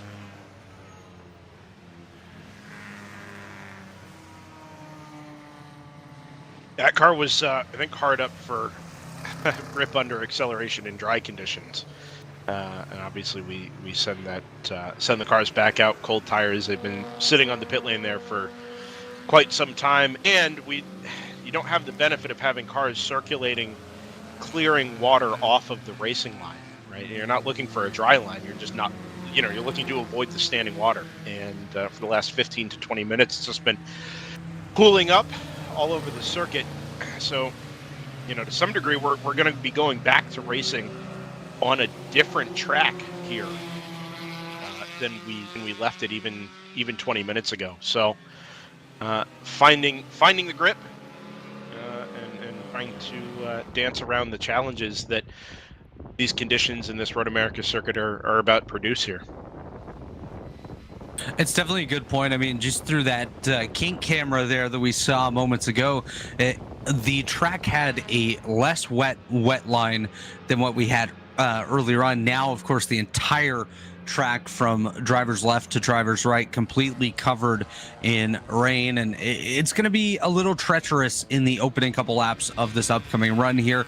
Again, approaching just 3 hours to go here in the Sunday portion of the Road America weekend. We've had 71 laps completed here today, going to fall well short of the numbers that we thought we might be able to reach this weekend. Of course, we had a couple of red flag periods yesterday, and again today due to some operational red flags, just the safety of our crews out there of the utmost importance, as it looks like pit road going to be relatively busy here.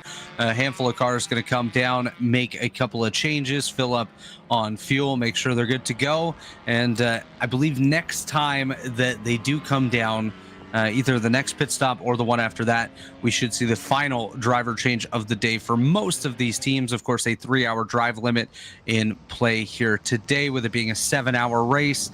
They're going to have to figure out a way to split that final run, as I believe most of the drivers did a 3-hour opening stint here in this one. But as mentioned, a lot of cars down pit road, showing the TLM Mono 888 down pit road, the Thunder Bunny 225, as well as the Stratus 58, the GTR 99, Fast Track 188 down pit road as well, and that Edge Autosports 26, the top GP1 car, also making a visit to the pit lane.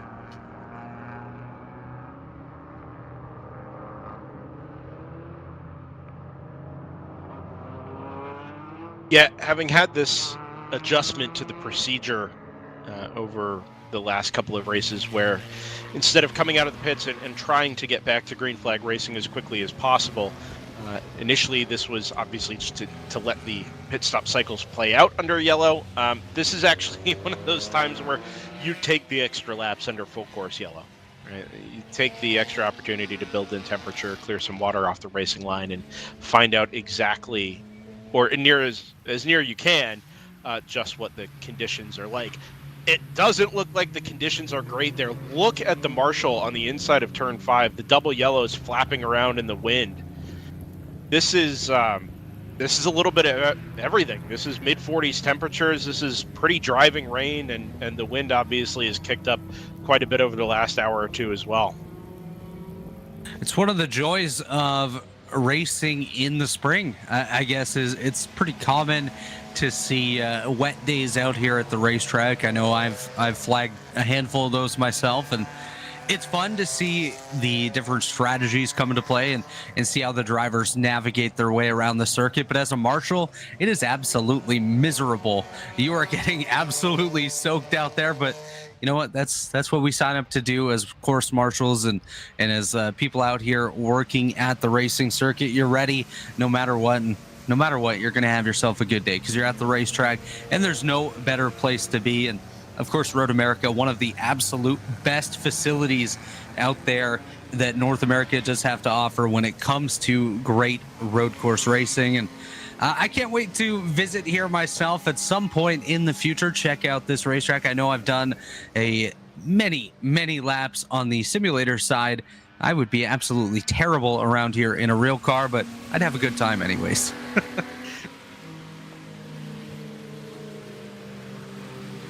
Wow. Just since the last time we worked our way through the kink, it seems like it's gotten even more saturated, Brendan. The little bit of a line that they were able to put down last time by, completely gone. I mean, once we get to speed, it may improve slightly. It does tend to throw the moisture up a little bit higher in the air.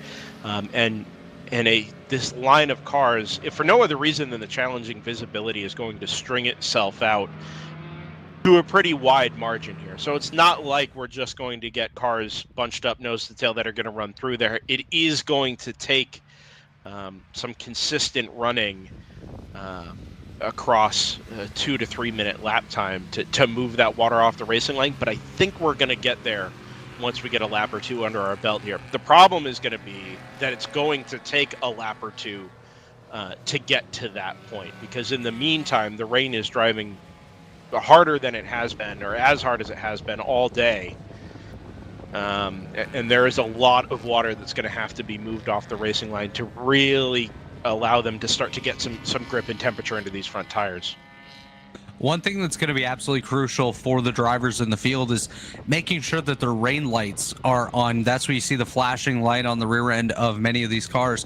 Does help with the visibility issues that the driver behind does have.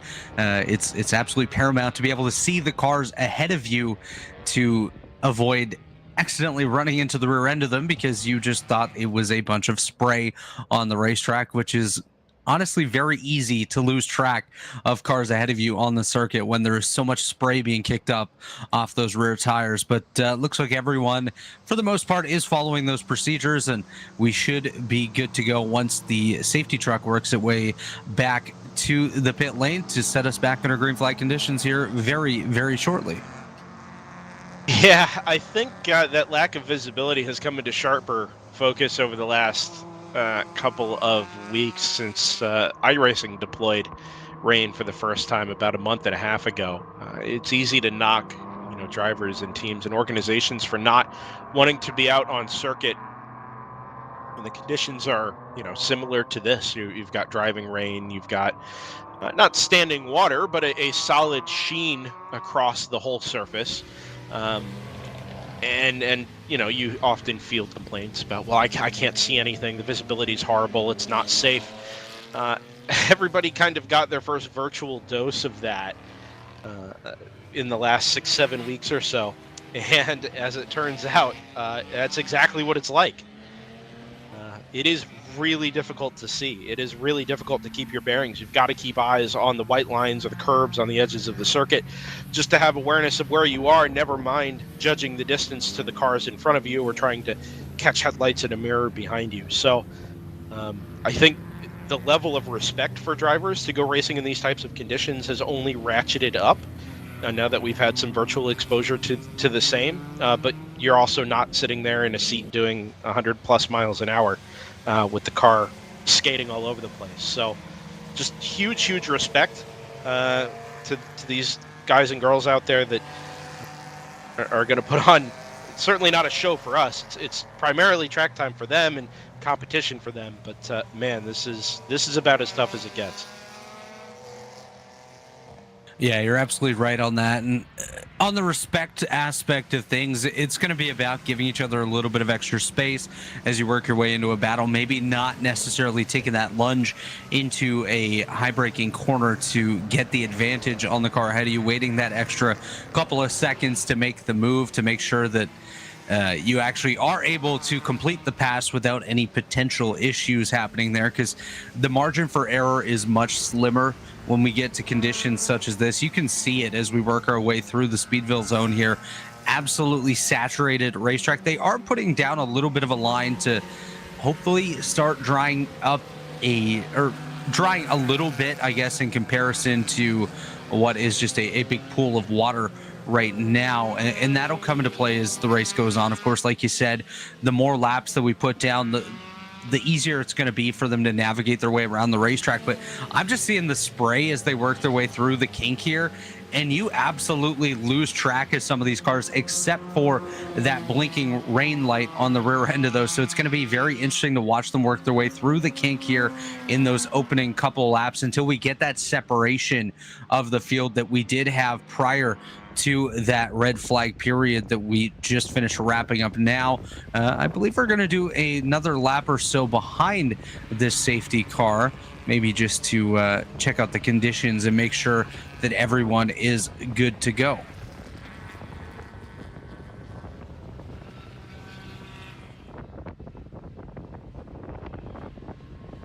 And as I say that, never mind, the safety car works its way off. We're going to hand the field over to the number 70 round 3 racing Porsche, and they're going to round their way up the hill towards the start finish line. And we are back under green flag conditions here at Road America with just over 3 hours and 3 minutes remaining in the day.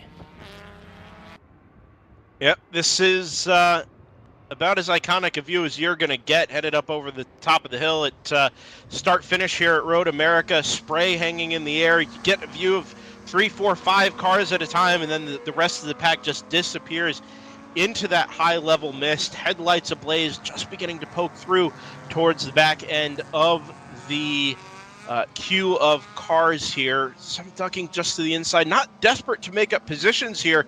More than anything, I think just looking for a little bit of clear visibility down into the braking zone for turn number 1. And you can see, Robert, just how far they've spread themselves out. We said it was going to instantaneously kind of become this long train of cars off the green flag. That's exactly what we've got. 3, 4, 5 plus car lengths between all 45 plus runners we've got at the moment.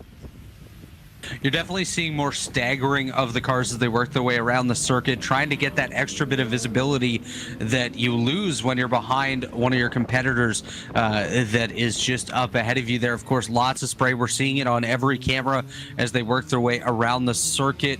Looks like the 888 may have had a slight issue, went 4 off, drivers left in turn 2, was able to continue on. Of course, that is one of our front runners in the GTO field, currently residing 5th in that respective class, but luckily able to continue on and hopefully gather up some positions there. But watching the round 3 racing car work its way around the circuit, they definitely seem to have a great grasp on this wet weather racing, as we see the 290 Moorhead Ginetta coming into the shot. That is the 2nd place car, quite a bit back from the round 3 racing Porsche that as of last time by did have a 9.5 second lead over that Moorhead Speedworks entry.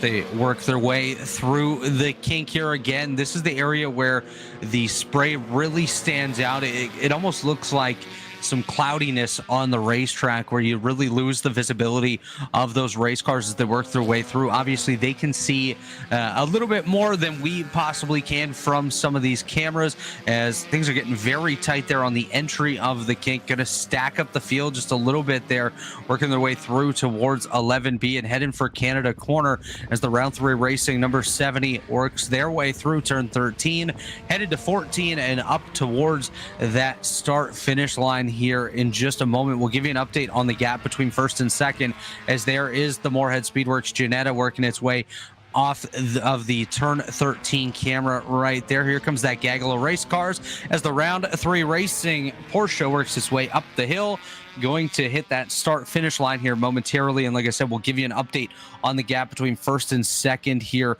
momentarily as we cross over the line.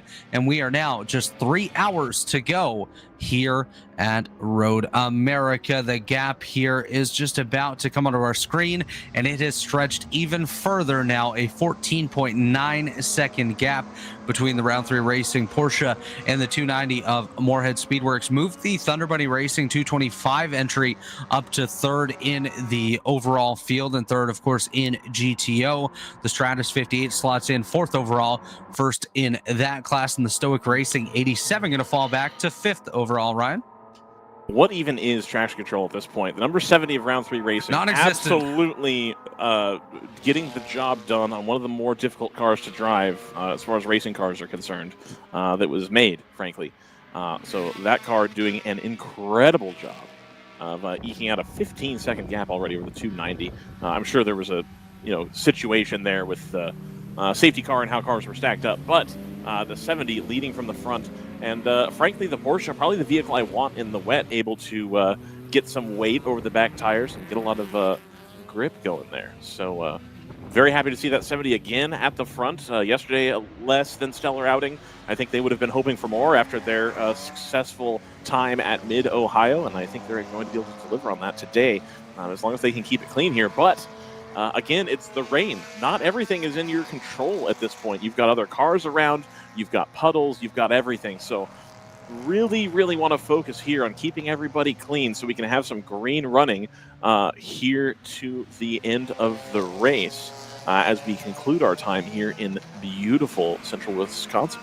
Is this central Wisconsin or I guess eastern Wisconsin in the Lake Winnebago region just outside of Sheboygan? Yeah, I would say this is more eastern. Obviously, if we're wrong, correct us in the YouTube chat. But geographically, I believe we are on the eastern portion of Wisconsin, Ryan, as we do have a report of a car stopped on driver's right in turn 3. We'll get an update here momentarily on which entry that is. But it's going to get very easy at this point for cars to go off and come to a stop.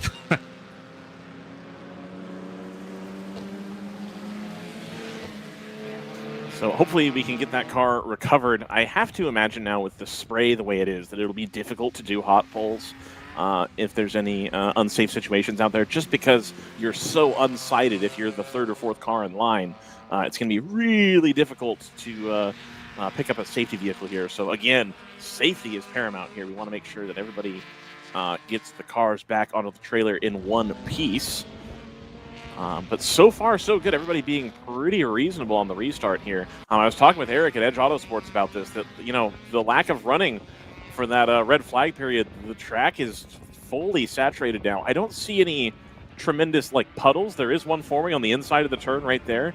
But as far as on the racing line, I think it's just remained pretty evenly wet most of the way around, which will be better if we can reduce the amount of hydroplaning. I think the tire in question here, the Continental tire, rave reviews today about the wet Continental tire, will keep the cars on track and where they need to go, pointed in the right direction.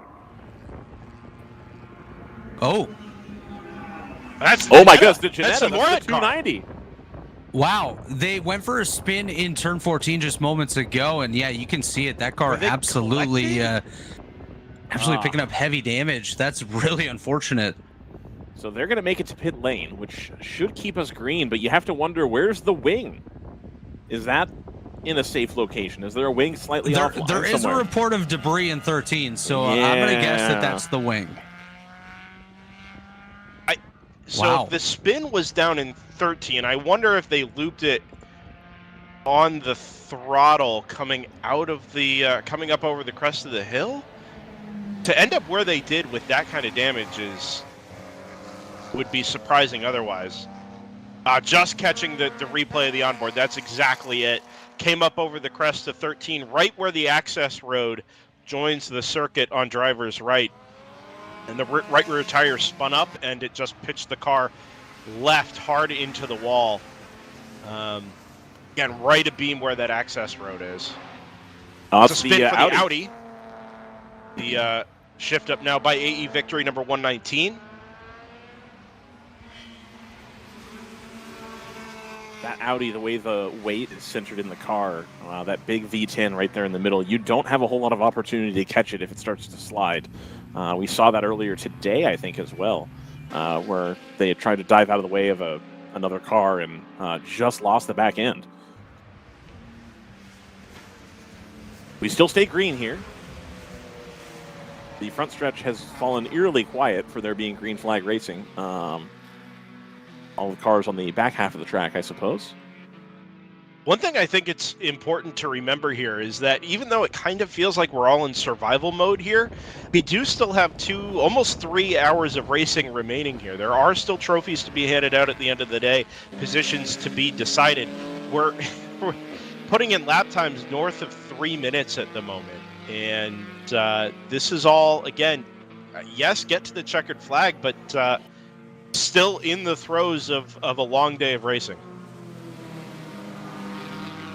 Fortunately, everybody has been able to put up their tents today, so you can try to get a little bit out of the rain as far as the crews are concerned. A lot of the crews here working overtime, as a lot of the teams electing to switch to a more wet-friendly setup, in addition to changing tires and doing all the normal stuff involved. We've got a lot of crew members here in the beautiful state of Wisconsin that really should be commended for the effort they've put in here this weekend in pretty brutal conditions, with it being cold on Friday and then very windy yesterday, and then now cold and rainy again on the Saturday. So shout out to all the crews out there. I hope you have a nice bottle of Spotted Cow here when you're able to get the cars off track and the day is done. Concluding here at 3 o'clock, which means we'll be able to hit all of the local establishments. I think I'm going to be going to a supper club with North Loop Motorsports, but there's several lovely dining options here in the Elkhart Lake sort of region. That's a thing, right? What? Clubs? Yeah. It's a thing here. It's a thing in Minnesota to some extent, too. Like in the more northern reaches of Minnesota, there's supper clubs. Fish fries as well. I should have done a fish fry on Friday, and I didn't. A fish fry does sound really good. Are fish fries limited to Fridays? Oh, someone's around there. Nope. That's one of the ACP cars. It is. The number 2. Team ACP with Tangerine Associates. Of course. That's like Target Can't forget the associates. Target Chip Ganassi Racing with Felix Sabatis. Yes. And it was indeed the 2. The Tequila Patron American Le Mans Series, powered by Michelin Green X Challenge, presents the Mobil 1 12 Hours of Sebring, powered by Fresh from Florida. Bridgestone presents. That rolls off the tongue really nicely. Say that 5 times quick. The Continental Blue Y Challenge. Right? Can I make that work? I need to start doing the fobs to success. That was a big, look at that. Schwartz's Supper Club. Schwartz's Supper Club is what I was told is the name of the place we're going to. So, Schwartz's Supper Club, of course, a fabulous destination here in eastern Wisconsin. Yeah, I have heard that name thrown around. I know, right? So it's pretty good. There's also, the old standbys in town. Be able to go to one of the resorts, having a lovely dinner there. Did you go to Siebkens this weekend? I did not. No, I did not go to Siebkens this weekend. It wasn't in the cards. Yeah. I was considering doing it this evening, and I was like, then we're going to go to the supper club. And part of the supper club experience is not quite knowing when your food's going to come out, because it's like an experience. You're there for quite some time because you're supposed to relax and drink some beer. Sure. Is that one of those places where you don't choose what you're going to eat? It's the chef decides what you're having? Some of them are like that. I'm not sure if this one is or not. Usually there's at least like 1 or 2 options, like nowadays, because you have to have options available for everyone. Of course. The what was it? What's the sandwich place called as well? The gear? No, it's the train something. There's like a train name sandwich shop here in Elkhart Lake, which is also fantastic. Had a lovely sandwich there. It's called the Locomotive, using fresh, high-quality Boar's Head deli products, which I'm a huge fan of, let me tell you. But here in Elkhart Lake, you can get an excellent sandwich made with that stuff. Fantastic. Also a nice little outdoors shop next door. Get yourself some rain gear, which indeed I believe a few people have indulged in this weekend.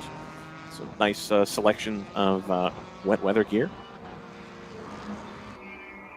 They all have the wet weather gear, and you're still there in shorts. Shorts are wet weather gear. Changed my mind. That's fair. They do dry really quick, so you. I'll give you that. I'll give you that. See, thank you. Come on. If it was legitimately 30 degrees, I would wear pants. But like, we got all the flags here in 5. Oh wow! Yeah. Surface flag. We got regular flag. So- Regular flag being Vehicle yellow. flag. The contact was listed as the PC Racing number 44 and the number 24 from BMM Montgomery Motorsports, and we did have a shot very briefly of a safety truck parked up in front of the camera, then worked its way around the corner and is now wherever those vehicles have come to rest.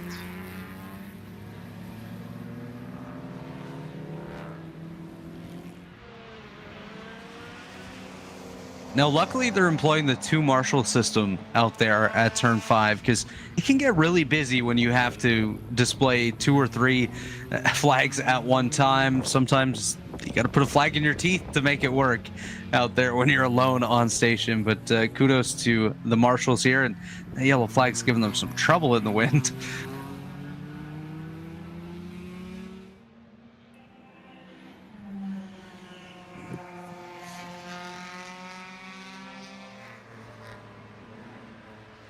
Does look like they're starting to develop a line once again, as a little bit slow there through the Speedville zone. No laws in Speedville. Absolutely no laws in Speedville. Actually, I'm going to amend that. The only law in Speedville is to have fun and enjoy the great things that this region has to offer. Absolutely. I want to get down there just to indulge in some of the local things that Wisconsin has to offer. We've heard great things about the brats and some craft breweries and whatnot. I've heard from some people that I know in the area that pointed out a couple of spots to check out. So we'll definitely have to make that a visit. Maybe at some point this summer, head down there to Road America. And I want to give a shout out as well to Greg Van Dalen, formerly the business manager at Calabogie Motorsports Park, was poached from these folks at Road America a couple years ago, and now running the business side of things down there in Wisconsin.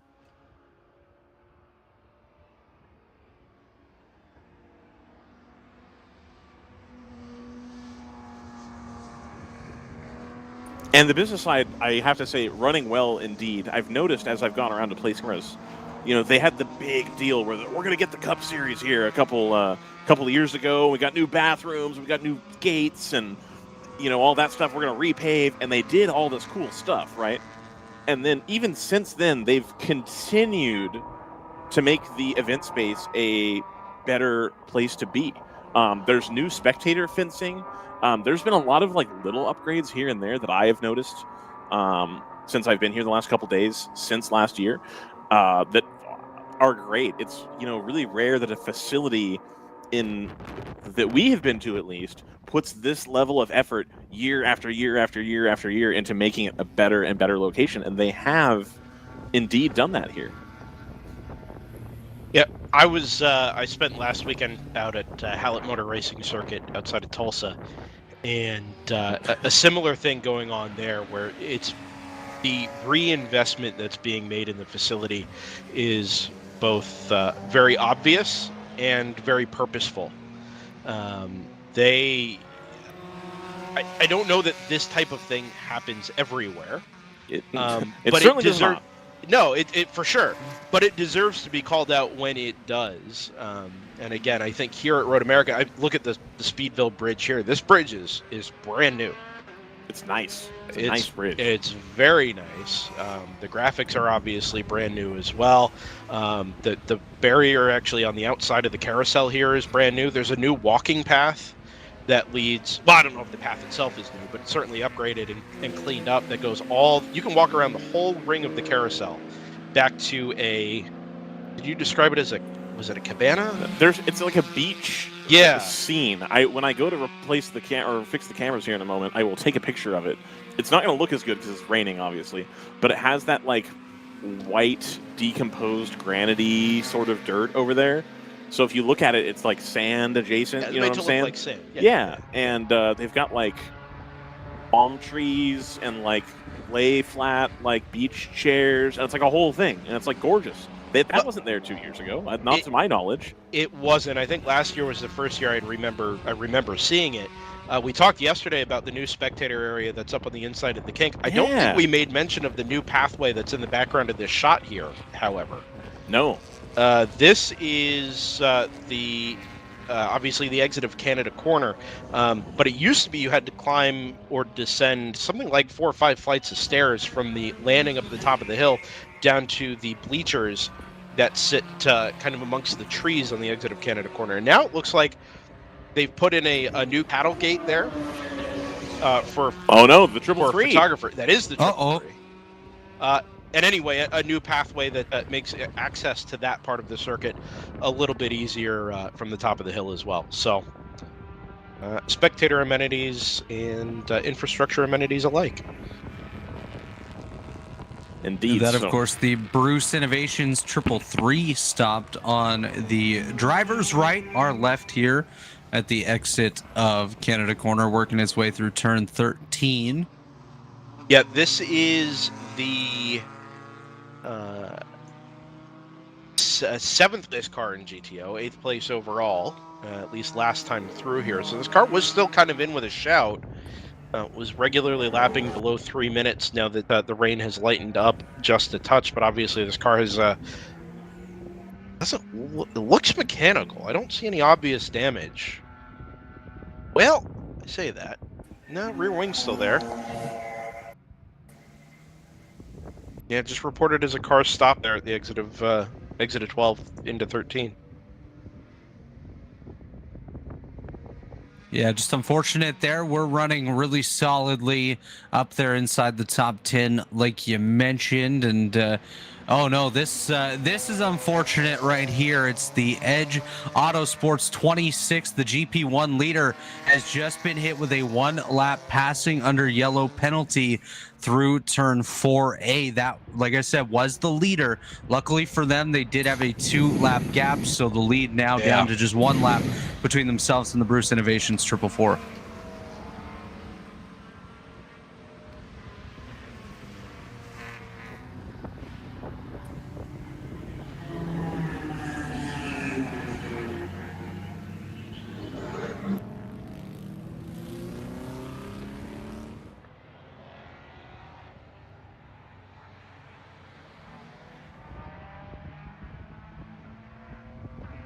Ryan, you probably have better vision of this than any of us do, but it looks like conditions are just beginning to improve a touch. Lap times are down into the mid 250 range, which is 8 to 10 seconds quicker than we were at when we went back to green.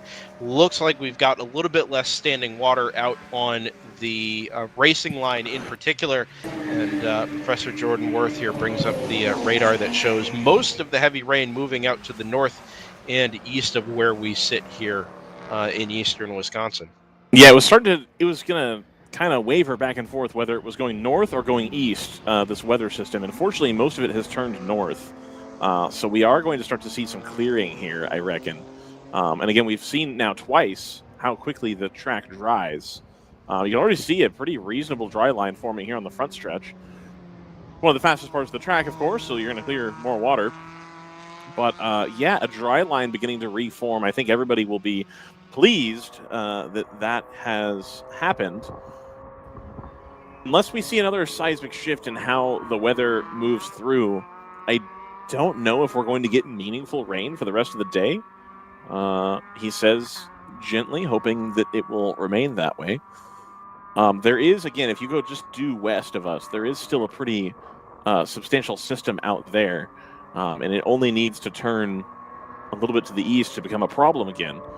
But if it continues doing what it's been doing, I think we're going to start to dry off here.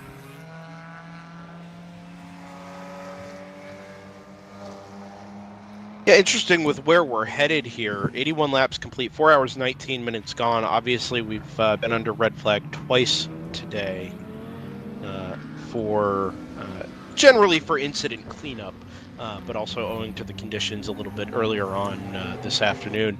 2 hours and 40 minutes remaining. So if we do, really start to, or we lose the rain, as the radar suggests we might, we may just start to trend back towards a dry track before the end of this one, which has the potential to, again, turn the race on its head. At the moment, we never really got the big gaps that we thought we were going to get. The 70 of round 3 racing leads the 225 of Thunder Bunny Racing by just 3 seconds.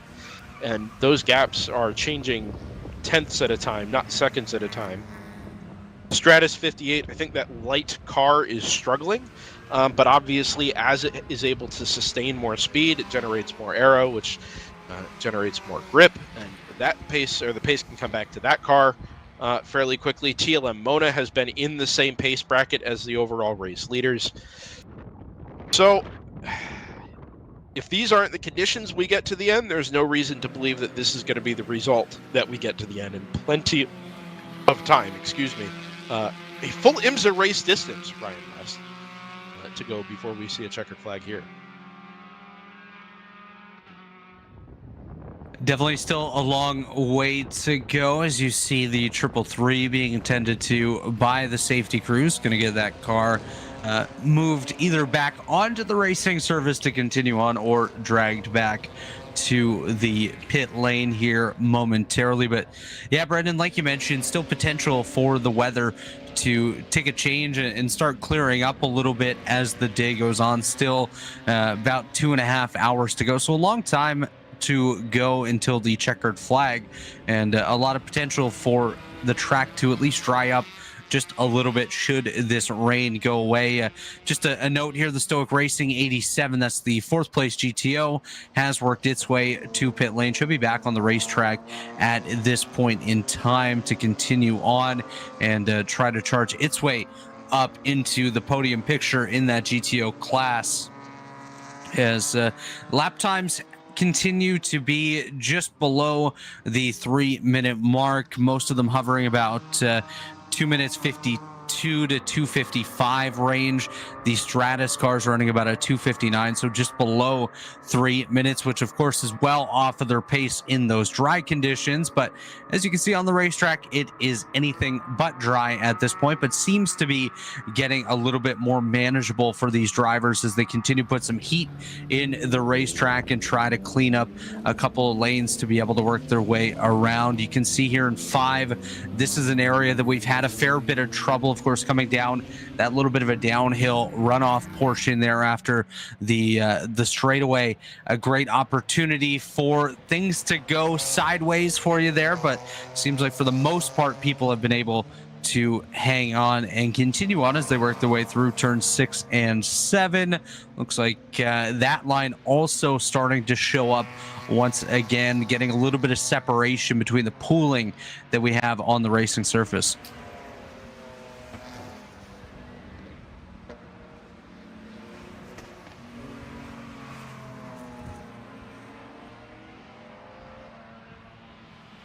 So just looking at the gaps last time by at the line, the round 3 racing number 70 car leads the Thunder Bunny 225 by about 6.7 seconds, separating those two entries. So not as far off as we would have anticipated a little bit earlier with the speed that we've seen out of that round 3 racing Porsche in GP1. The Edge Autosports car, of course, now on the same lap as the Bruce Innovations 444 due to the passing under yellow penalty that they obtained a little bit earlier on. That gap just under 2 minutes on the racetrack, so about 2/3 of a lap separating first and second there. GP2, the Chattanooga Tourenwagen Meisterschaft 369 entry leads by 3 laps over the Open Throttle 67. GP3, it's the AOA 75 that continues to pace that class ahead of the open throttle 65, which is 35 laps behind the leader due to some earlier issues, and the AOA Racing 85 back on the racetrack, 43 laps behind the AOA 75. And of course, GTU field is the Stratus 58, leading by just 3 laps over the 59 and the 60. Of course, the 59 and 60 both have had their fair share of issues here today, so good to see them back out onto the racetrack. And we do see now on board with the shift up now by a Victory 119. They're able to continue on after some earlier issues that they had. Random Vandals Racing, we're on board with them now in their number 28. They currently reside 7th in the GTO field, 8th overall, as they work their way down here towards turn number 5, which is of course the area that seems to be rather slick on entry for these drivers.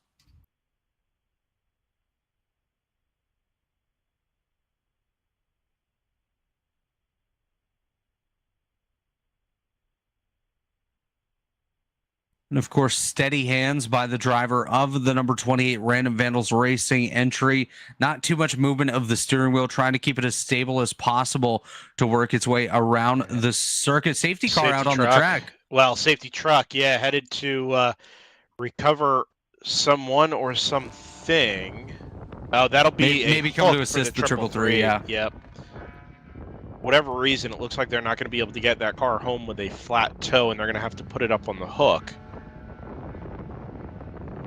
You could see just how early the number 28 was off the throttle headed into the kink a moment ago. Saw that the safety vehicles were, or the safety vehicle was making its way through the corner. There's a wiggle out of the 28 and backed right out of it. Let the safety vehicle determine where it was going to go. Another power slide there out of the 28. And then obviously gave a wide berth to the 333 and its recovery team as it came up through 12 and 13. Yeah, great shot there of the in-car from the Random Vandals Racing team, where you can just see the struggle that they're having through certain corners. I believe off of 14, they're working their way towards the uphill, was more just being off of the racing line over towards the more saturated area of the racetrack, trying to make that pass on the open throttle car that was on drivers left there.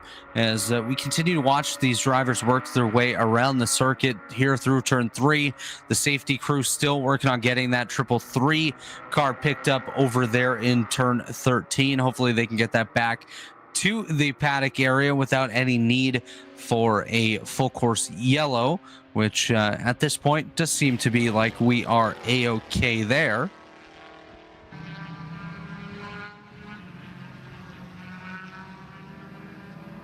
Looks like the BSR Racing number 981 GP1 entry has worked its way through to the pit lane. They currently reside 19th overall and 5th in the GP1 field. So one of the top 5 cars working its way through the pit cycle here, as we are now coming up on 2.5 hours remaining in the event. We should be approaching final driver change for some of these teams as well, if they haven't done so already. So that should be coming up very, very shortly as well, likely on this next pit stop or the one after that, to set up for the finish of today's 7-hour endurance race here at Road America.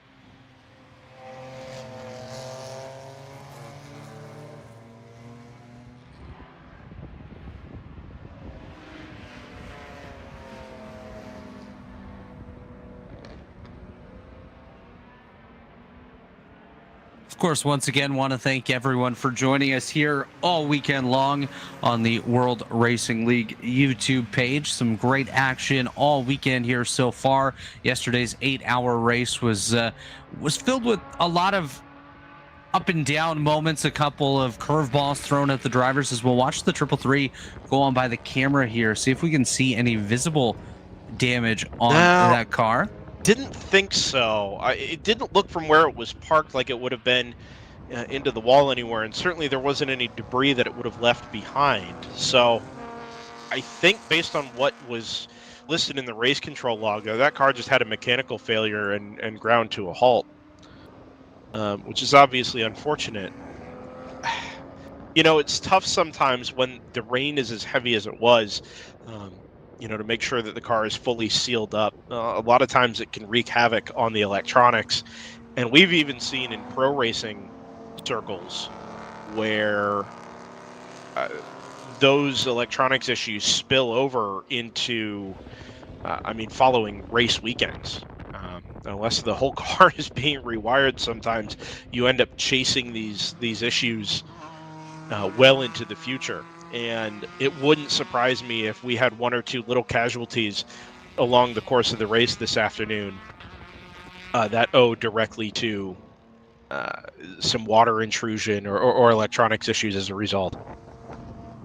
Definitely a big possibility of that. Of course, anytime there is electrical that comes into contact with moisture, it doesn't usually go over well, and that would absolutely be something that could come into play here, and possibly what has just hindered the performance of the 333 and sent them behind the wall into the paddock there just moments ago. Of course, they are falling through the field, which is as expected, because they are no longer active on the racing surface. But just taking a look here, round 3 racing does continue to stretch their legs a little bit over the, that's absolutely chaotic entry to turn number 1 right there through the wet. But Thunder Buddy Racing now 12.6 seconds behind the round 3 racing Porsche, so continuing to lose some time between those two cars. Last time by, the difference in pace around the racetrack was a 247.643 by the round 3 racing Porsche, and in comparison, the Thunder Buddy Racing 225 Toyota Supra ran a 252.1, so about 5 seconds separating first and second there lap time wise last time by, as we continue to follow along some great racing action here at Road America.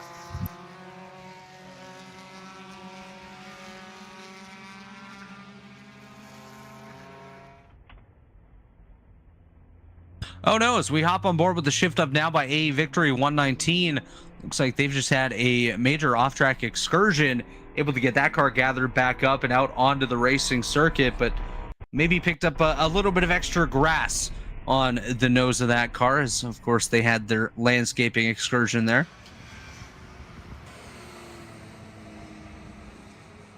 Yeah, not the first time that car's been off up at the turn 6 area.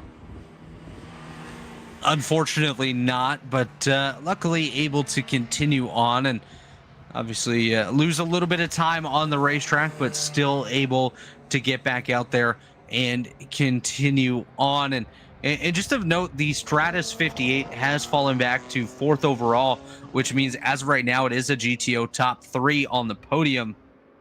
If the track does dry up, like you mentioned earlier, Brendan, there is a good possibility, of course, that we see that Stratus able to stretch its legs a little bit and get itself back up into a podium position overall. As of right now, of course, it does have the class victory nearly locked down with just over 2 hours and 25 minutes to go in this one. But going to be interesting to see how things shake up here in the closing stages, especially if it does dry up on the racetrack. Yeah, again, I think the nature of that number 58 by design is going to take some significant drying to get it back into the same performance window as most of the rest of the GTO cars that surround it. The TLM Moto car actually just does put in an identical time there, 2:51. But as much as anything, it kind of seems like the 888 is not picking its pace up as quickly as the 70 and the 225 ahead of it. I think the 70 is pressing on, and you can actually see, if you go to racehero.io, watch the green lap time bars just very steadily decrease for the number 70, and the same thing for the number 225. Just an overall low, long curve of lap times. The 888 has been a little bit less than that. There's a little more variation there, and generally the lap times have stayed a little bit higher. That's to say nothing of the effort being put in by the 888. The car does still sit third overall, and in obviously very tricky and fairly changeable conditions, is still right in the hunt, especially as we continue to dry out through the afternoon. And it definitely does look like the racetrack is drying up a little bit here. Obviously, the more that we work our way around the circuit, the more we're going to put the heat in the racetrack, which is absolutely what is needed to lead to that dry line, as we see a couple of the GTU cars working their way through the Speedville zone, headed for the carousel.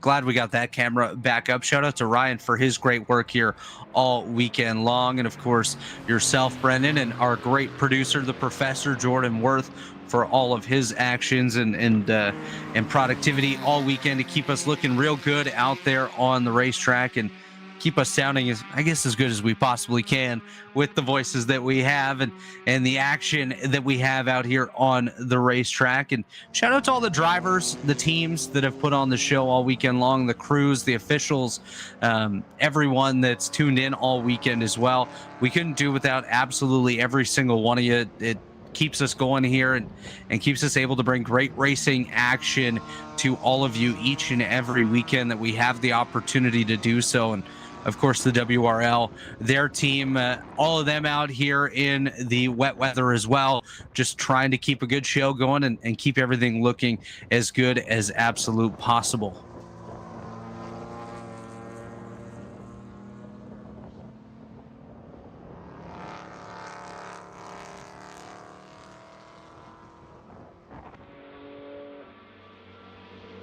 I'm definitely looking forward as well to a couple of the races later on this season that will be spectator events where we can get the fans out to the racetrack and really have that aspect of a race weekend as well. The drivers love it, the teams love it, and it's just great to be able to hear the cheering and sometimes the boos as well from the fans in the stands as they cheer on their favorite driver and maybe cheer against their least favorite teams as race weekends progress. But it's always great to have everyone out there and see the smiles on their faces as they watch the race cars go around the track.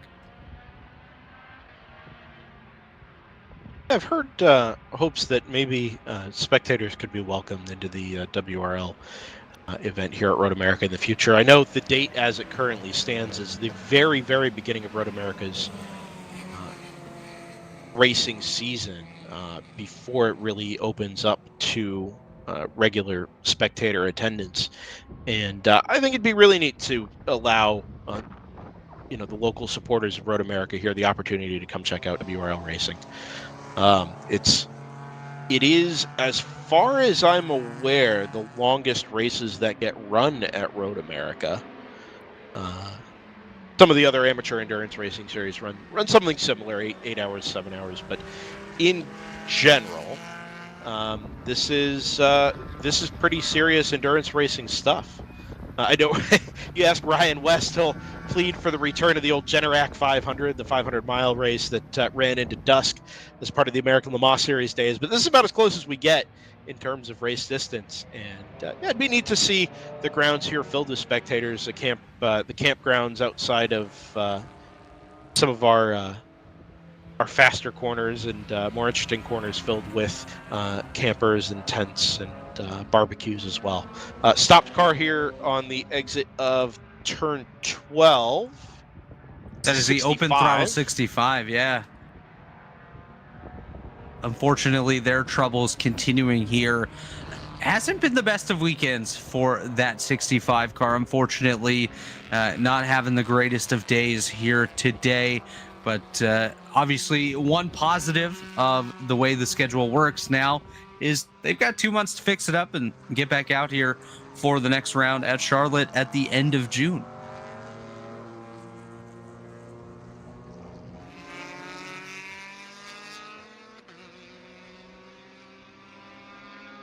And actually, as I say, they didn't have the best of weekends. Of course, yesterday they were the GP3 class winner, but GP3 has just been hit by quite a bit of adversity this weekend all around.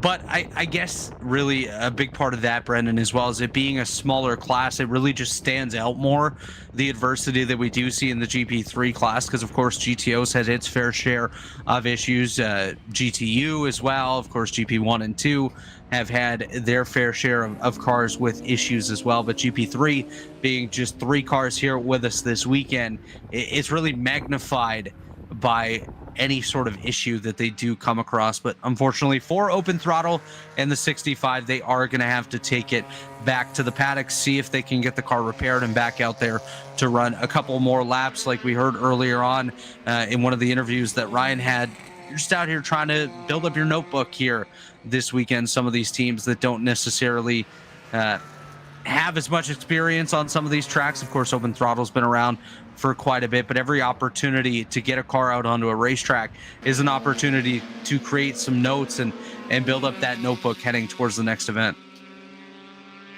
Yeah, so this Open Throttle 65 was actually on an out lap. Last lap time was a 32-minute 42-second trip around the track. Obviously, most of that will have been spent either in the pit lane or the paddock.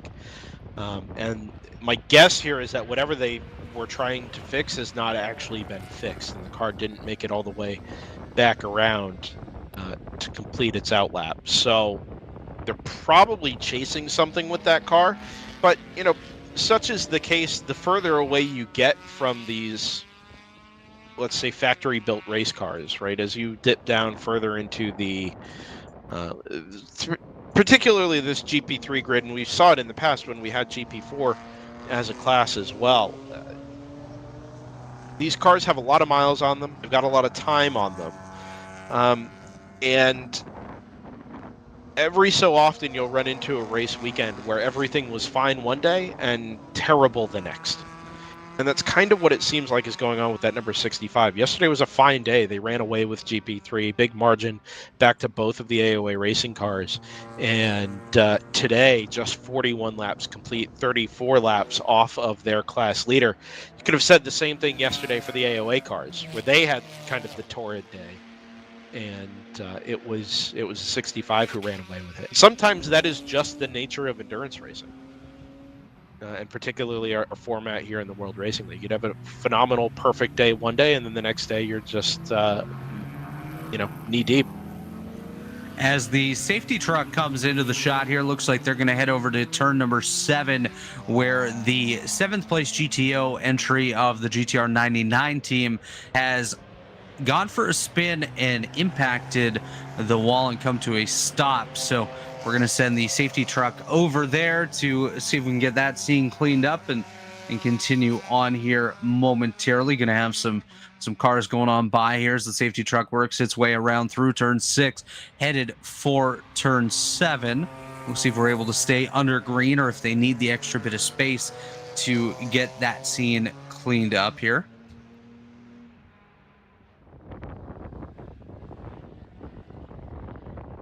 Yeah, that's a shocker. I don't know if I could tell you the last time I saw the GTR 99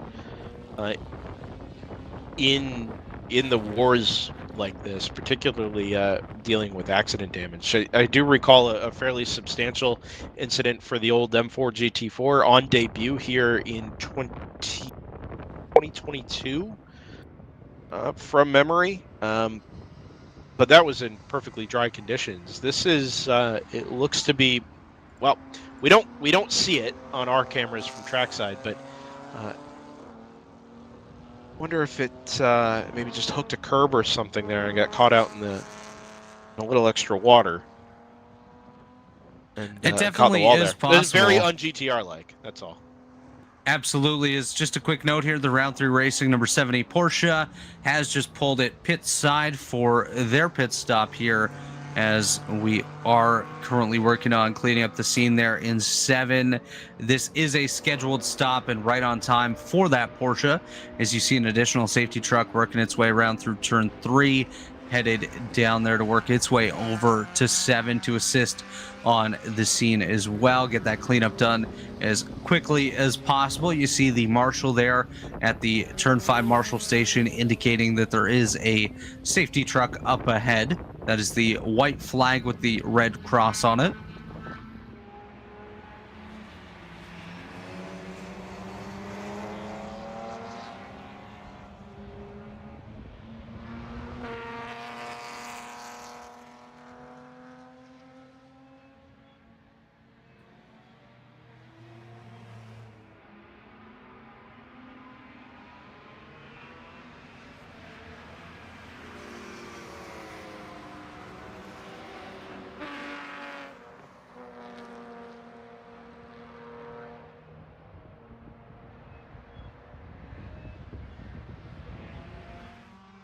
And full course caution is out. There we go. Well, I'll tell you what, it certainly feels like this has the opportunity to really benefit the number 70 here in terms of track position.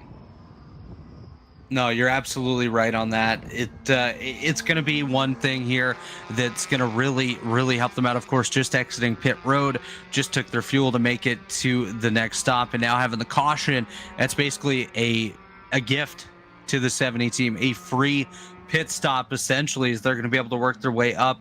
As you see the flatbed coming out to work its way over to 7 as well. Sounds like Ryan's rejoined us as well. It does sound like that.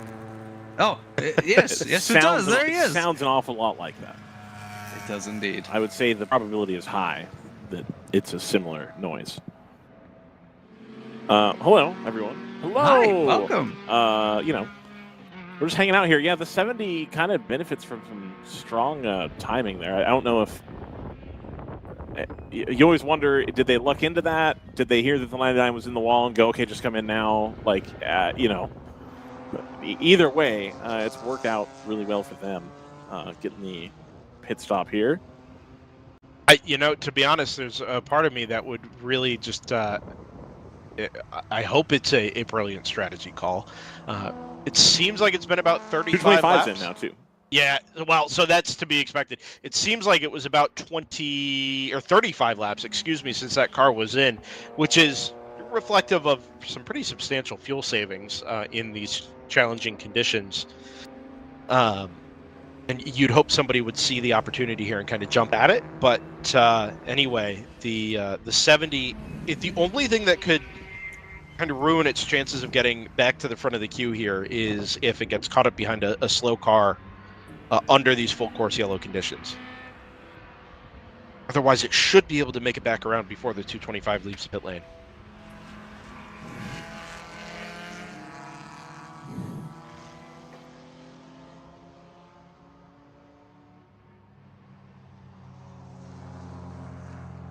I did just peek at an onboard replay of cars headed around the turn 7 area. Looks like the GTR 99 single car incident on the exit of turn 7, so the right-hander there either caught a curb or just lost it on throttle, and it whacked the tire wall to driver's right coming down the hill.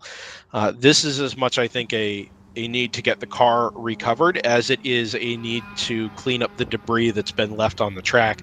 Some of it is tire wall cleanup, some of it is definitely car debris, and I think some of it will be grass and sod that's just been tossed all over the surface there at the top of turn 7. As we do work the full course caution period, a couple other pit stops occurring. The Thunder Buddy Racing 225 has worked its way to the pit lane. The TLM Mona 888 has not yet been down for their stop. The ACP Tangerine Associates number 2 car also coming down, as well as the 946 of Flying Fur Motorsports back there in the GP1 field on pit lane as well. This may be a good time to pause 10 seconds for station identification here on the World Racing League radio network, and also take an ad. Would be, I think, an opportune time to make it happen. We'll be right back.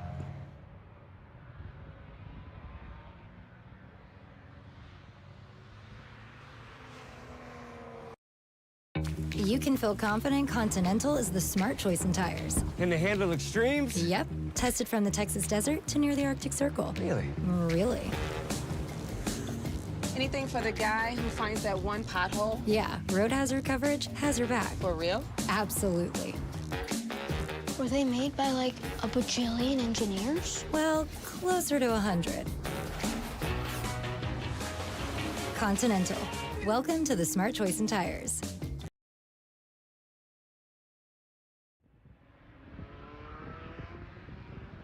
We're live here at Road America, the heart of beautiful Wisconsin. I'm Ryan West. We've got Brendan Kazmarek and Robert Hill with us. We're just winding down our lovely weekend here. A little over 2 hours to go here. Just waiting for a yellow flag incident to be cleared up. The track still drying. It's gonna have I feel like it's gonna have a hard time drying, but then again, this morning it dried pretty quickly. So, who is to say what the track surface conditions hold for us the rest of the way here? Had some lovely guests on this weekend. I want to shout out all of our guests. Thank you so much for coming to see us. It really makes what I do here in person worth doing, frankly. I enjoy hearing from the people who are putting in the time and effort to participate in a sport which frankly doesn't provide any income for most entrants. It's typically a passion project buoyed by those who are passionate about racing. As far as the crew is concerned, you know, choosing to spend this time being a part of something awesome versus working in a shop this weekend. So just very, very pleasantly influenced by the people here at the track. Really, really enjoy being here. So thank you all for all of that. I think we've just finished up the round of pit stops here at the front of GTO. The number 888 of TLM Mona still has not made their stop here. I wonder if they are in a position where they really need to wait this extra 9 minutes to be able to make it on one more stop. That's kind of what I'm thinking. Otherwise, you definitely would have stopped by now, would be my assumption. So you know what they say about assuming. So yeah, you know. Sure. Yep. Radar continues to clear up. It is looking less and less likely that we will have rain as the time goes on. With respect to the 888, if I were going to try and theorize, they're about 20 laps into a fuel run. They did pit just before our last red flag. So that was not the case for everybody, by the way. The 225 and the 70 both did not pit when actually the 225 did. The 70 did not. But in any case, I wonder if the 888 is in a position where they've got another 10 to 12 laps worth of fuel, and they're going to try and stretch it to make it home on one more. Oh, no, they're in. Shows what I know. All right, there we go. So the answer has come. 888, having put it in here, they're going to lose some track position here. They're going to go all the way to the end of the line.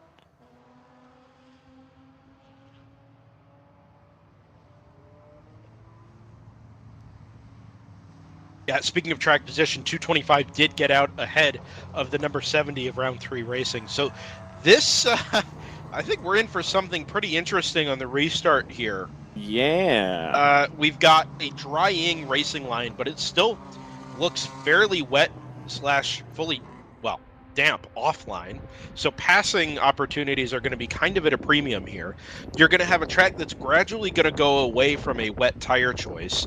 2 hours worth of racing remaining, and a lead duo that is, 3 cars apart in the queue with all kinds of lap traffic ahead to get by? Yeah, something like that. And that Thunder Bunny car, of course, a little bit better in the traffic, I think, than the Porsche. Having that turbocharger available to get you a little bit more torque on demand versus having to wring out that Porsche at the top end of the gearbox. Now, that being said, I mean, I've got some incredible drivers at the wheel. And a car that I think really built for this kind of conditions as far as the rear-engined 911 is concerned. So should be a fun race to watch here. There there is a solitary GTO car between the Thunder Bunny and the Round 3 Racing entrance. So, and might I mention well, I guess Sarah Montgomery's not really in the car anymore, but high likelihood that the person in the Audi personally knows the person in the Porsche and is probably not going to try to make it incredibly difficult to get by, I would imagine. Generally, people are pretty courteous about that kind of stuff in WRL anyway, so much so that it's a surprise when it does happen when people are being held up. So I don't see that happening here. I think they'll be able to get around, and then, of course, the lower-classed open-throttle BMW also left to dispatch before the 70 is right back on the rear bumper of the 225. Thunder Bunny Racing, of course, able to bring home a podium yesterday. Of course, a post-race technical infringement leads the NFC car to be disqualified from yesterday's results. They haven't had as strong of an outing today.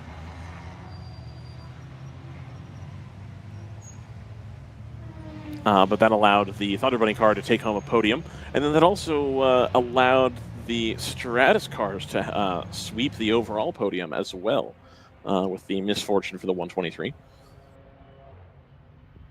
Yeah, definitely unfortunate there for the 123 team. Their weekend just has not gone the way they were necessarily hoping for. Of course, crossed the finish line first yesterday, like you mentioned, and post-race inspection or whatever might have occurred set them to the rear of the field. And then today, of course, getting involved in an impact with the wall at one point, also picking up a passing under yellow penalty, really set them back a fair bit here. In comparison to the rest of the field. I'm sure we'll see them back stronger than ever at Charlotte in 2 months' time. And as you see there, the cleanup looks like it's wrapping up with that 99 car rolled up onto the flatbed, and they're going to work their way back towards the paddock. GTR 99, of course, showed off they do have a backup car. Now, I don't imagine that will be in play today. But for the next round, for example, a backup car is available with a bit of yellow trim instead of the red trim. Is the GTR number 69 as opposed to the 99. Got to be as close as you can to the 99. Just invert the number, and there you are. Very close to a 99 there. So I imagine that they will renumber the backup car and continue on with that vehicle throughout the rest of the season.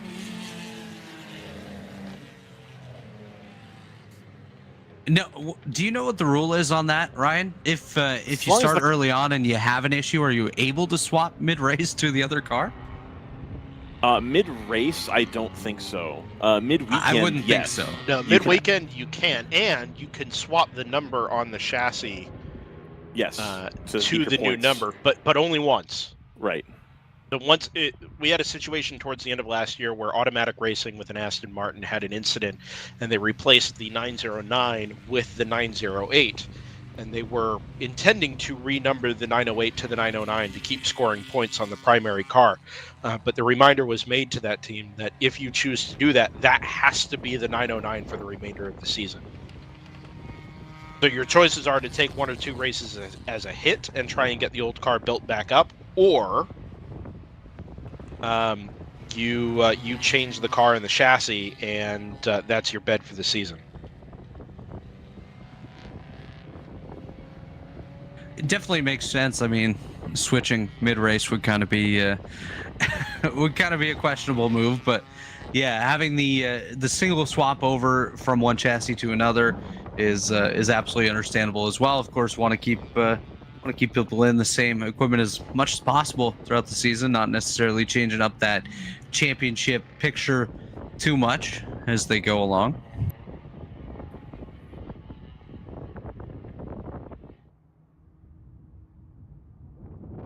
Of course, still working the full course caution period here.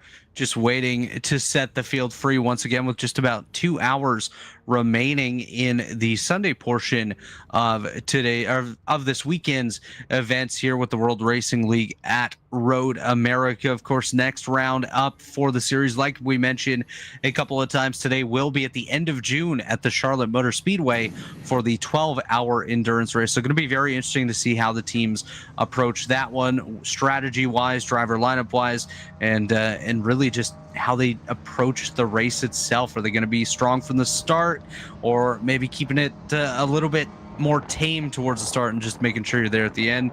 It'll all be in play in just 2 months' time at Charlotte.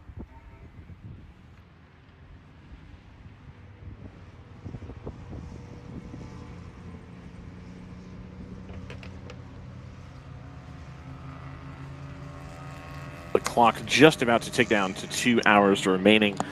This is going to be well within the range of just about anybody in the field can make one more stop and get to the end of the race. So we should have mostly a straight fight here to the end. The 26 car Edge Autosports just leaving the pit lane right now. They have some time in hand to give away for sure, but on the flip side, not really the optimal time to have taken your pit stop, as we're about to come back to green here very shortly. It'll be very interesting to see how the strategy plays out here from those pit stops taking place under this full course caution. Of course, like you said, 2 hours to go. Things are rapidly changing with the track condition as well. You can see that it is starting to dry up a little bit more here as we work our way around. You can see a dry line sort of starting to develop here through the Sargento Bridge camera, and we'll continue to see that around the circuit as the day goes on. As long as the rain stays away, it can completely change the way that this race has gone for the last hour or two now under those wet conditions. Boy, it still feels like we have a mountain to climb here. 2 hours left to go. We've spent a good portion of the last chunk of the race here under this full course yellow. The track is drying out all the time, but obviously the conditions are going to change even further between now and 3:30 local time when we get a checkered flag, and so much unpredictability when those conditions change. Not necessarily expecting a bunch more rain, but still you're going to have to make a decision as to whether or not, if you had wet tires on, and you would assume everybody did, they're likely to make it to the end of the race without coming apart in the drying conditions. If you do change tires, are you able to effectively pass off of the dry racing line in the portions where it's more damp? It's still a really narrow, really fast track, so you've got that to contend with as well. And then in all of this, we've still got some really important class and overall positions that have to be ironed out. So certainly feels like we are in for more unknowns than knowns at this point. More unknowns than knowns. That's incredible. Thank you. That's a good line. I mean, we know the race is going to be over by 3:30. Everything else. That's true. That is true. That is indeed a fact. That is indeed something we know. You get lunch yet, Ryan? I did. I was brought some Jimmy John's by the crew of the number 21. Not as exciting as yesterday's potato. No, that potato was something else. Certainly more traditional, that's for sure. I was a little disappointed with the breakfast burrito this morning. From the track? From the track, yeah. I wish there had been a little bit more brisket on the brisket breakfast burrito, but like the premium for brisket wasn't that big either, so like I couldn't be that upset about it, you know. Good salsa available. It was hot when it was delivered to me. So it was pretty good. It was just like, oh, there's less brisket in here than I thought there would be.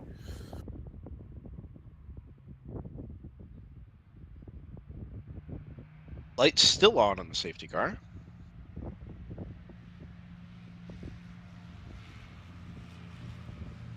Track And might be dry by the time we go green again. The lights are still on at the merch area as well here at the paddock shop at Road Nicely America. If you'd like to go and get a hat, which I did buy yesterday, I bought a hat. I quite like it. I've gotten a lot of compliments on it as well. Do they have Sarah Montgomery merch down at the They merch shop there? They don't have any Sarah Montgomery merch at the shop, unfortunately. Did they offer to order some? They should have. I think, you know, I did get very good customer service. All the tags and stickers were removed from the hat before I left. And I was offered a bag or not. And as soon as I said I wanted no bag, she then inquired as to whether I was going to wear it. And I said yes. And then she took all the tags off, which was nice. Really top level customer service there at the paddock shop. Very nice. Is it a logo? Does it have the Road America logo on the front of it? It does have the Road Good, America logo good. on the front of it. Yeah, absolutely. I'm going to rep this hat. This will be my new hat that I wear every day, most likely.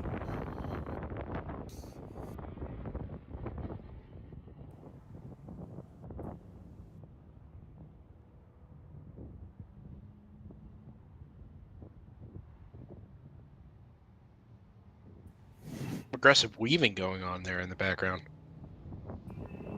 Bobbing and weaving. Just trying to make sure the steering wheel still works after not having to do too much. Yeah. Pulling the belts tight. If you weave on the track, you're making the dry line wider, as well as drying the track more quickly because it's drying out. Is that how that works? Well, you're generating friction, are you not? And then you're also taking a longer path because your effective path is wider. How much do you need to do that to make an effective difference? No. I don't remember seeing weaving that often. Are you suggesting that race car drivers weave for no appreciable gain in performance? Listen, I don't want to be called out on this because I think there are drivers turned analysts that have said exactly that. It's really not about the temperature, it's about scrubbing the crud off the tires. Well, maybe that was true in 1982.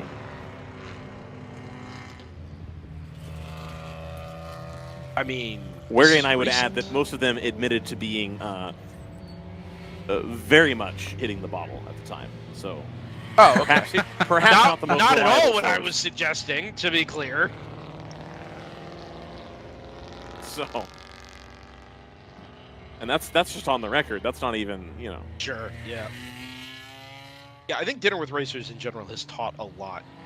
Oh yes, it taught has. a lot of things to people about the racing world in years gone by. Indeed. Yeah.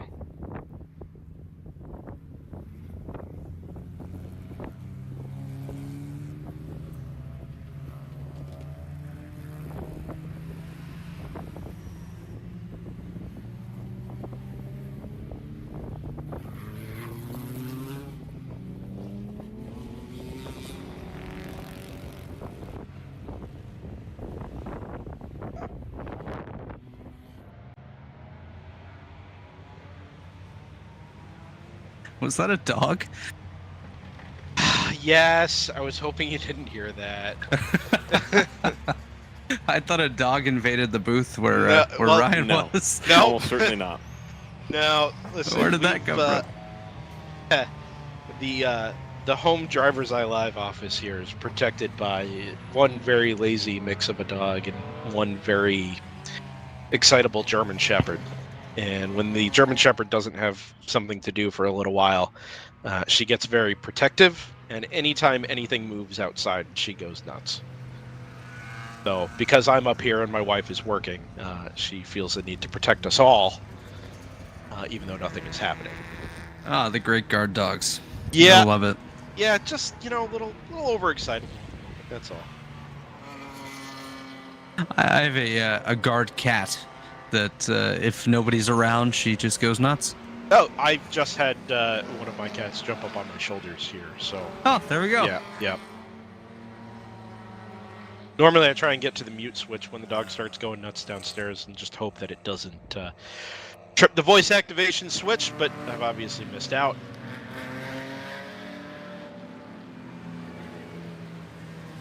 You tried.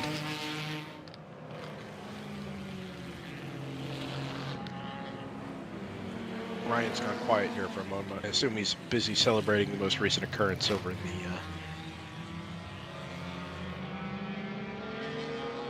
In the what? the IndyCar Grand Prix. Oh, did Colton hurt a crash? No. Oh, okay. I was going to say that would be worth celebrating. Did Penske use the push to pass on the start? Good thing we don't have those dramas here, huh? No kidding. Maybe we should go to push to pass.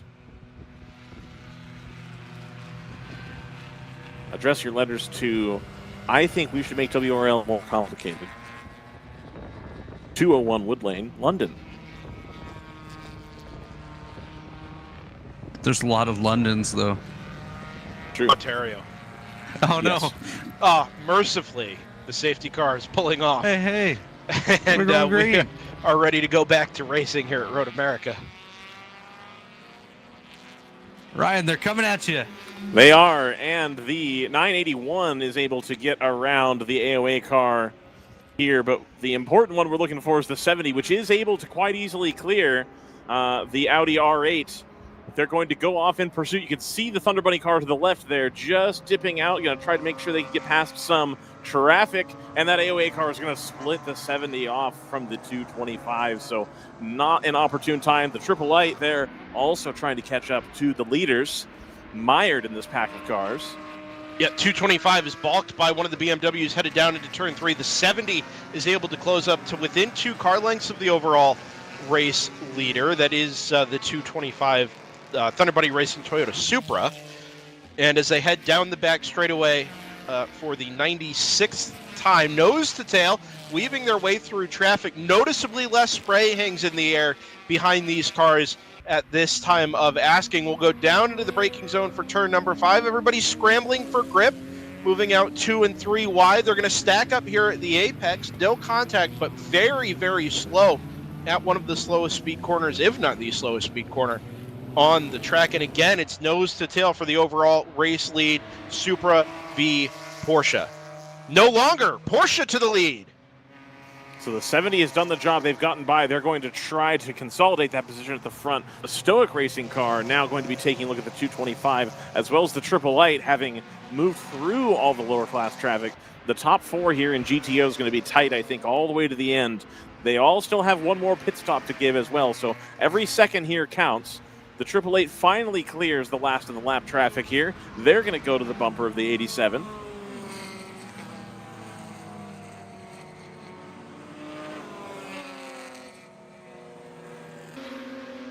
That camera, of course, not playing as nicely when there is a large autocross actually going on near the track here. The 70 now able to put some lap traffic between them and the 225. And the 87, it looks like, it's probably going to have a move on going into Canada Corner on the 225. So the 225 not up to pace the same way as the 70 and the 87. Super on super action there for second place overall. Second place in GTO, of course, as well. And as they come up out of Canada Corner. It's done. It's over. Yeah. The 87 has made the move. Now the Triple Eight is going to be on the bumper of the 225. The 225 hemorrhaging time here.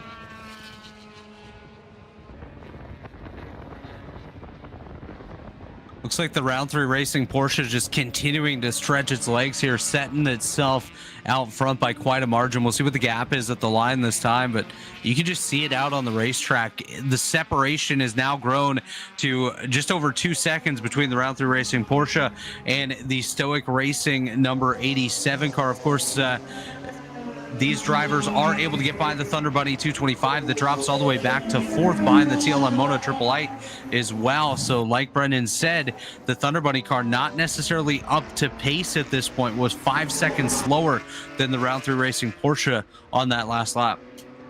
Shouts to Fast Track Racing, the number 188. We've seen Fast Track, I believe, enter the 925, 926 numbers in the past, 924 maybe in there as well.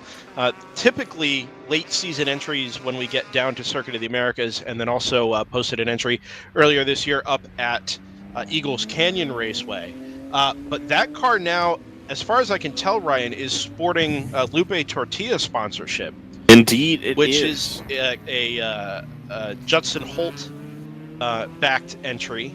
We Yeah. normally see that Lupe Tortilla logo adorn the side of a BMW M2 Club Sport, but now kind of seems like they've hitched their wagon to the Fast Track Racing preparation team, and now putting in an entry for other events across the WRL season on that Lupe Tortilla team's behalf.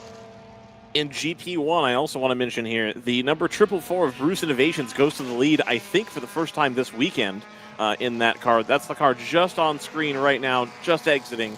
And then we've got the number 26 of Edge Autosports trying to give chase here. Both of those cars now on roughly the same pit strategy, having stopped under the last yellow. I don't think either of them are going to be able to go to the end. I think they're both at least going to need a splash. So, again, a full-speed run here for first place in GP1. Worth noting, right on the restart, turn 2, we had mentioned a mention made in the race control log of contact between the 87 from Stoic Racing and the Triple Light from TLM Mona, the Aston Martin. That would have been at the time a battle for third in GTO. It's a side-to-side contact, so it seems as likely to be maybe a racing incident as anything else, but as is has long been the case in the World Racing League, every instance of contact is noted and is reviewed by the race control staff and the stewards. So keep that in the back of your mind. These are 2 lead lap cars in contention for an overall race win that now have a little asterisk put next to their name between now and the checkered flag in about an hour and 45. The 70 just trying to squeeze down the inside of the Lupe Tortilla GT4 car we were just talking about a moment ago. Going to think better of it there and try it again here in turn 2, and the move will stick. The 87 now going to have to deal with that car as well as the Triple Light.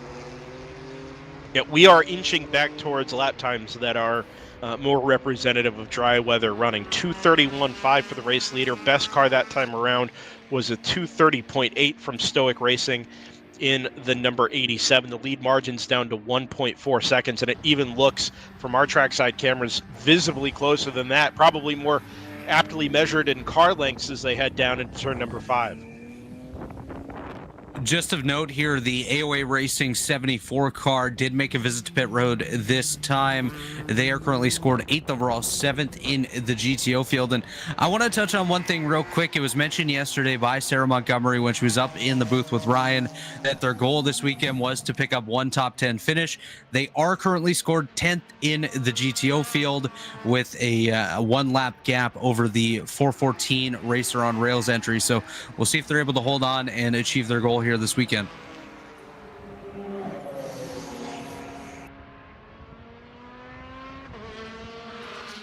The first 15 minutes back from that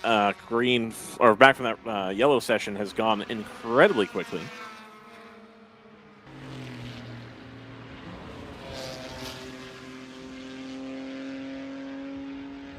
Yeah, like Brendan said, the pace definitely picked up at this point. The round 3 racing Porsche last time by was about 10 seconds off of its quick time set in much drier conditions earlier on today, about 50 laps ago. So these drivers definitely picking up the pace and getting back to the point that they were a little bit earlier. And so far, compared to what they were doing in the highly wet conditions, they're about 20 to 25 seconds quicker than what they were not too long ago.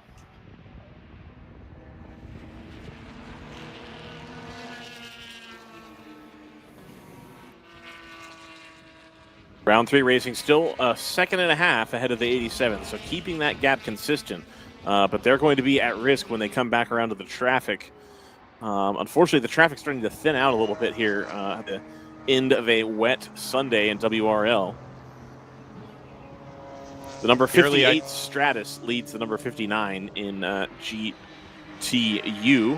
Still has a few lap gap there back to the second place for the 59. Oh my gosh. The mannequin just fell off the bridge at Barber. Oh no. Outstanding. Outstanding. Oh my goodness. Hi. Bruce Innovations still looking for the 26 to trip timing here. It just did 16.4 seconds the gap between the 444 and the 26 in GP1. And of course, we'll see the Edge Autosports BMW number 26 pull down here into turn 1. Just the gray and green BMW at the front of those two that were just come through shot. That car, a little bit of work to do to catch back up to the 444 here.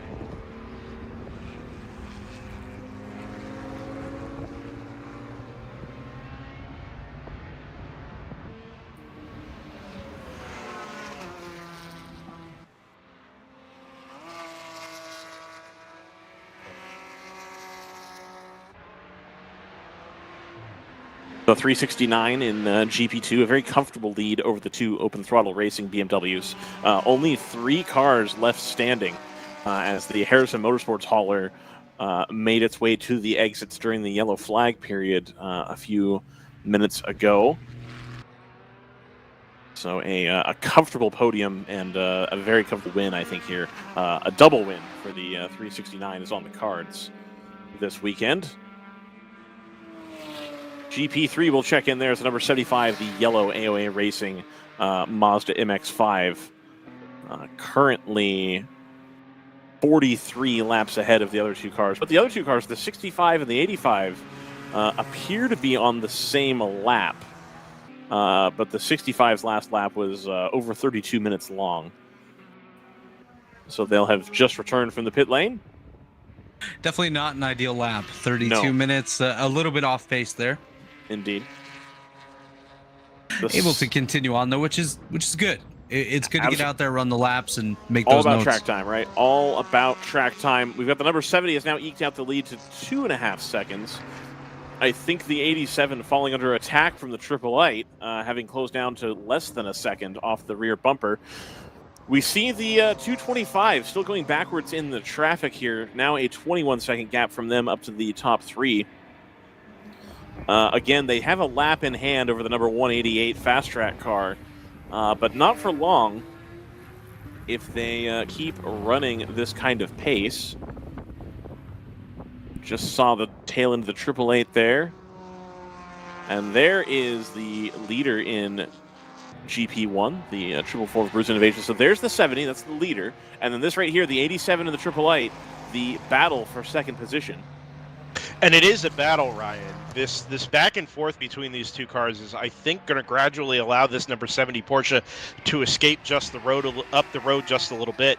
Even if the 87 is just very lightly defending, that's a 10th here, a 10th there, where he's compromising his line, trying to defend from that number 888, which is, naturally being held up by that car. And all the while, those 10ths are going to add up and become seconds of a race lead for that round 3 racing Porsche.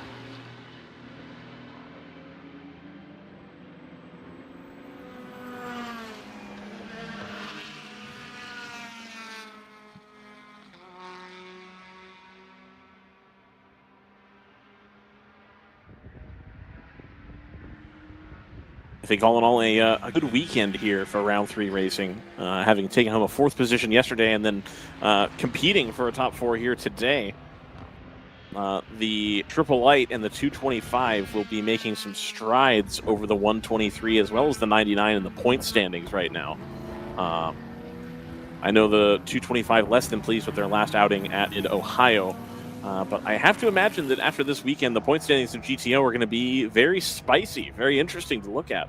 I think the 70 is effectively clawing its way back into contention this year, having missed the first race and then some teething issues at Barber.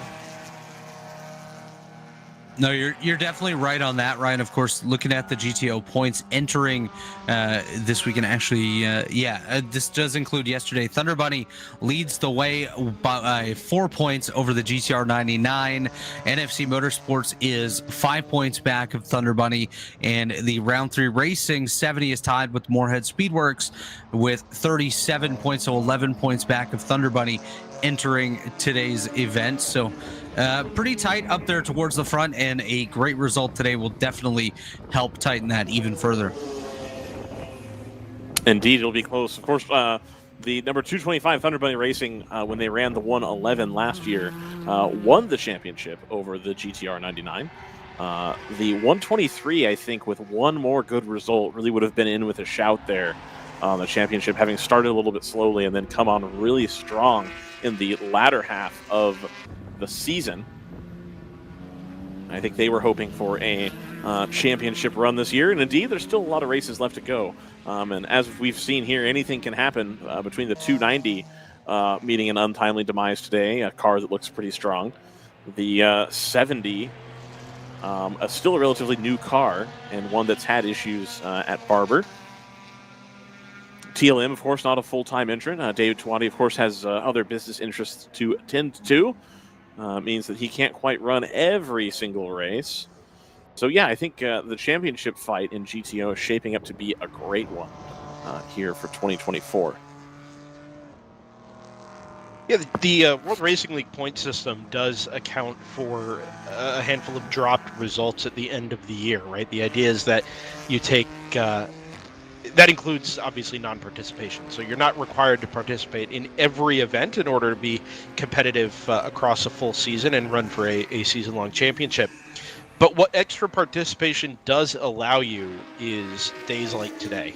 You know, if you're the 290 or you're the number 123, like we had mentioned. For that matter, the GTR 99, which has obviously ended today in the Turn 7 tire barrier. The extra participation across a full season allows you to drop the truly bad results rather than to drop just a missed event or a missed race. So plenty of opportunities for those teams that come back to the World Racing League every single race to make up for what has turned out to be kind of a lackluster result owing to the challenging conditions today. The round 3 racing machine has now eked out a 5-second lead over that battle for second place between the 87 and the Triple Light. The number 225 of Thunder Bunny Racing now 36 seconds. Eyes up on the eyes up trackside here, Ryan. Looked like the Triple 8 was going to show the nose on the run into turn number 5. Did very briefly and then ducked back in behind the number 87. The 70 has dropped the lap times down into the 225 flat range, whereas the 87 and the Triple 8 kind of holding each other up a touch, still lapping in the low 226s. Still far and away quicker than really anybody else on track at the moment. The Fast Track Racing number 188, that's a Lupe Tortilla car, below the 230s. Just about everybody else is up above 2.5 minutes. Also worth noting down in GP1, I don't know if we touched on this, but Bruce Innovations has captured the lead from the number 26 of Edge Autosports. Recall that the 26 picked up a one-lap penalty for a pass under yellow earlier on this morning. And we said at the time that that's probably okay because that car is lapping quickly and had a healthy safety net built up. But as it turns out, that one-lap margin or that one-lap penalty is the difference. Yeah, still 26 seconds adrift here, the number 444. And also not, here, I'm going to take a look at the lap times here. I don't think they've been running anywhere near the same pace even. It's close, but they don't have the edge. The 444 has the edge over the number 26. So, not quite done yet, though. I really do genuinely believe both of those cars are going to have to make one more splash. I think the length of the splash is going to determine part of the outcome here, of course, but also the speed they're able to get as the track dries is going to matter as well. Yeah, I think we're pretty... well, I don't know. I think we're basically into one-stop left territory. Well, no, I'm going to take that back again. We've got an hour and a half left, and we're basically running dry weather lap times at the moment. So the fuel saving we had for the better part of the last 2 or 3 hours is basically out the window. Yeah, it's one stop left here for everybody. DLM Mona has gotten by the number 87 for Stoic Racing. And they are checking out already, so that's going to be a gap we'll see come down, I'm almost certain, between the Triple Light and the 70. 4.7 last time by, and I think it's going to continue to get closer. Yeah, you say that. Raindrops are beginning to fall again here at the top of the hill, Ryan. Up at the exit of turn 6, entry to turn number 7. It cannot be a lasting rain. That's the thing. I'm sure that's, as a driver, not something you want to see. But again, look at the radar. It just can't be anything substantial. All of that is passing to the west. If you're in La Crosse right now, for example, it is raining quite hard, but not here.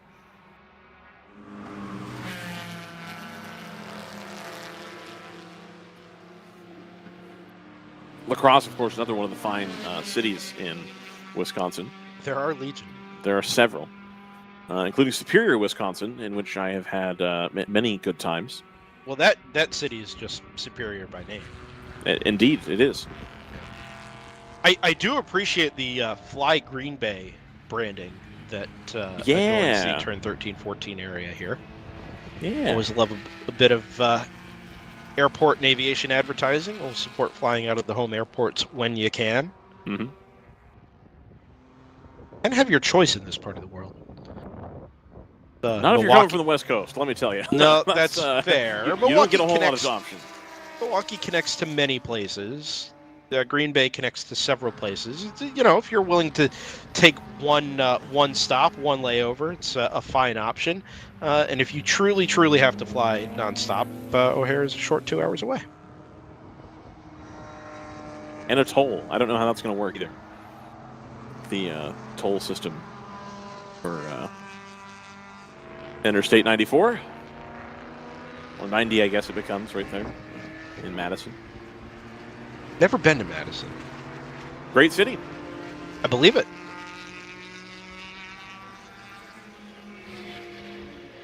Home of the University of Wisconsin, of course. UW-Madison. Yeah. Satellite campus of the main, obviously, at UW-Whitewater. Yep. Yeah. Indeed. D3 or D2? D2, I believe. Panic, yeah. Same football powerhouse, anyway. I was going to say, same league as St. Cloud State, RIP, their football team. St. Cloud State, of course, not able to capture a berth in the Frozen Four this season. Turns out, as soon as all of your Olympic players graduate, you have a lot less firepower available.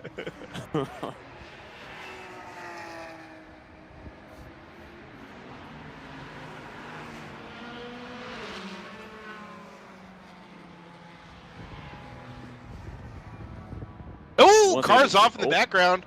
That's gone wide. Is that an AOA NC? It is. It's the 85. A little short on NC Miatas this week, or NC MX-5s this weekend. Indeed. Oh, Stoic is back around the 888. Wow. So that's come back. TLM had wound it down to a 3.3 second gap back to the 70. So I imagine that pass there is going to have cost them a little bit of time. Here comes the 70 up the hill, around the bend. Actually, lap times in general have gone up just a touch. 2:28.2 was the quickest time last time around for the 888. 2:29.7 for the number 70. We're just catching it's as it gets basically to Lake Winnebago, it starts to disperse again, and we just clipped the edge of a little mass of green here. Yeah, there are some showers here. There's a threatening wall a little bit behind that, just southwest of Madison right now, which could come to play a factor here right at the end. Yeah, initially, it looked like it was mostly some of Scott Michael's head rain. Yes. And it does look a little bit now. I mean, lap times have gone out for everybody. Usually you'll have a few that are immune to that, but everybody's times have gone out now into the high 220s. This is an open throttle car pulling off. Okay. Nice spot to be easily recovered there. Now, not sure how people trying to exit pit lane are going to feel about that, given... Sorry, that was very interesting. That wasn't a coast to a stop. That was pull over and hit the brakes hard. Yeah. There appears to be some smoke rolling out of the back of that car. Yeah, smoke or steam. It's probably smoke. Waving yellow there off just to the right side of the shot. At what I believe they refer to as Alpha.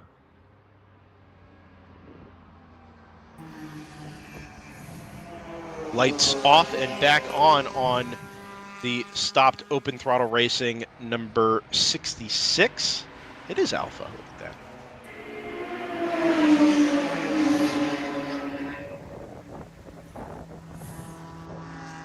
That looks very dramatic. It does. It wouldn't be done if it weren't safe, but man.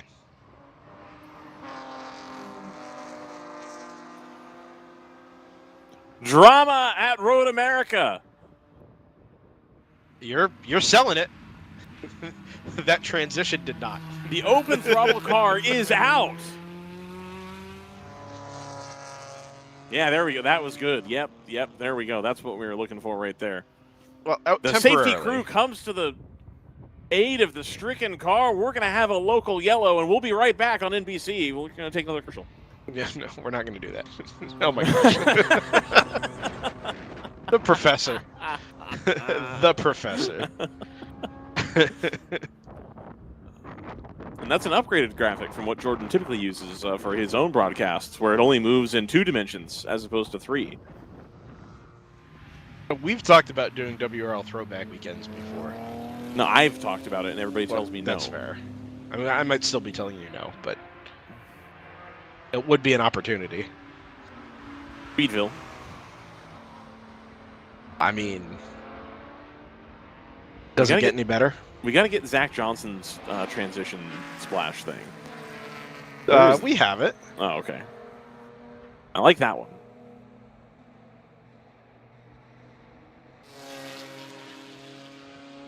All right, I think we are now firmly into the pit window for the GP cars if they want to take a short fill now and run it out to the end. Oh my goodness! That's the 87. Stoic 87. That's going to likely cause a red flag, I would imagine. There's a huge piece of hood there. I will be right back. I've returned, but my precedence is of least importance here. That was major. That was a massive impact inside the turn 5. Or, sorry, driver's left headed into turn number 5 there.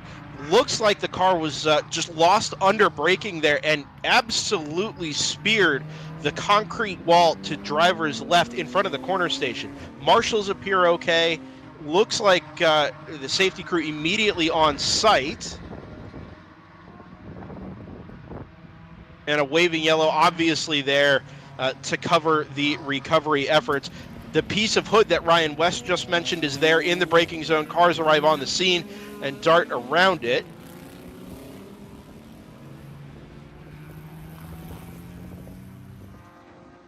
That was a big one. I came back right as that was kicking off, and that was an absolutely massive impact there.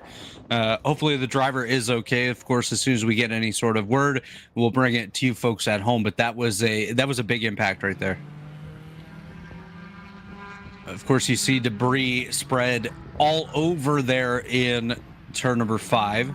Yeah, so just watching back a quick replay, or the professor caught it as it was happening, which is just remarkable. It actually wasn't as hard. I mean, it was a hard hit, but it wasn't the kind of bone-jarring hit that sometimes you see at top speed. It was able to scrub quite a bit of speed off, and the front kind of punched off of the concrete rather than the car slamming hard into the concrete. And I realize that it sounds just like I'm using words to make it sound better, but when you watch it, I'm sure it still stings, but it was a less sharp impact than it otherwise could have been down there at turn number 5. So we'll wait word on the condition of the driver there. Obviously, we are, at the moment anyway, still green around the rest of the circuit. My guess is this is likely to change depending on the condition of the wall down there at turn number 5. Again, hitting concrete like that. Does it look pushed into you? It does a touch, yeah. Yeah. Yeah. There is a little dip there. It's been there basically all weekend. But hits like that do have the potential to shove these concrete blocks around. And as we mentioned, down at turns 11 and 12 earlier on this weekend, actually it was earlier on today, wasn't it, where you have the potential for leading edges in these joined together concrete walls. That is kind of the concern. You want to get that inspected, checked out before you send cars in anger around the circuit again. Unfortunately, we haven't really named the consequence of this. It obviously takes the 87 out of the rest of the running, and that was shaping up to be a pretty phenomenal three-way fight for the overall and GTO race lead, along with the 70 and the 888. Yeah, that was absolutely an incredible battle amongst that top three. Really unfortunate for the Stoic team, and obviously now their priority is obviously the safety of the driver, and then going to be about fixing up the car, getting it ready for Charlotte. Luckily, they do have 2 months until we get there. But I was absolutely loving that battle that we had going on. Of course, round 3 racing, TLM Mona and the Stoic car were all there together battling for the top 3. Now that moves Thunder Bunny Racing up into that 3rd spot. The Stratus there holding on to 4th overall in the 58 car as well. As like you mentioned, Brendan, still under green flag conditions. But one thing again that we'll watch for, as we watch for all weekend long, is to see if any potential penalties come from passing under yellow, which has been something, especially yesterday in the closing hour and a half or so about this period of time, really came into play and completely shook up the running order of the top of the leaderboard. So we'll see how things develop. Looks like it's still raining a little bit there in turn 3. Just saw a couple drops go by the camera, and it definitely looks like it might have rained a little bit more when I stepped away for a couple minutes. It definitely did start to sprinkle a little bit. Again, really tough to tell when it's this fine mist just how much it's actually precipitating, but we weren't expecting it to last for very long. One of the things this is going to do is, because we haven't neutralized the full course to address this issue. Now we have. Okay, well that takes care of that. What I was going to say is that it kind of creates this extended yellow flag zone that leaves margins up to chance, right? If you get a flat out run into turn 5, you're braking substantially later. If you're, let's say, the race leader who gets caught up behind a GP3 MX5 or, you know, a slower class car, you might lose 2, 3, 4 seconds on the run into turn 5 because you can't go past them in that extended yellow flag zone. So in some ways, I think this full course yellow is a fairer option. I would also say that I think if you're in the race leading batch, you should be into the pits right now. You're an hour and 19 minutes from the end of the race, roughly 61, 62 minutes on fuel in fully dry conditions, but we have every reason to believe that this could be a slightly extended full course yellow. So get in early, get the stop done, absolutely pack the thing full of fuel, and then spend the next 20 however minutes under full course yellow, absolutely coasting, trying to save every drop. Because track position is going to be important when we go back to green, number 1, and number 2, you do not want to risk having to take a splash at the end. Cars crest the hill in the pit lane.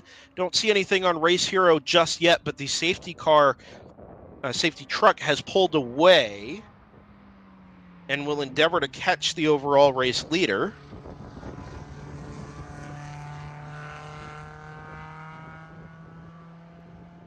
So it does look like our leaders are going by the scoring loop at the start-finish line now.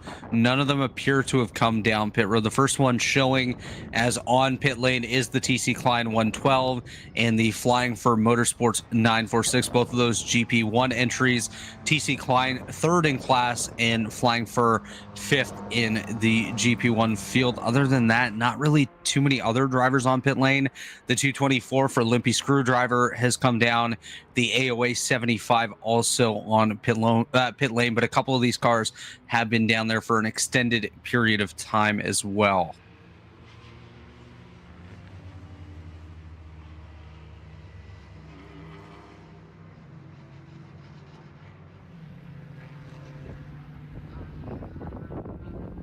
So they'll definitely have to come through and do a little bit of sweeping here in turn 5. Quite a bit of dirt sitting across the racetrack from where the 87 went off there. You can see the tire marks on the right side of your screen, which will be driver's left, kind of headed towards the marshal stand. Of course, great work by the marshals here all weekend long. I've said that a couple times. I'll say it again. They all do phenomenal work keeping everybody safe out there on the racetrack, and do an absolutely great job of that. But dirt and grass debris thrown all across the racetrack. They're definitely going to need to be cleaned up before we get going green again. Of course, they got to pick up the hood that was down there on the racetrack as well, and clean up the 87 Stoic car and get it set back to the paddock area. It's easy to forget sometimes when you're trackside that you do still stand in harm's way. Yes, you're protected by more barriers than ever. Yes, there's more catch fencing up around racetracks than there ever has been before. But every now and then something unexpected happens, or something that you've never seen before happens.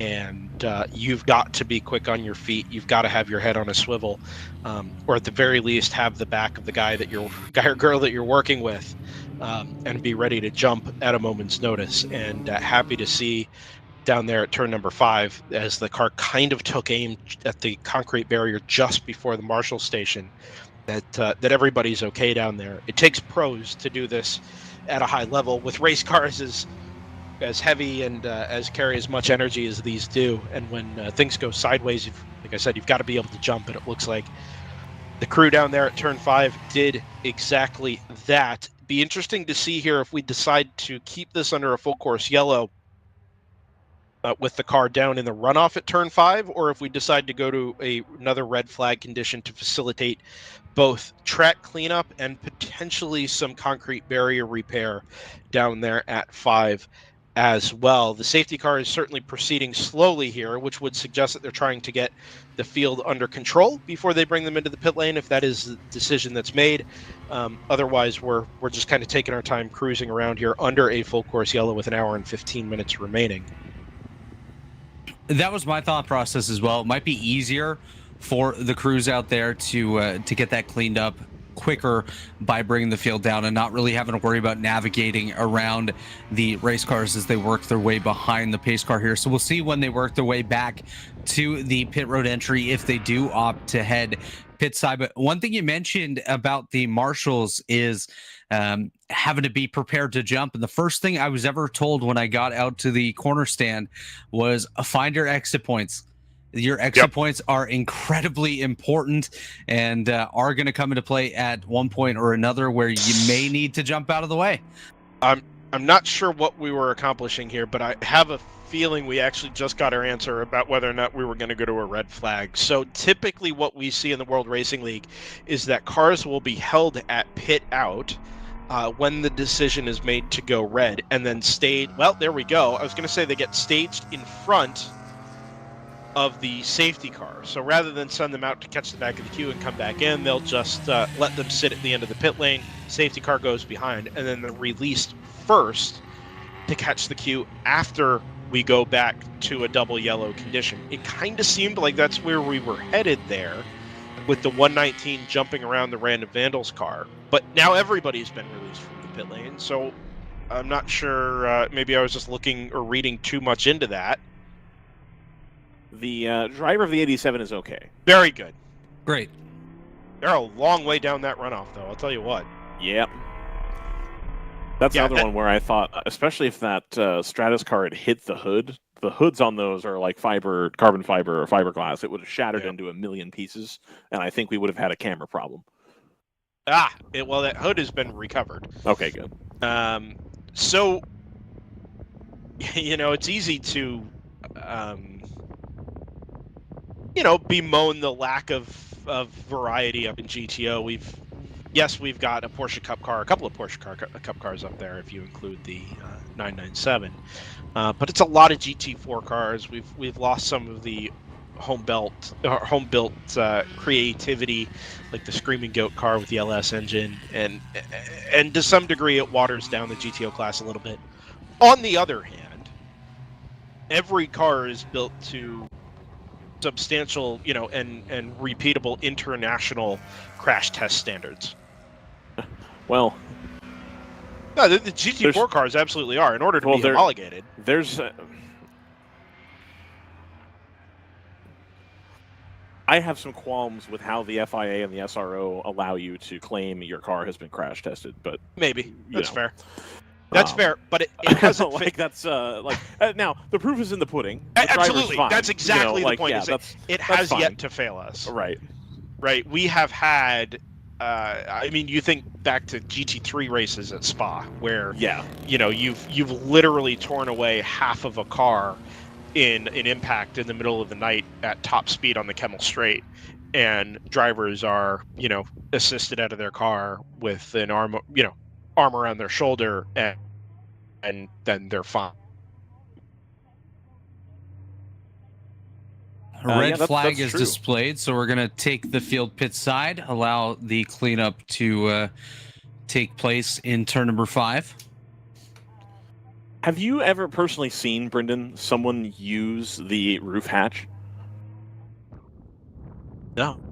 I have seen the roof hatch get opened or to come off, whatever it may be, but I've never actually seen it used in an emergency, which tells me that whatever fire suppression system and or other safety equipment is working such that that is not required. Not required. We should still continue to have it. Hasn't been needed yet. Okay.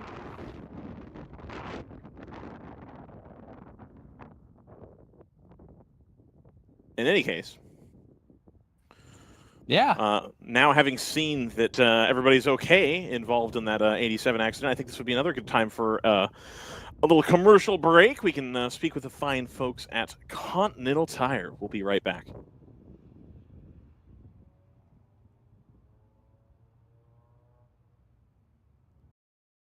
You can feel confident Continental is the smart choice in tires. And to handle extremes? Yep. Tested from the Texas desert to near the Arctic Circle. Really? Really. Anything for the guy who finds that one pothole? Yeah, road hazard coverage has your back. For real? Absolutely. Were they made by like a bajillion engineers? Well, closer to 100. Continental. Welcome to the smart choice in tires.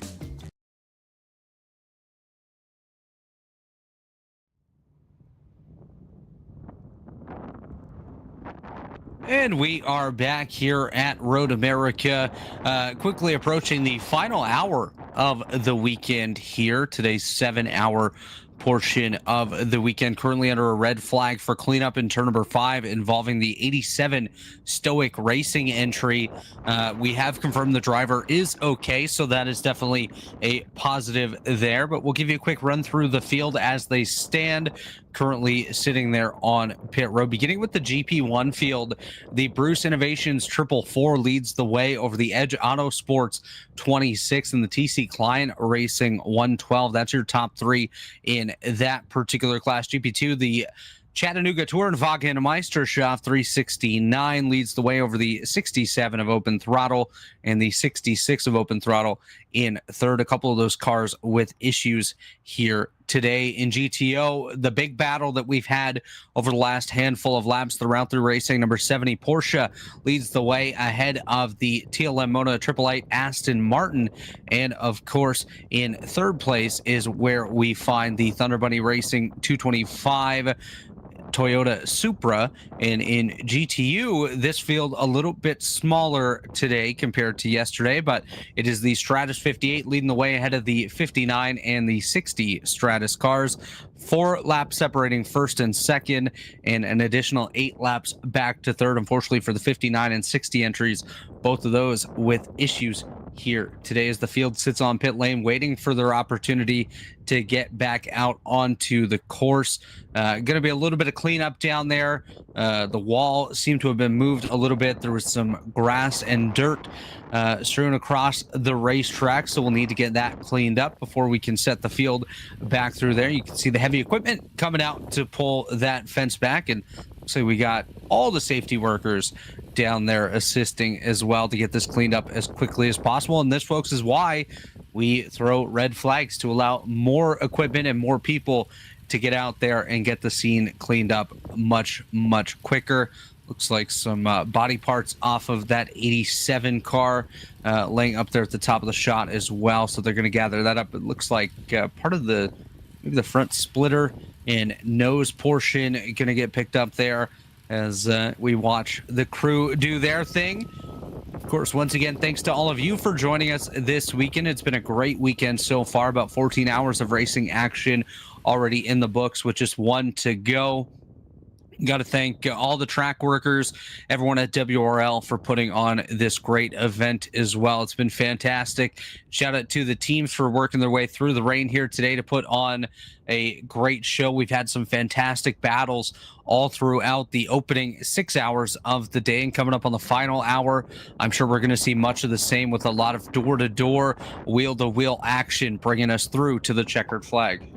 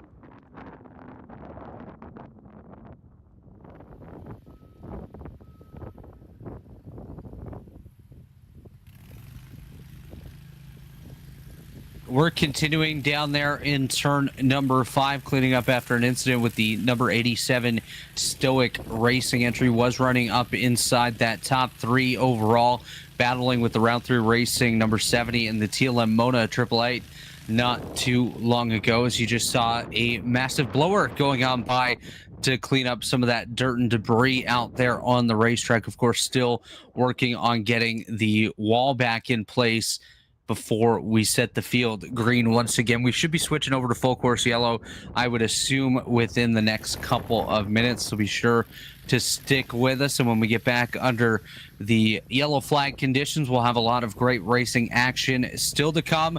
Approaching 1 hour to go here at Road America. Thanks for joining us all weekend long, folks. It's been fantastic, and we hope that you'll join us for the next round of the World Racing League season coming up in the June 26th to 28th weekend at the Charlotte Motor Speedway. Actually, that's the June 28th to 30th weekend at the Charlotte Motor Speedway. Don't come on the 26th. It's a little too early. And then after that, we're going to head to Michelin Raceway Road, Atlanta from July 26th to 28th.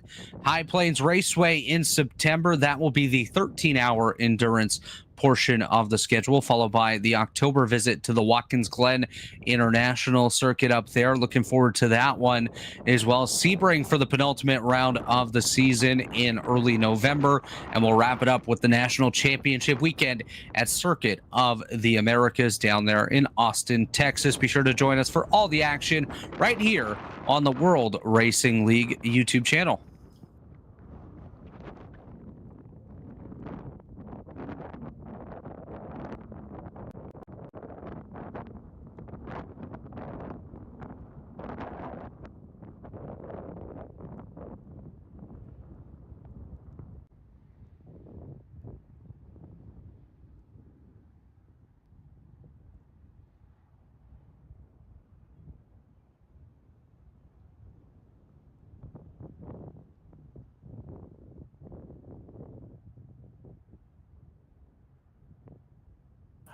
Looking forward to the rest of the schedule here, gentlemen. I think it'll be a good season for sure. Absolutely. Some great circuits on the schedule, Ryan, with a couple of, I believe, a new one up there at Watkins Glen. Yeah. Which should be one to watch. And Did you see the changes they made at Watkins Glen recently? It looks like they added a little bit of curbing up there in the bus stop area near the carousel. I think I saw pictures of that. Yeah. Are we going to be... No, we won't be the first people to run it. No, because they were complaining about... is it NASCAR is going to go there or IndyCar? One of them, they were complaining about the new curbs there at Watkins Glen. And thinking that that might not be the best possible solution. But I always love that when racing people complain about something they haven't tried yet. That's my favorite thing. And that's the thing. It seems like, we head to some of these racetracks and there's those complaints before we even get out there and do any test sessions. Of course, these tracks won't make changes if they don't think that they're going to work for what they need. So we'll see how it works out at Watkins Glen. I'm looking forward definitely to getting there with WRL, getting the cars on track and seeing how they navigate around the circuit. Do we know what layout we'll be running there at Watkins Glen? Will it be the full one, or are we gonna hit the boot? Or I think it is full with chicane? Question mark. Okay. I think so. Yes. Jordan asked if it's all bits of the track that are optional, and yes, it is all of them. Good.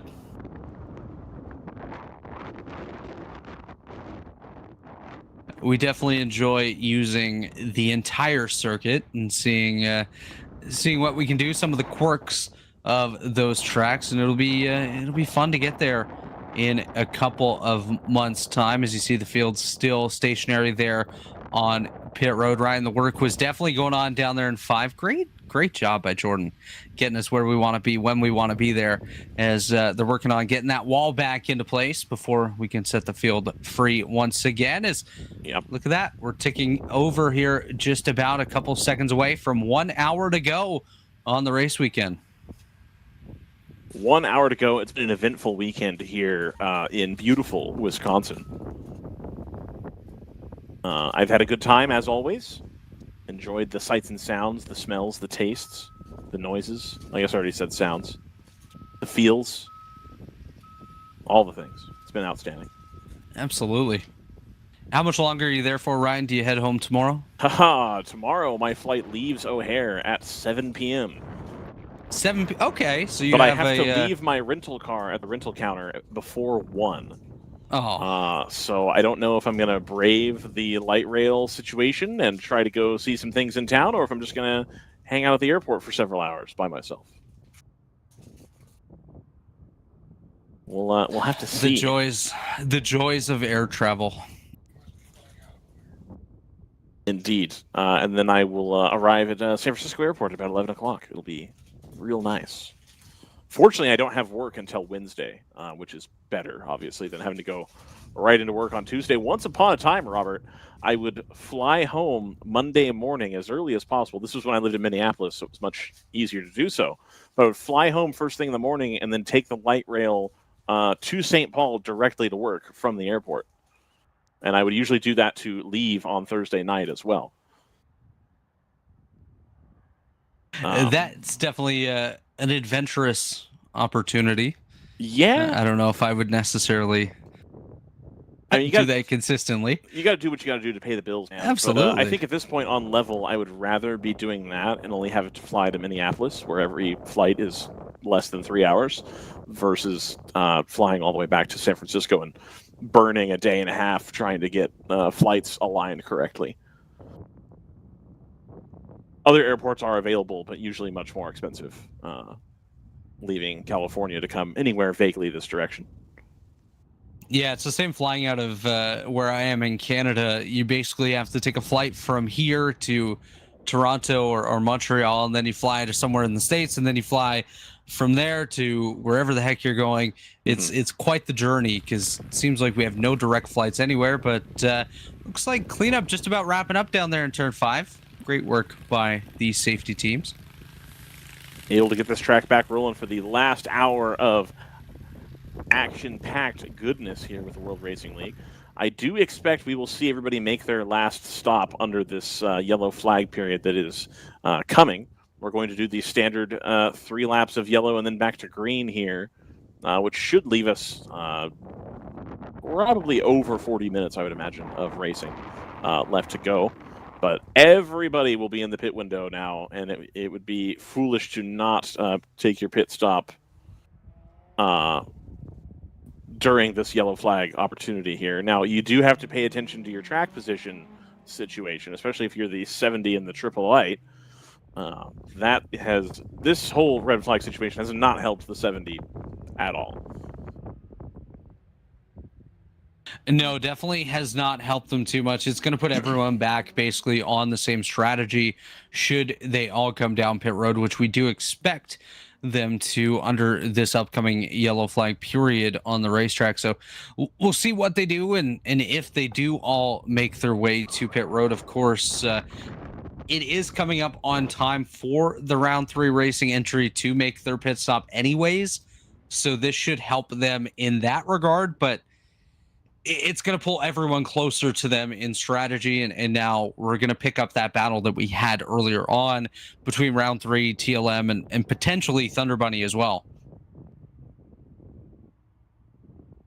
So the radar is starting to look a lot better here at the racetrack. Anywhere around it to the north looks quite green. Lots of rain in the air here in the upper United States. Unfortunately, I do think it is going to rain after the end of the race. I am going to genuinely have to do the guys, it's going to rain. I have to get the cameras shuffle.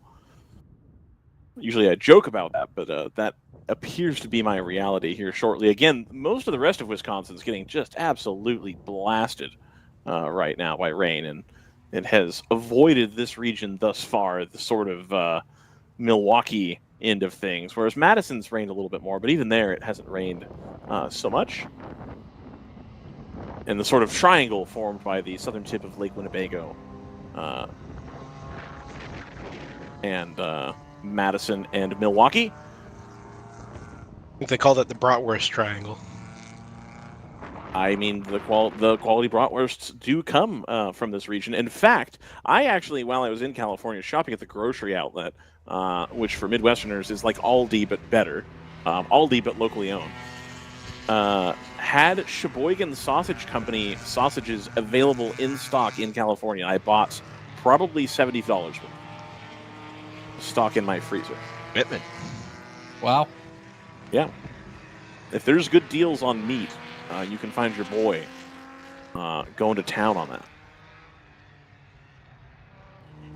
So, Brendan, obviously, we are under full course caution again, but you had mentioned earlier on that the mannequin fell at Barber, Yes. and I happened to see the video of it under that red flag period, and I just couldn't imagine being the driver going by right as it falls from the spectator bridge, and all of a sudden here comes what looks like a person falling down towards you from the sky. Wait, I mean, I think we all, as regular attendees of events at Barber Motorsports Park, have kind of been waiting for the day when eventually this happens, because it's not going to hang there forever, right? Eventually, No, it doesn't look very secure. It's frankly. gonna come down, and I had always assumed it was going to come down either in front of our camera or in front of the IndyCar camera, like just by the law of averages, and of course it came down in front of the highest profile race that Barber Motorsports Park holds. To be fair, it's the most amount of air that moves under that bridge. Also by very a true. substantial margin. So I don't think, who's to say if they had only ever run Miatas at that track that it may have never fallen? Who knows? That could be true. That could be true. It does hang right over the racing line, so in some ways you do feel like we're all just a little lucky here. Yeah, yep, that's, yeah. But, yeah, anyway, no harm, no foul. I think it just got clipped by one car on the way by, and then after that, we had to go yelling for something else anyway, so got everything cleaned up. But, Yeah, unfortunately, maybe we're heading towards viral TikTok here or something. Virality. Oh, Sure. I think it's definitely going to go viral. The wrist got taken off of the mannequin immediately after falling from the sky. Here's my question. Are they going to replace it? That seems like a Barber thing to do. Where they'd be like, that's fine, we get another one. And you Now that it's fallen down in front of a national touring, high-profile series, can you realistically go back and put it back up and be like, oh, it's fine this time? How long was it up there? Since what, 2005 or whatever? I have no idea. It was at least 2021. I don't remember when that bridge got built, but yeah, I don't know, man. Robert Hill, of course, posts a picture of the mannequin falling. I mean, it feels like WRL relevant content, right? It is. Yeah. We do go there, so. Oh my goodness. Exactly. We were just there, in fact. We have people ask questions every year. People ask questions about what is that hanging from the bridge. Yeah. We say it's a mannequin, and people ask why, and I say I don't really know. I wasn't aware that it was a thing before the WRL event a couple of weeks ago, and I saw it hanging from the bridge, and I was quite confused. I was very glad to find out it was a mannequin, though. And they were up there for a long time if it was a real person. Yeah. From the first time you see it, when it actually registers what it looks like, you're like, hold on. Okay, so the 70 and the 888 have both taken to the pit lane together. Yeah, they are nose to tail. Perfect. So this is going to be a battle of the pit stops here between TLM and Round 3 Racing.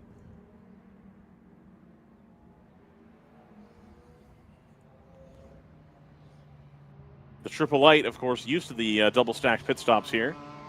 They do pit close to one another. Well, the 172 isn't running. No, I know. I'm aware of that. Oh, okay. It's just a 888. But anyway. Oh, so got it. Yeah. On fair. level, I think the crew of the 888 got to the car more quickly than the crew of the 70.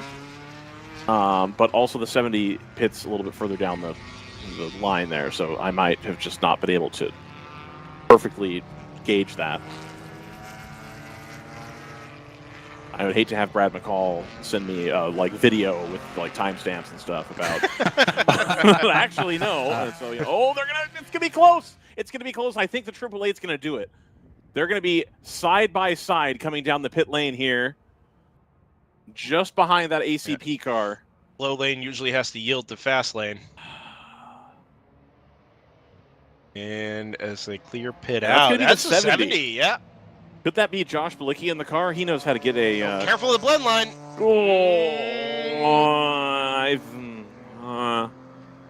I mean, everybody is going to put the blend line to the same degree there, so who knows? Anyway, to finish that thought, Josh Balicki, of course, being a NASCAR driver, well prepared to get a car out of a pit stall in front of somebody. That's a skill that is required at that point. And I don't mean that in like a malicious sense at all. It's just that's part of the gamesmanship of having 35 cars come onto pit lane under a yellow.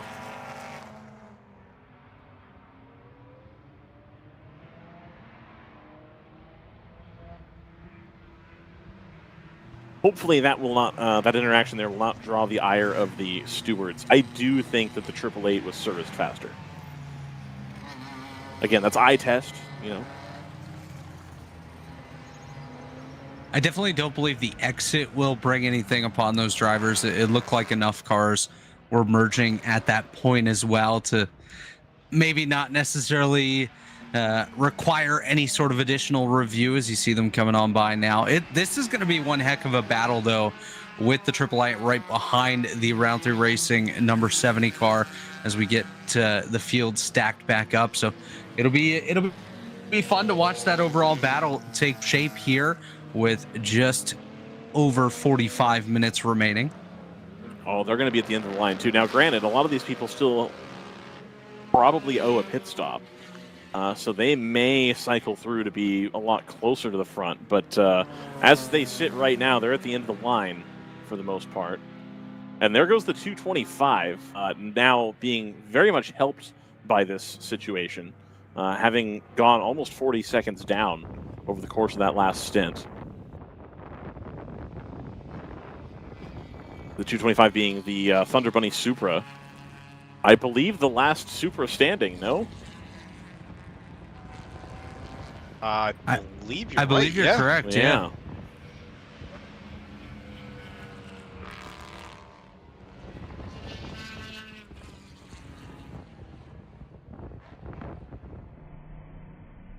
I'm just waiting to see who else is going to take to the pit lane here. It looks like the two Stratus entries are going to, or two of the Stratus entries are going to opt for a pit stop here. The TC Klein BMW, the M235IR, currently leads the field right behind the safety car. It is, in fact, the 60 as well as the 59 coming to the pit lane. Both the Stratus Racing entries here. Kind of waiting for these cars to cycle back through start and finish out of the pits. 2.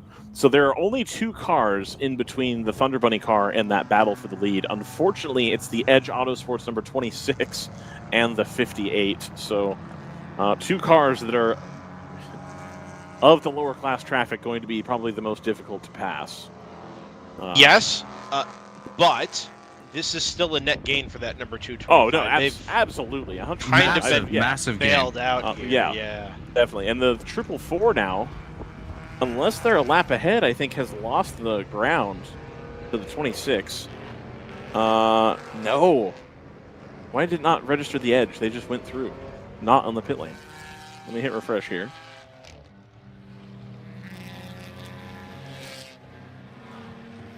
Go by class.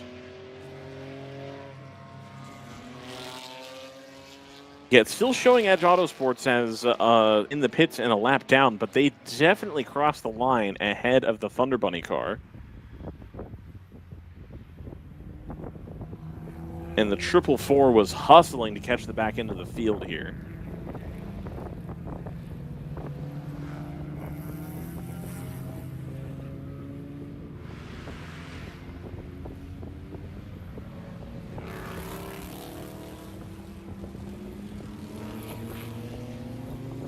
.45 minutes remaining here. So indeed, I do think we'll be right above the 40-minute mark as we get back going.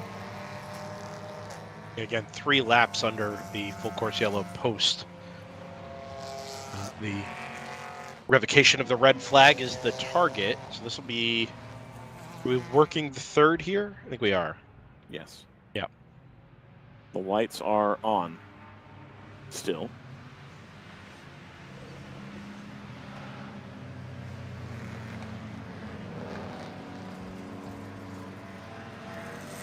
So there's the 444 right there, just at the tail end of the line here.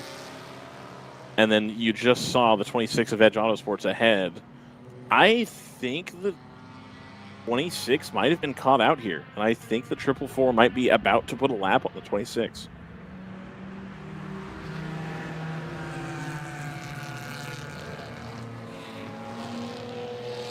That is definitely what it appears, Ryan. We'll have to wait for timing and scoring to update for us so we can see what that gap actually is between those 2 cars when we do get set to go green here.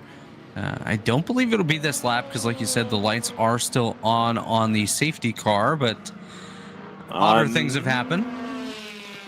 Brian, I think you are absolutely right about 26 and the 444.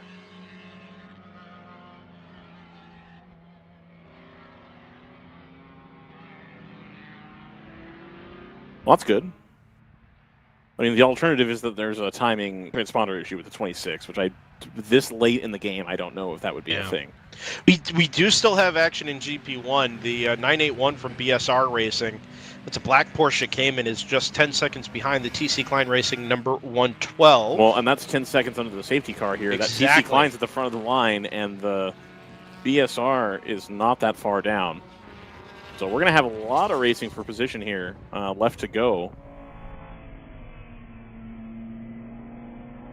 The pace car does take to the pit lane. We're going to get another restart here. 42 minutes and 50 seconds remaining here for WRL at Road America. Huge gaggle going to go down into turn number 1. The 70 gets an incredible jump over the other 2 cars in class. The 888 and the 225 mired in some traffic, so the 70 doing what they need to do to make it happen here. Here's the 70, and then the 888, as well as the 225 nice right cut there, mixing it in with the 369. The 225 had to cut back in behind. The 888 made it work. Nice cut to the inside by the 888 in traffic there. Now cuts to the outside around the number 28, but they're going to get boxed in behind the 981. on corner exit. We'll pick them up on the other side of the Sargento Bridge. A few cars deep in the line here. There goes the Audi. There goes the Porsche. The 888 is ahead. 3 wide. Oh, Wow. That was very, very close to a disaster for and that is not the 888. only Sorry, the 225. Random Vandals car, but also the 225 there right next to it. A big wiggle as they got pushed onto the grass. Yeah, I'm not going to say the 225 had to be that aggressive. The target is to stay on the back of the 888 Aston Martin, right? Do not let them get away. Do not let them scoot up the field. They're going to go to the inside of one of the general production BMWs. 225 can't follow through, but also has a little bit of a gap there to allow that BMW back into line ever so briefly. See them again at Speedville. 70 dives up the inside of the shift up now Audi. 888 is going to be an advantage for the leader here because that Audi still is going to have decent cornering speed through the carousel. Yet may or may not actually hold up the 888, but if the 888 can't get through until after the kink, it's probably worth a few car lengths to the number 70. Yeah, there's the 70. And that's the exactly it. Just now getting around as they go through the kink. And then the 225 is going to have to think about a move going into Canada Corner, but I think they're going to be too far back because it looks like the 888 wasn't able to make up the distance that they needed there. They're going to come firing it back up the S's here. The 70 still holding a strong lead, followed by the 888, followed by the 225. Gets around the Audi. They've only got a couple more cars ahead of lap traffic, and indeed some of those are GTO cars. So hopefully some courtesy being shown to the top 3 in class here. Yeah, 225 was held up just a little bit, the Audi, relative to the number 888 Aston Martin, who comes across the line now. A second and a half is your lead margin.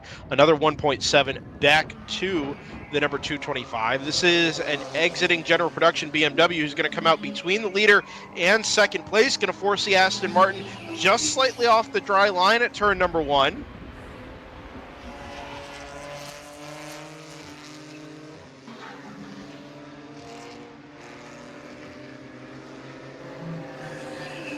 And just to quickly close off your point from earlier, Ryan, the 444 did put a lap on the Edge Autosports 26 as per timing and scoring. So it's just not quite worked out for the double win here for Edge Autosports. Just getting caught out, I think, on some of the yellow and red flag situations here. But that 444, like I talked about at the top of the program, a strong car nonetheless. So should not be taking anything away from those folks. A beautiful car. 143, the registered top speed there of the leaders.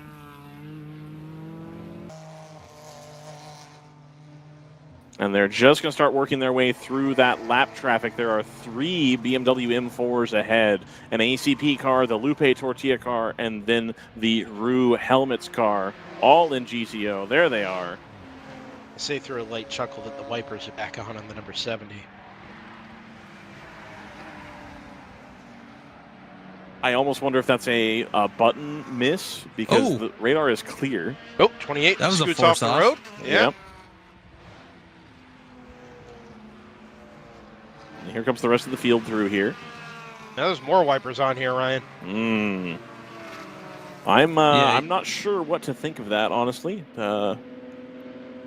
It almost looked like off in the distance behind the Speedville Bridge, there was a little bit of a mist developing, which I believe is probably what's led to the wipers coming back on. I am reminded of a time that Joseph told me while I was here that it was not raining while it was raining on my head, and being cross about that. So, you know, I'll defer here.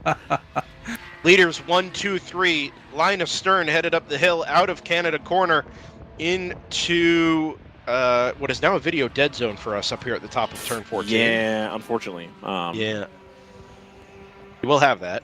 That is a heavy-duty battery pack and also bitrate pre-adjusted situation. So nothing up there that I'm going to be able to actually service.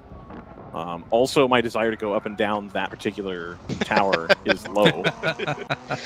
Yeah. So you win some, you lose some. Nice to have the extra elevation and the permanent camera towers. Unfortunately, a little tougher to get to, a little more of a pain to service. Well, you could see the mist. If it was mist dry, picking up here at 3. if it was dry, I wouldn't mind so much. Of course, yeah. It's the wet that I was not pleased with. The slipperiness of the rungs on the ladder.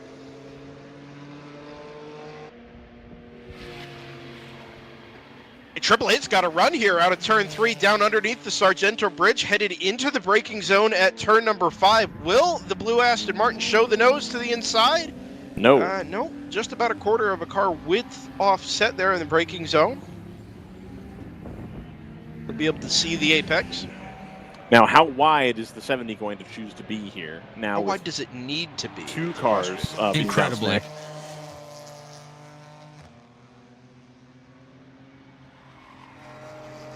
Yeah, that's really tightening up there up at the front. The Round 3 Racing 70, LM Moto 888, and the 225 Thunder Buddy car all under a blanket now.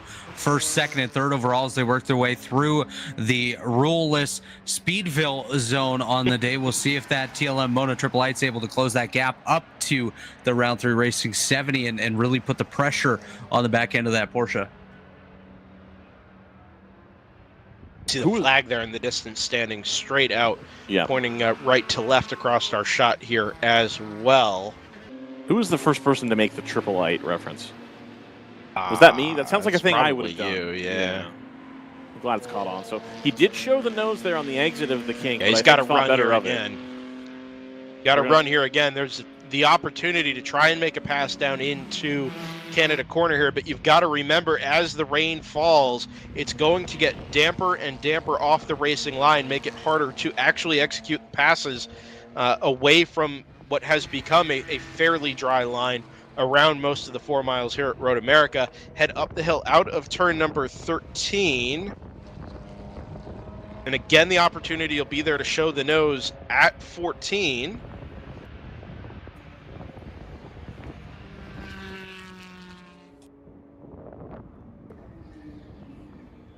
Still 35 minutes to let this play out, which I want to, stress is a long time. That if you're the 70, you have to work to keep everybody behind you.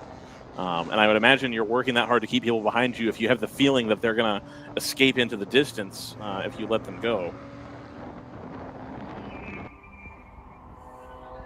Oh, going to show the nose here at 3. Here we go. Into the dampness. And no. Outside of the racing line.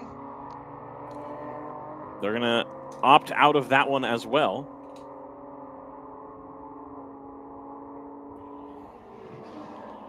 It's now a few times in the last handful of corners that 888 has shown the nose to the Round 3 Racing 70. So expect them to look to make that move here very, very shortly and try to take the top spot and see if they can run away with it a little bit. But the battle continues nose to tail here through turn 5. Here we have an onboard from the 888. Good timing. Yeah, pit rate's a bit up and down, but you get the picture. On board the second place car, pressure from behind, trying to pressure the car ahead. Pressuring behind, pressuring ahead. Speedville.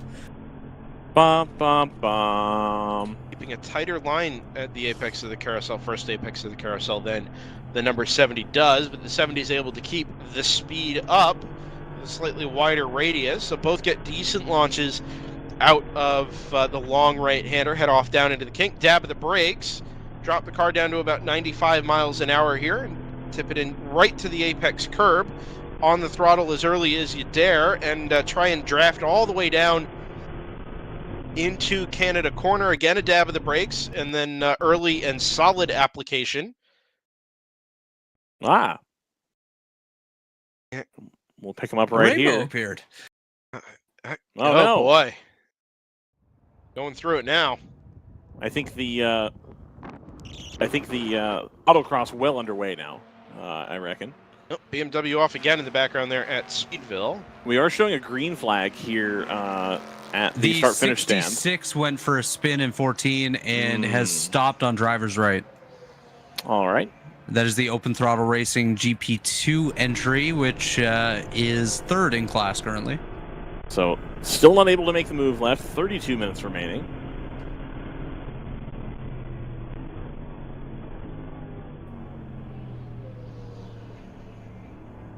Oh, the 70's out wide. This is going to be a run for the 888 if they want it. Try and go up the inside down here at turn number 3. Again, shows the, well, half a nose anyway, down into the braking zone. Oh, 30's wide again. Sorry, the 70's wide again. And the 888 actually had to back out of the throttle after the apex and kind of scuppered any chance at a run they would have had down into turn number 5. But the top end is there.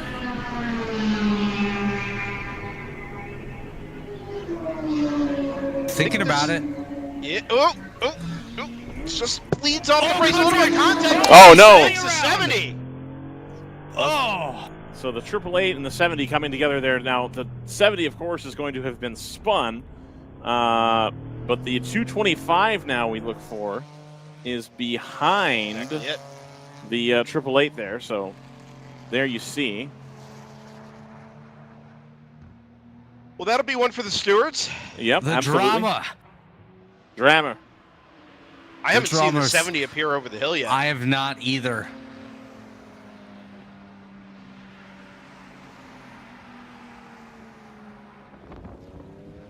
Oh, the yellow flag is still waving there. I wonder if that car can't get restarted. That kitty litter over there is pretty deep. I don't think he made it that far. I would agree, and they pulled the yellow flag back in. May have Okay. just been difficulty getting it refired or what have you. So right at the last minute for the 70, it doesn't go their way. The car had been a little, just trying to push it, I think, a little too hard at the front half of the lap there, and then unfortunately it comes to blows there with the 888.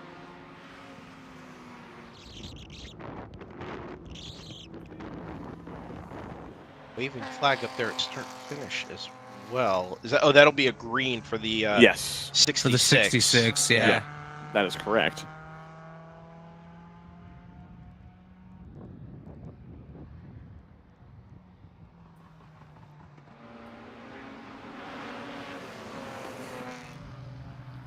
A waving flag. Oh, we're waving again. yellow again. Well, it's not the 70. We know that car got going. There it is. And then I'm told that we've also got another car into the wall at turn 5. It was the HQ Autosports car. Yeah, it does say now red, white, and black.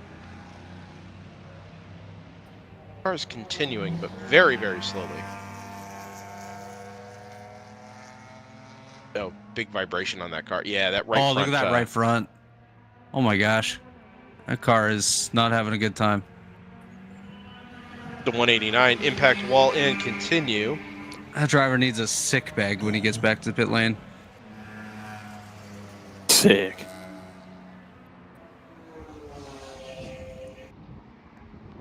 But here's the 70. Unfortunately, not a whole lot left in it as far as being 34 seconds down. I mean, you hope for a full course yellow, but you really don't, you know? Yeah, did just take back third place overall. Not worth much at this stage, but as the rain continues to fall down here at turn number 3. Yeah, it looks a little misty there. That's for sure.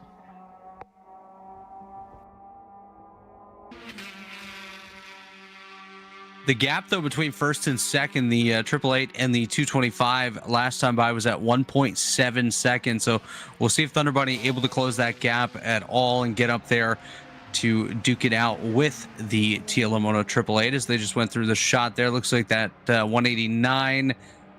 Is that the 189 working his way off the circuit? It is listed as Yes, it is. slow, and now trying to go through the backdoor gate here at turn number 8. That is indeed slow. 0 miles per hour is indeed slow. Yeah, you almost can't get slower than that. The No. 225 losing ground here to the 888 leads me to believe that this 70 was holding up the train a little bit there. Yep, for sure. And the 225 doesn't really have the pace for the 888. So that'll now, I mean, 27 minutes remaining here. Anything can happen, but the 888 in line for their second win of the season. 50% hit rate's pretty good, I would reckon, with the Aston Martin. Ooh. Little wiggle of the wheel there as he works his way off of Turn 14 headed up the hill. We also have 50% definitely fantastic, though. We also have to wait and see what the stewards have to say. It could be that the 70 tried to crowd the line too much, and it could be that the 888 was a little too aggressive. We're not sure, but it's not our decision to make, fortunately. That is definitely a good thing that we don't have to make those decisions, because that would be quite stressful. Indeed. We'll leave that to the well-trained folks that are up there in the tower with you, Ryan. Absolutely. Low MX-5 down the back straight. They're exiting turn number 3.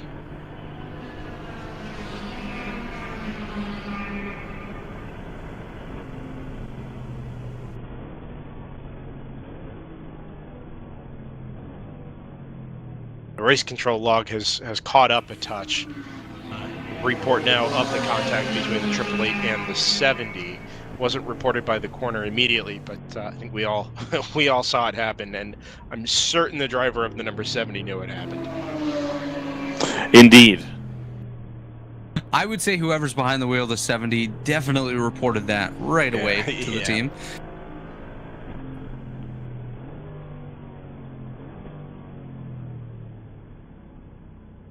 So you see the safety crews pretty much all over the circuit right now. Multiple cleanups going on out there, trying to get a couple of cars back behind the wall. And of course, the 189 in the shot there under the Speedville Bridge. We say no rules, but there is a rule in that particular area right now, and that is don't pass under yellow, which the AOA 74 just did and was just slapped with a 1-lap penalty. They currently reside 6th in the GTO field, 7th overall, and that's about to change drastically with that 1-lap penalty.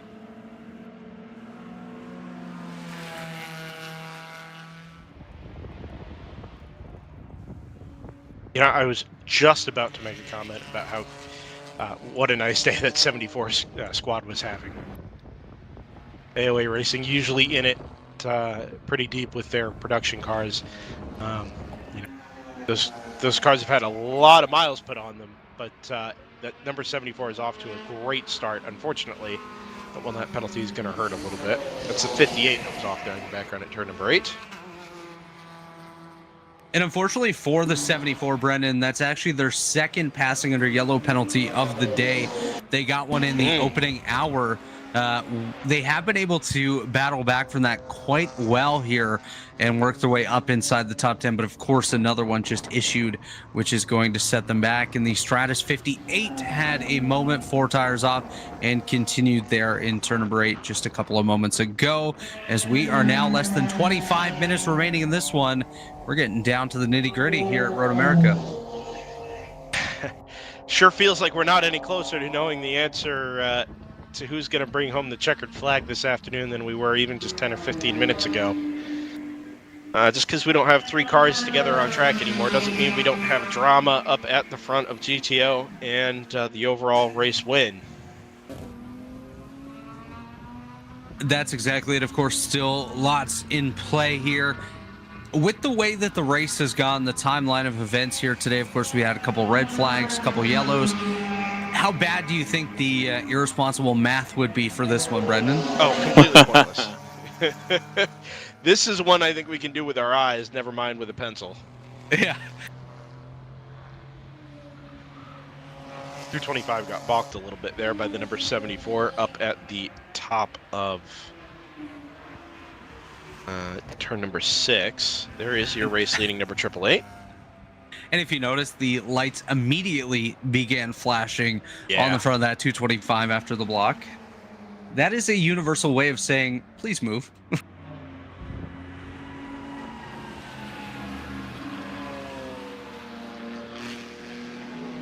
In the mist again here at the exit of the kink. It's just one of those days. It's the same here, actually. It's rather warm outside where I am right now, but we've just had rain off and on all day. It seems like you get a little bit of a break, then all of a sudden it's misting again. Just, I guess, part of being up in the northern portion of the hemisphere where spring is still very much prevalent.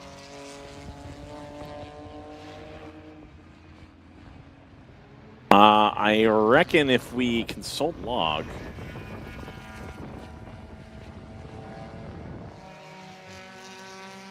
I'm getting unconfirmed reports that the log has updated. If somebody would like to check on that. Pass it. Let's see. I must be missing something.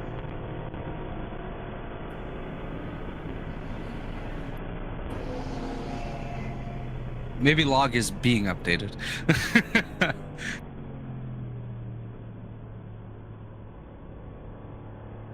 You know, for as much as the 225 was held up on the last lap, margin stayed pretty much identical from first to second, 5.1 seconds.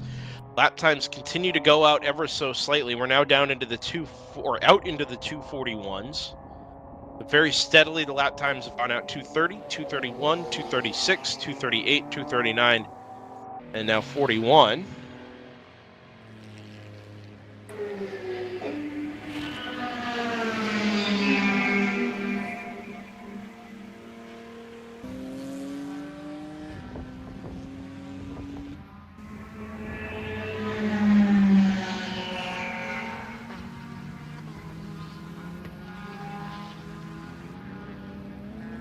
At this point, I have to imagine this won't be adjudicated until the end of the race, when both video cards can be produced.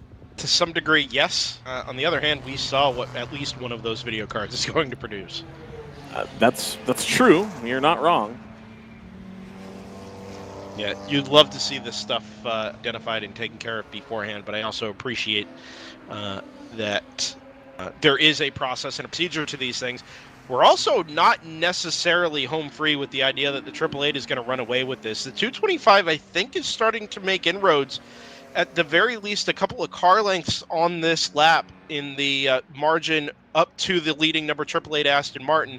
Yes, it was 5.1 seconds at the line, but I think it's at least measurably under that as they headed underneath the Speedville Bridge. Get another look at it here on the exit of the kink. I want to say we're still hovering around the 5-second gap between first and second right now. It looked a lot closer through Speedville, but now here going through the kink, it definitely looks like the gap staying about 5 seconds. We'll see here momentarily when they do work their way up to that start-finish line, though, as we see them go through the camera now. The TLM Moto 888 and the Thunder Bunny Racing 225 currently leading the way here. They have a large gap over the Round 3 Racing 70, which of course was involved in contact with the 888 a handful of laps ago, that has put them back in that third position. Let's ride on board now with the 888 TLM Mona entry as they work their way past the start finish line. We'll get that gap now. It has actually been cut down a little bit, Brennan. 0.6 of a second now cut off of that, 4.5 separating first and second. Yeah, and we're now firmly into risk-reward territory, right? How much do you want to push the car in the braking zones? How much do you want to trust the car on turn-in? The 225, a big wiggle on brakes, and as they tried to get the car arced into the apex at turn number 1, just a little bit of protest out of that Toyota Supra.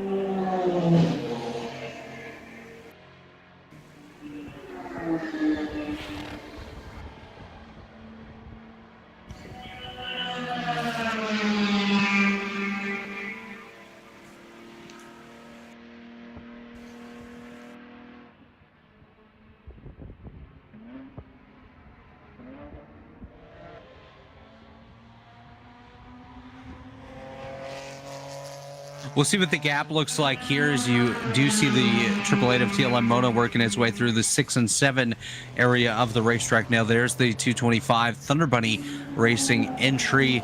We'll see the gap when they do work their way back to the start finish line once again, going by the scene over there under the Speedville sign. That's the 189 that came to a stop over there a couple of laps ago, working on getting that car back behind the wall here with just over 16 minutes to go. Actually, just 17 minutes to go here, as we'll watch them work their way through the kink. And it is definitely getting a fair bit more rain down there, as you're seeing the water starting to pool just a little bit more.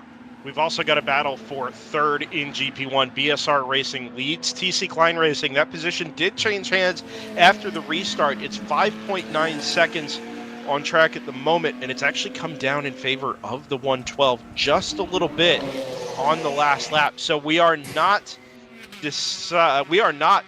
settled in the GP1 podium ranks as well. GP2 is a little bit more solidly taken care of, and I think GP3 is well determined in favor of the 75 for AOA Racing. So this is where our attention lies at the moment. Overall race lead, GTO race lead, and the final podium spot in GP1. 42 flat that time for the 888 TLM Mona. 42.6, so it's come back the other way on the most recent lap. Headlights out on the right front of that 888 where it made contact with the number 70 down there at turn 5 now some 20 minutes ago.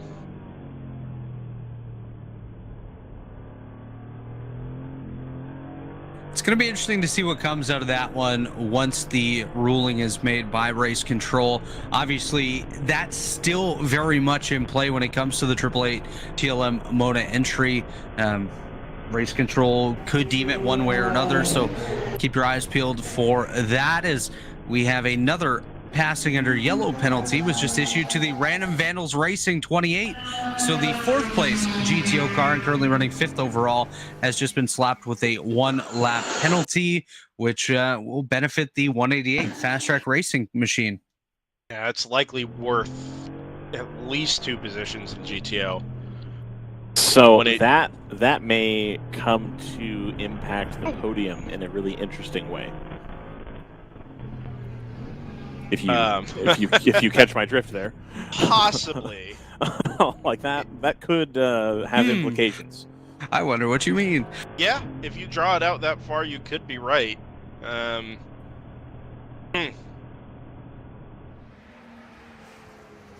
they got the 189 up on the hook. This Looks is like that not the scene way should be cleared soon. Not the way I expected this recovery to go. It's all about Speedville, the speed of recovery. The car did impact the wall over in 6, of course, so it had some issues there, so maybe not able to get it rolling with a flat pull.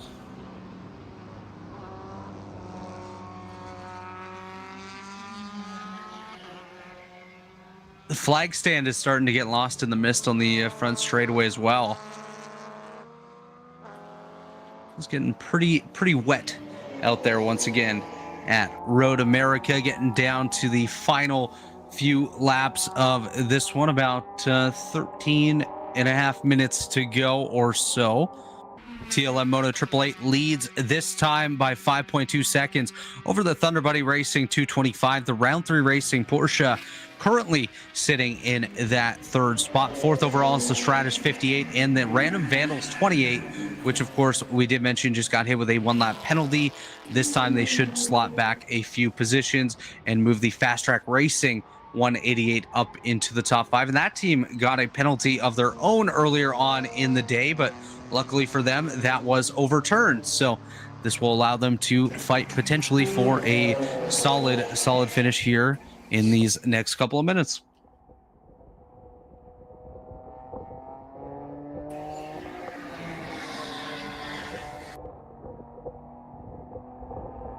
Yeah, you know, if on one hand you want to go for the win here, and I think the 225 may do that. On the other hand, these are tricky conditions, and it only takes one misstep to find your car up against a concrete barrier somewhere or lodged in the sand trap. And I just wonder if, knowing exactly what the situation is at the front of the field, with the 888 being under investigation at the moment, you just tell the driver of the Thunder Bunny Racing Super to back off.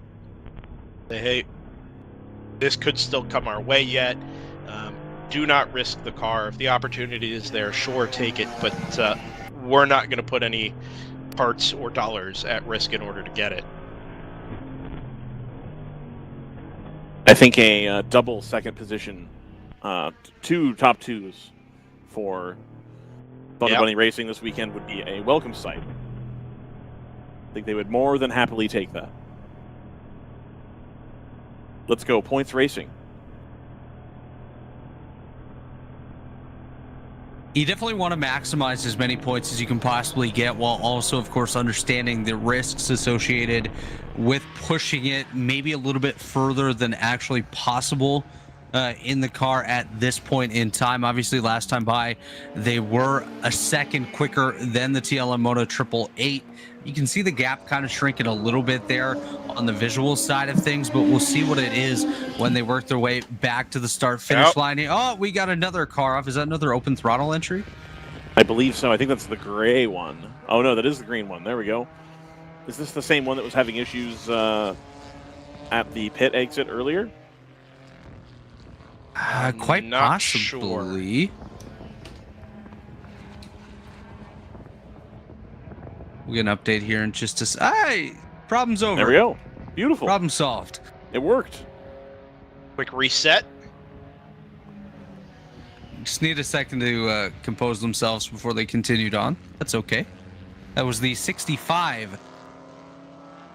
We are right on the cusp of 4 laps to go here.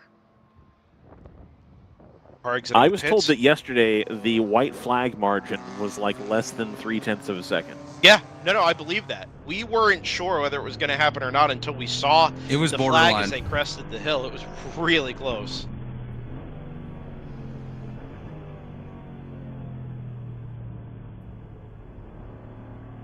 Sounds like the 60 car went for a bit of a spin there. That, of course, one of the GTU entries, the Stratus in turn 3, was able to continue on.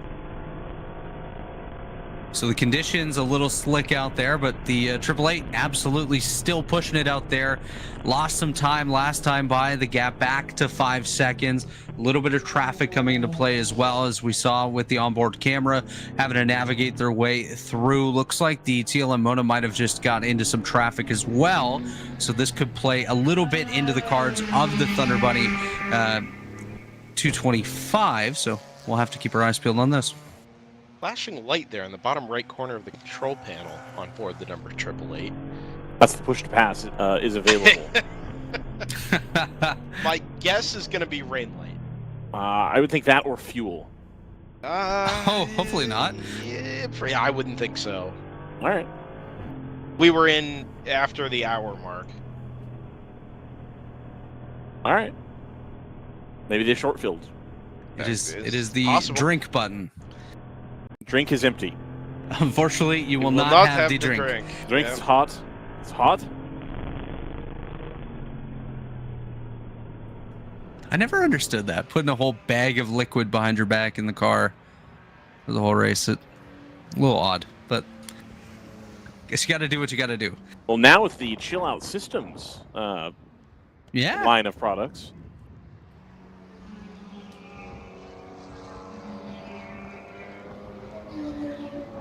.0 seconds again across the line.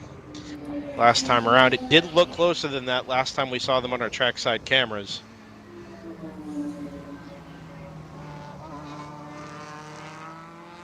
I think it's still going to be tough to make up 5 seconds in the last 9 minutes or so that we have here, but wilder things have happened, so. Yeah, the margins here are still razor thin. Yeah.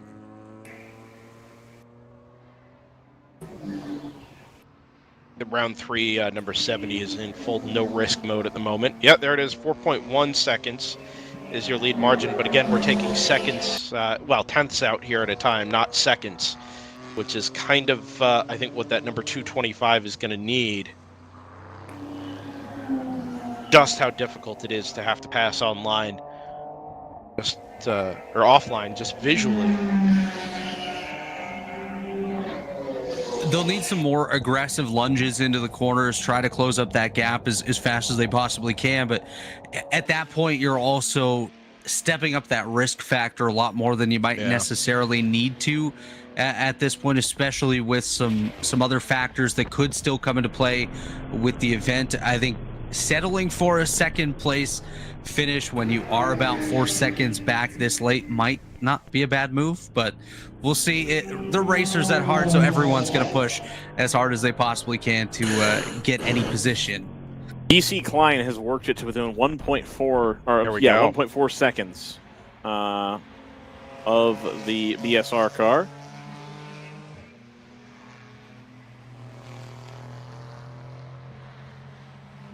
They were about 4 seconds a couple laps ago. I've just been kind of watching that to see if we can get another movement here.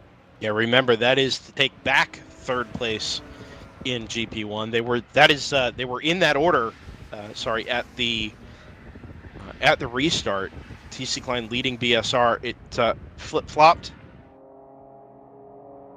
And now favors the Porsche Cayman. Is that like snip, snap, snip, snap? No. I know what you're getting at, but no.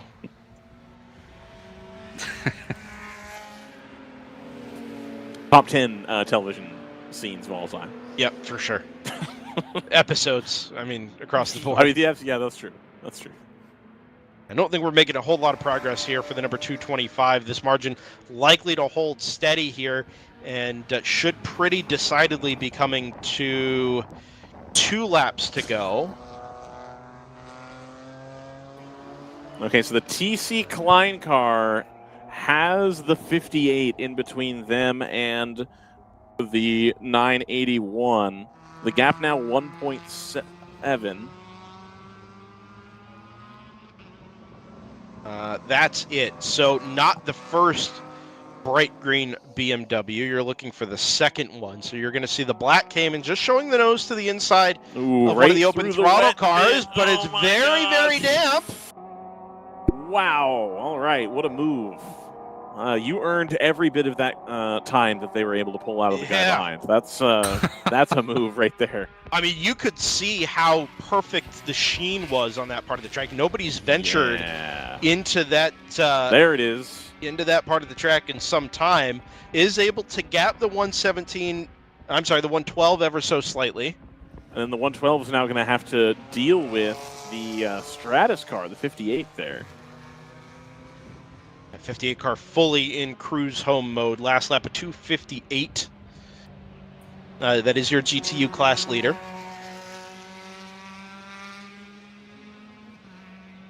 Pick out the TC Klein car.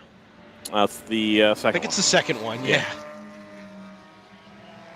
Very similar looking cars in this group. There was a sale on green paint. So there's the BSR car. They're going to try to go around the Audi, but I think thought better of it, having already made one, I would say, low percentage pass. I don't know if that's a decision I ever make. Well, so to be fair, the open throttle car clearly knew that the BSR car was there. Absolutely.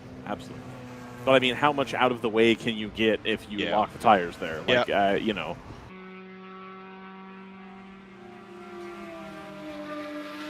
The wind has returned, which is suboptimal. Yeah, you can see it in the cameras. Oh, the TC Klein car is out wide there at the exit of the kink and is not able to get the move done on the other open throttle BMW. So he's held up ever so slightly there. I think we're going to come to the white flag this time around, and the leaders have just come through the shot there, headed down between 11 and 12. The gap last time by the way, between the 888 and the 225 was settled at about 4 seconds between them.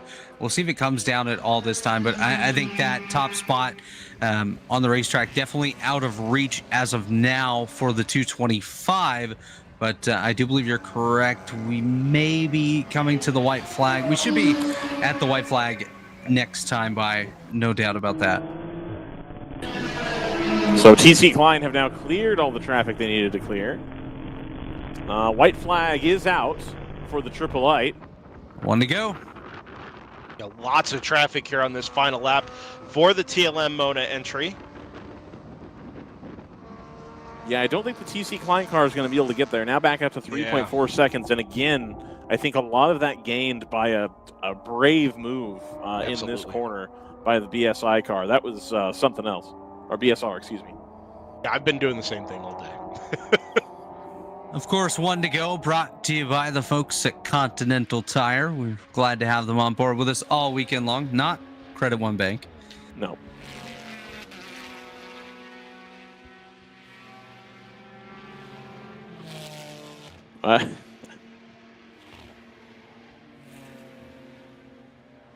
Needed a 5 to go because I got credit 5. See, I always make that joke and it never goes over well. No, it doesn't.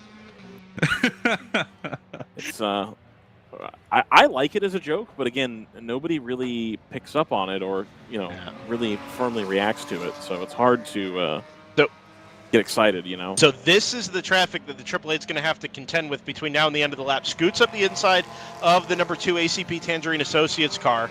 The Lupe Tortilla number 188 Fast Track Racing BMW M4 is already been disposed of, but the 888 is now going to close up through on the 444, but now close up to the back of the GTU Sepico NP01. That's the class leading number 58. Oh, the 225 is held up really badly headed into the carousel. And if that 225 was going to take advantage of the 888 in traffic, it needed to have a clean run itself, and it absolutely did not. Just unfortunate timing there for the 225 getting caught in some heavier traffic as we're going to work our way around. There goes the 888 going by. Here comes the 225 Thunder Bunny Racing entry as well, as we're going to head our way to Canada Corner and get set for the final couple of corners here this weekend at Road American. It looks like the TLM Moto 888 well on its way towards victory lane here today, Ryan West. Absolutely. So the TLM number 888 is going to take the checkered flag here momentarily. I believe the last car running will be the 369. No, it is going to be. So there's a couple more here. It's the 9. No, I'm just going to wait until we actually get there. So TC Klein is going to get one more lap between them and the BSR to figure this out. The 888 now going to take the checkered flag with the 225 tucked in right behind. I think if they had one more lap, we'd have been a lot closer there than anybody would have expected, given the situation that the Thunder Bunny car had developed for themselves as far as not quite being there at the end like we may have expected. A good race overall, I would say, gentlemen. Absolutely. We had quite a bit of everything thrown at us today, from sunny skies this morning down to the wet weather throughout the afternoon. Great battles all throughout. Of course, as mentioned, the battle continuing for third in GP1. I don't know if they're going to quite be close enough there, but it's been one heck of a day here so far, and a great weekend at Road America as well. Indeed, it has. Brendan, talk us through your feelings from the weekend here. What are we thinking? Ryan, what do you think of today's race? How are you feeling? I asked you the question first, buddy. I don't know that I have an answer for you. We're here live at Road America. Look, it's the on-track action has been really great. It's been fun to watch these with all of the wonderful WRL vibes. WRL vibes only. That are, yeah. No, look, it's great weekend of racing. Outstanding. The weather threw us a little curveball today that was extremely enjoyable to navigate our way through, along with, of course, a full field of cars and drivers. We don't normally get days like this in the World Racing League, but by all accounts, everybody handled it pretty well. Good. And more than anything, everybody came home safe and without major incidents. So these are the things that matter. And unfortunate that we do have a little bit of a gap in the schedule coming up. Yes. I will say that days like today, days like yesterday, make you ready for the next one. And unfortunately, it's going to be a moment before we get there, gentlemen, in real time as I'm speaking. Yep. RJ just pounded on the window to let me know the 888 has a 1-lap penalty. Wow. So that is going to be a W for the 225. And I believe, I've just closed that laptop, unfortunately, but I believe that will be still a podium for the 888. They will come home in third, and that will move the 70 into a nice consolation second position. Wow, major drama there with the penalty. We knew that there was potential for something to come of that, so that moves Thunder Bunny Racing up to the top spot. Round Through Racing in second, and TLM Mona in third. I also want to give a shout out to the Shift Up Now by A Victory team. They were able to achieve their goal and get themselves a top 10 by coming home 9th in the GTO field here today. Excellent. So good results all the way around. Very, very pleased. Jordan Worth on the 1s and 2s, 68 and Balmy. Do you have anything to say on the TeamSpeak channel here? Do you want to talk to the people? Yeah, of course. Why not? Hello. Yeah, absolutely. You're live. We're live with the people. Yeah. Oh, yeah.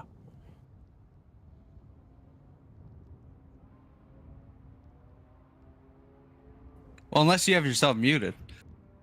I mean, I can see you flashing on the thing here.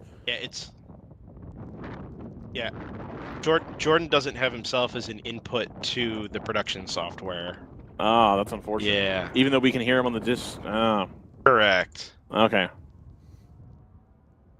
It's Jordan's kind of weather. He really wishes he was here. It's a great race, everybody. Great race. Etc. Okay. And don't forget to catch him live on the Bottom Split network of channels this evening. Probably going to run NIS and be upset about it. Is that accurate, Jordan, or no? That is his plans, yeah. Excellent. Well, on that note, back to the studio. We'll wrap it up here from Road America.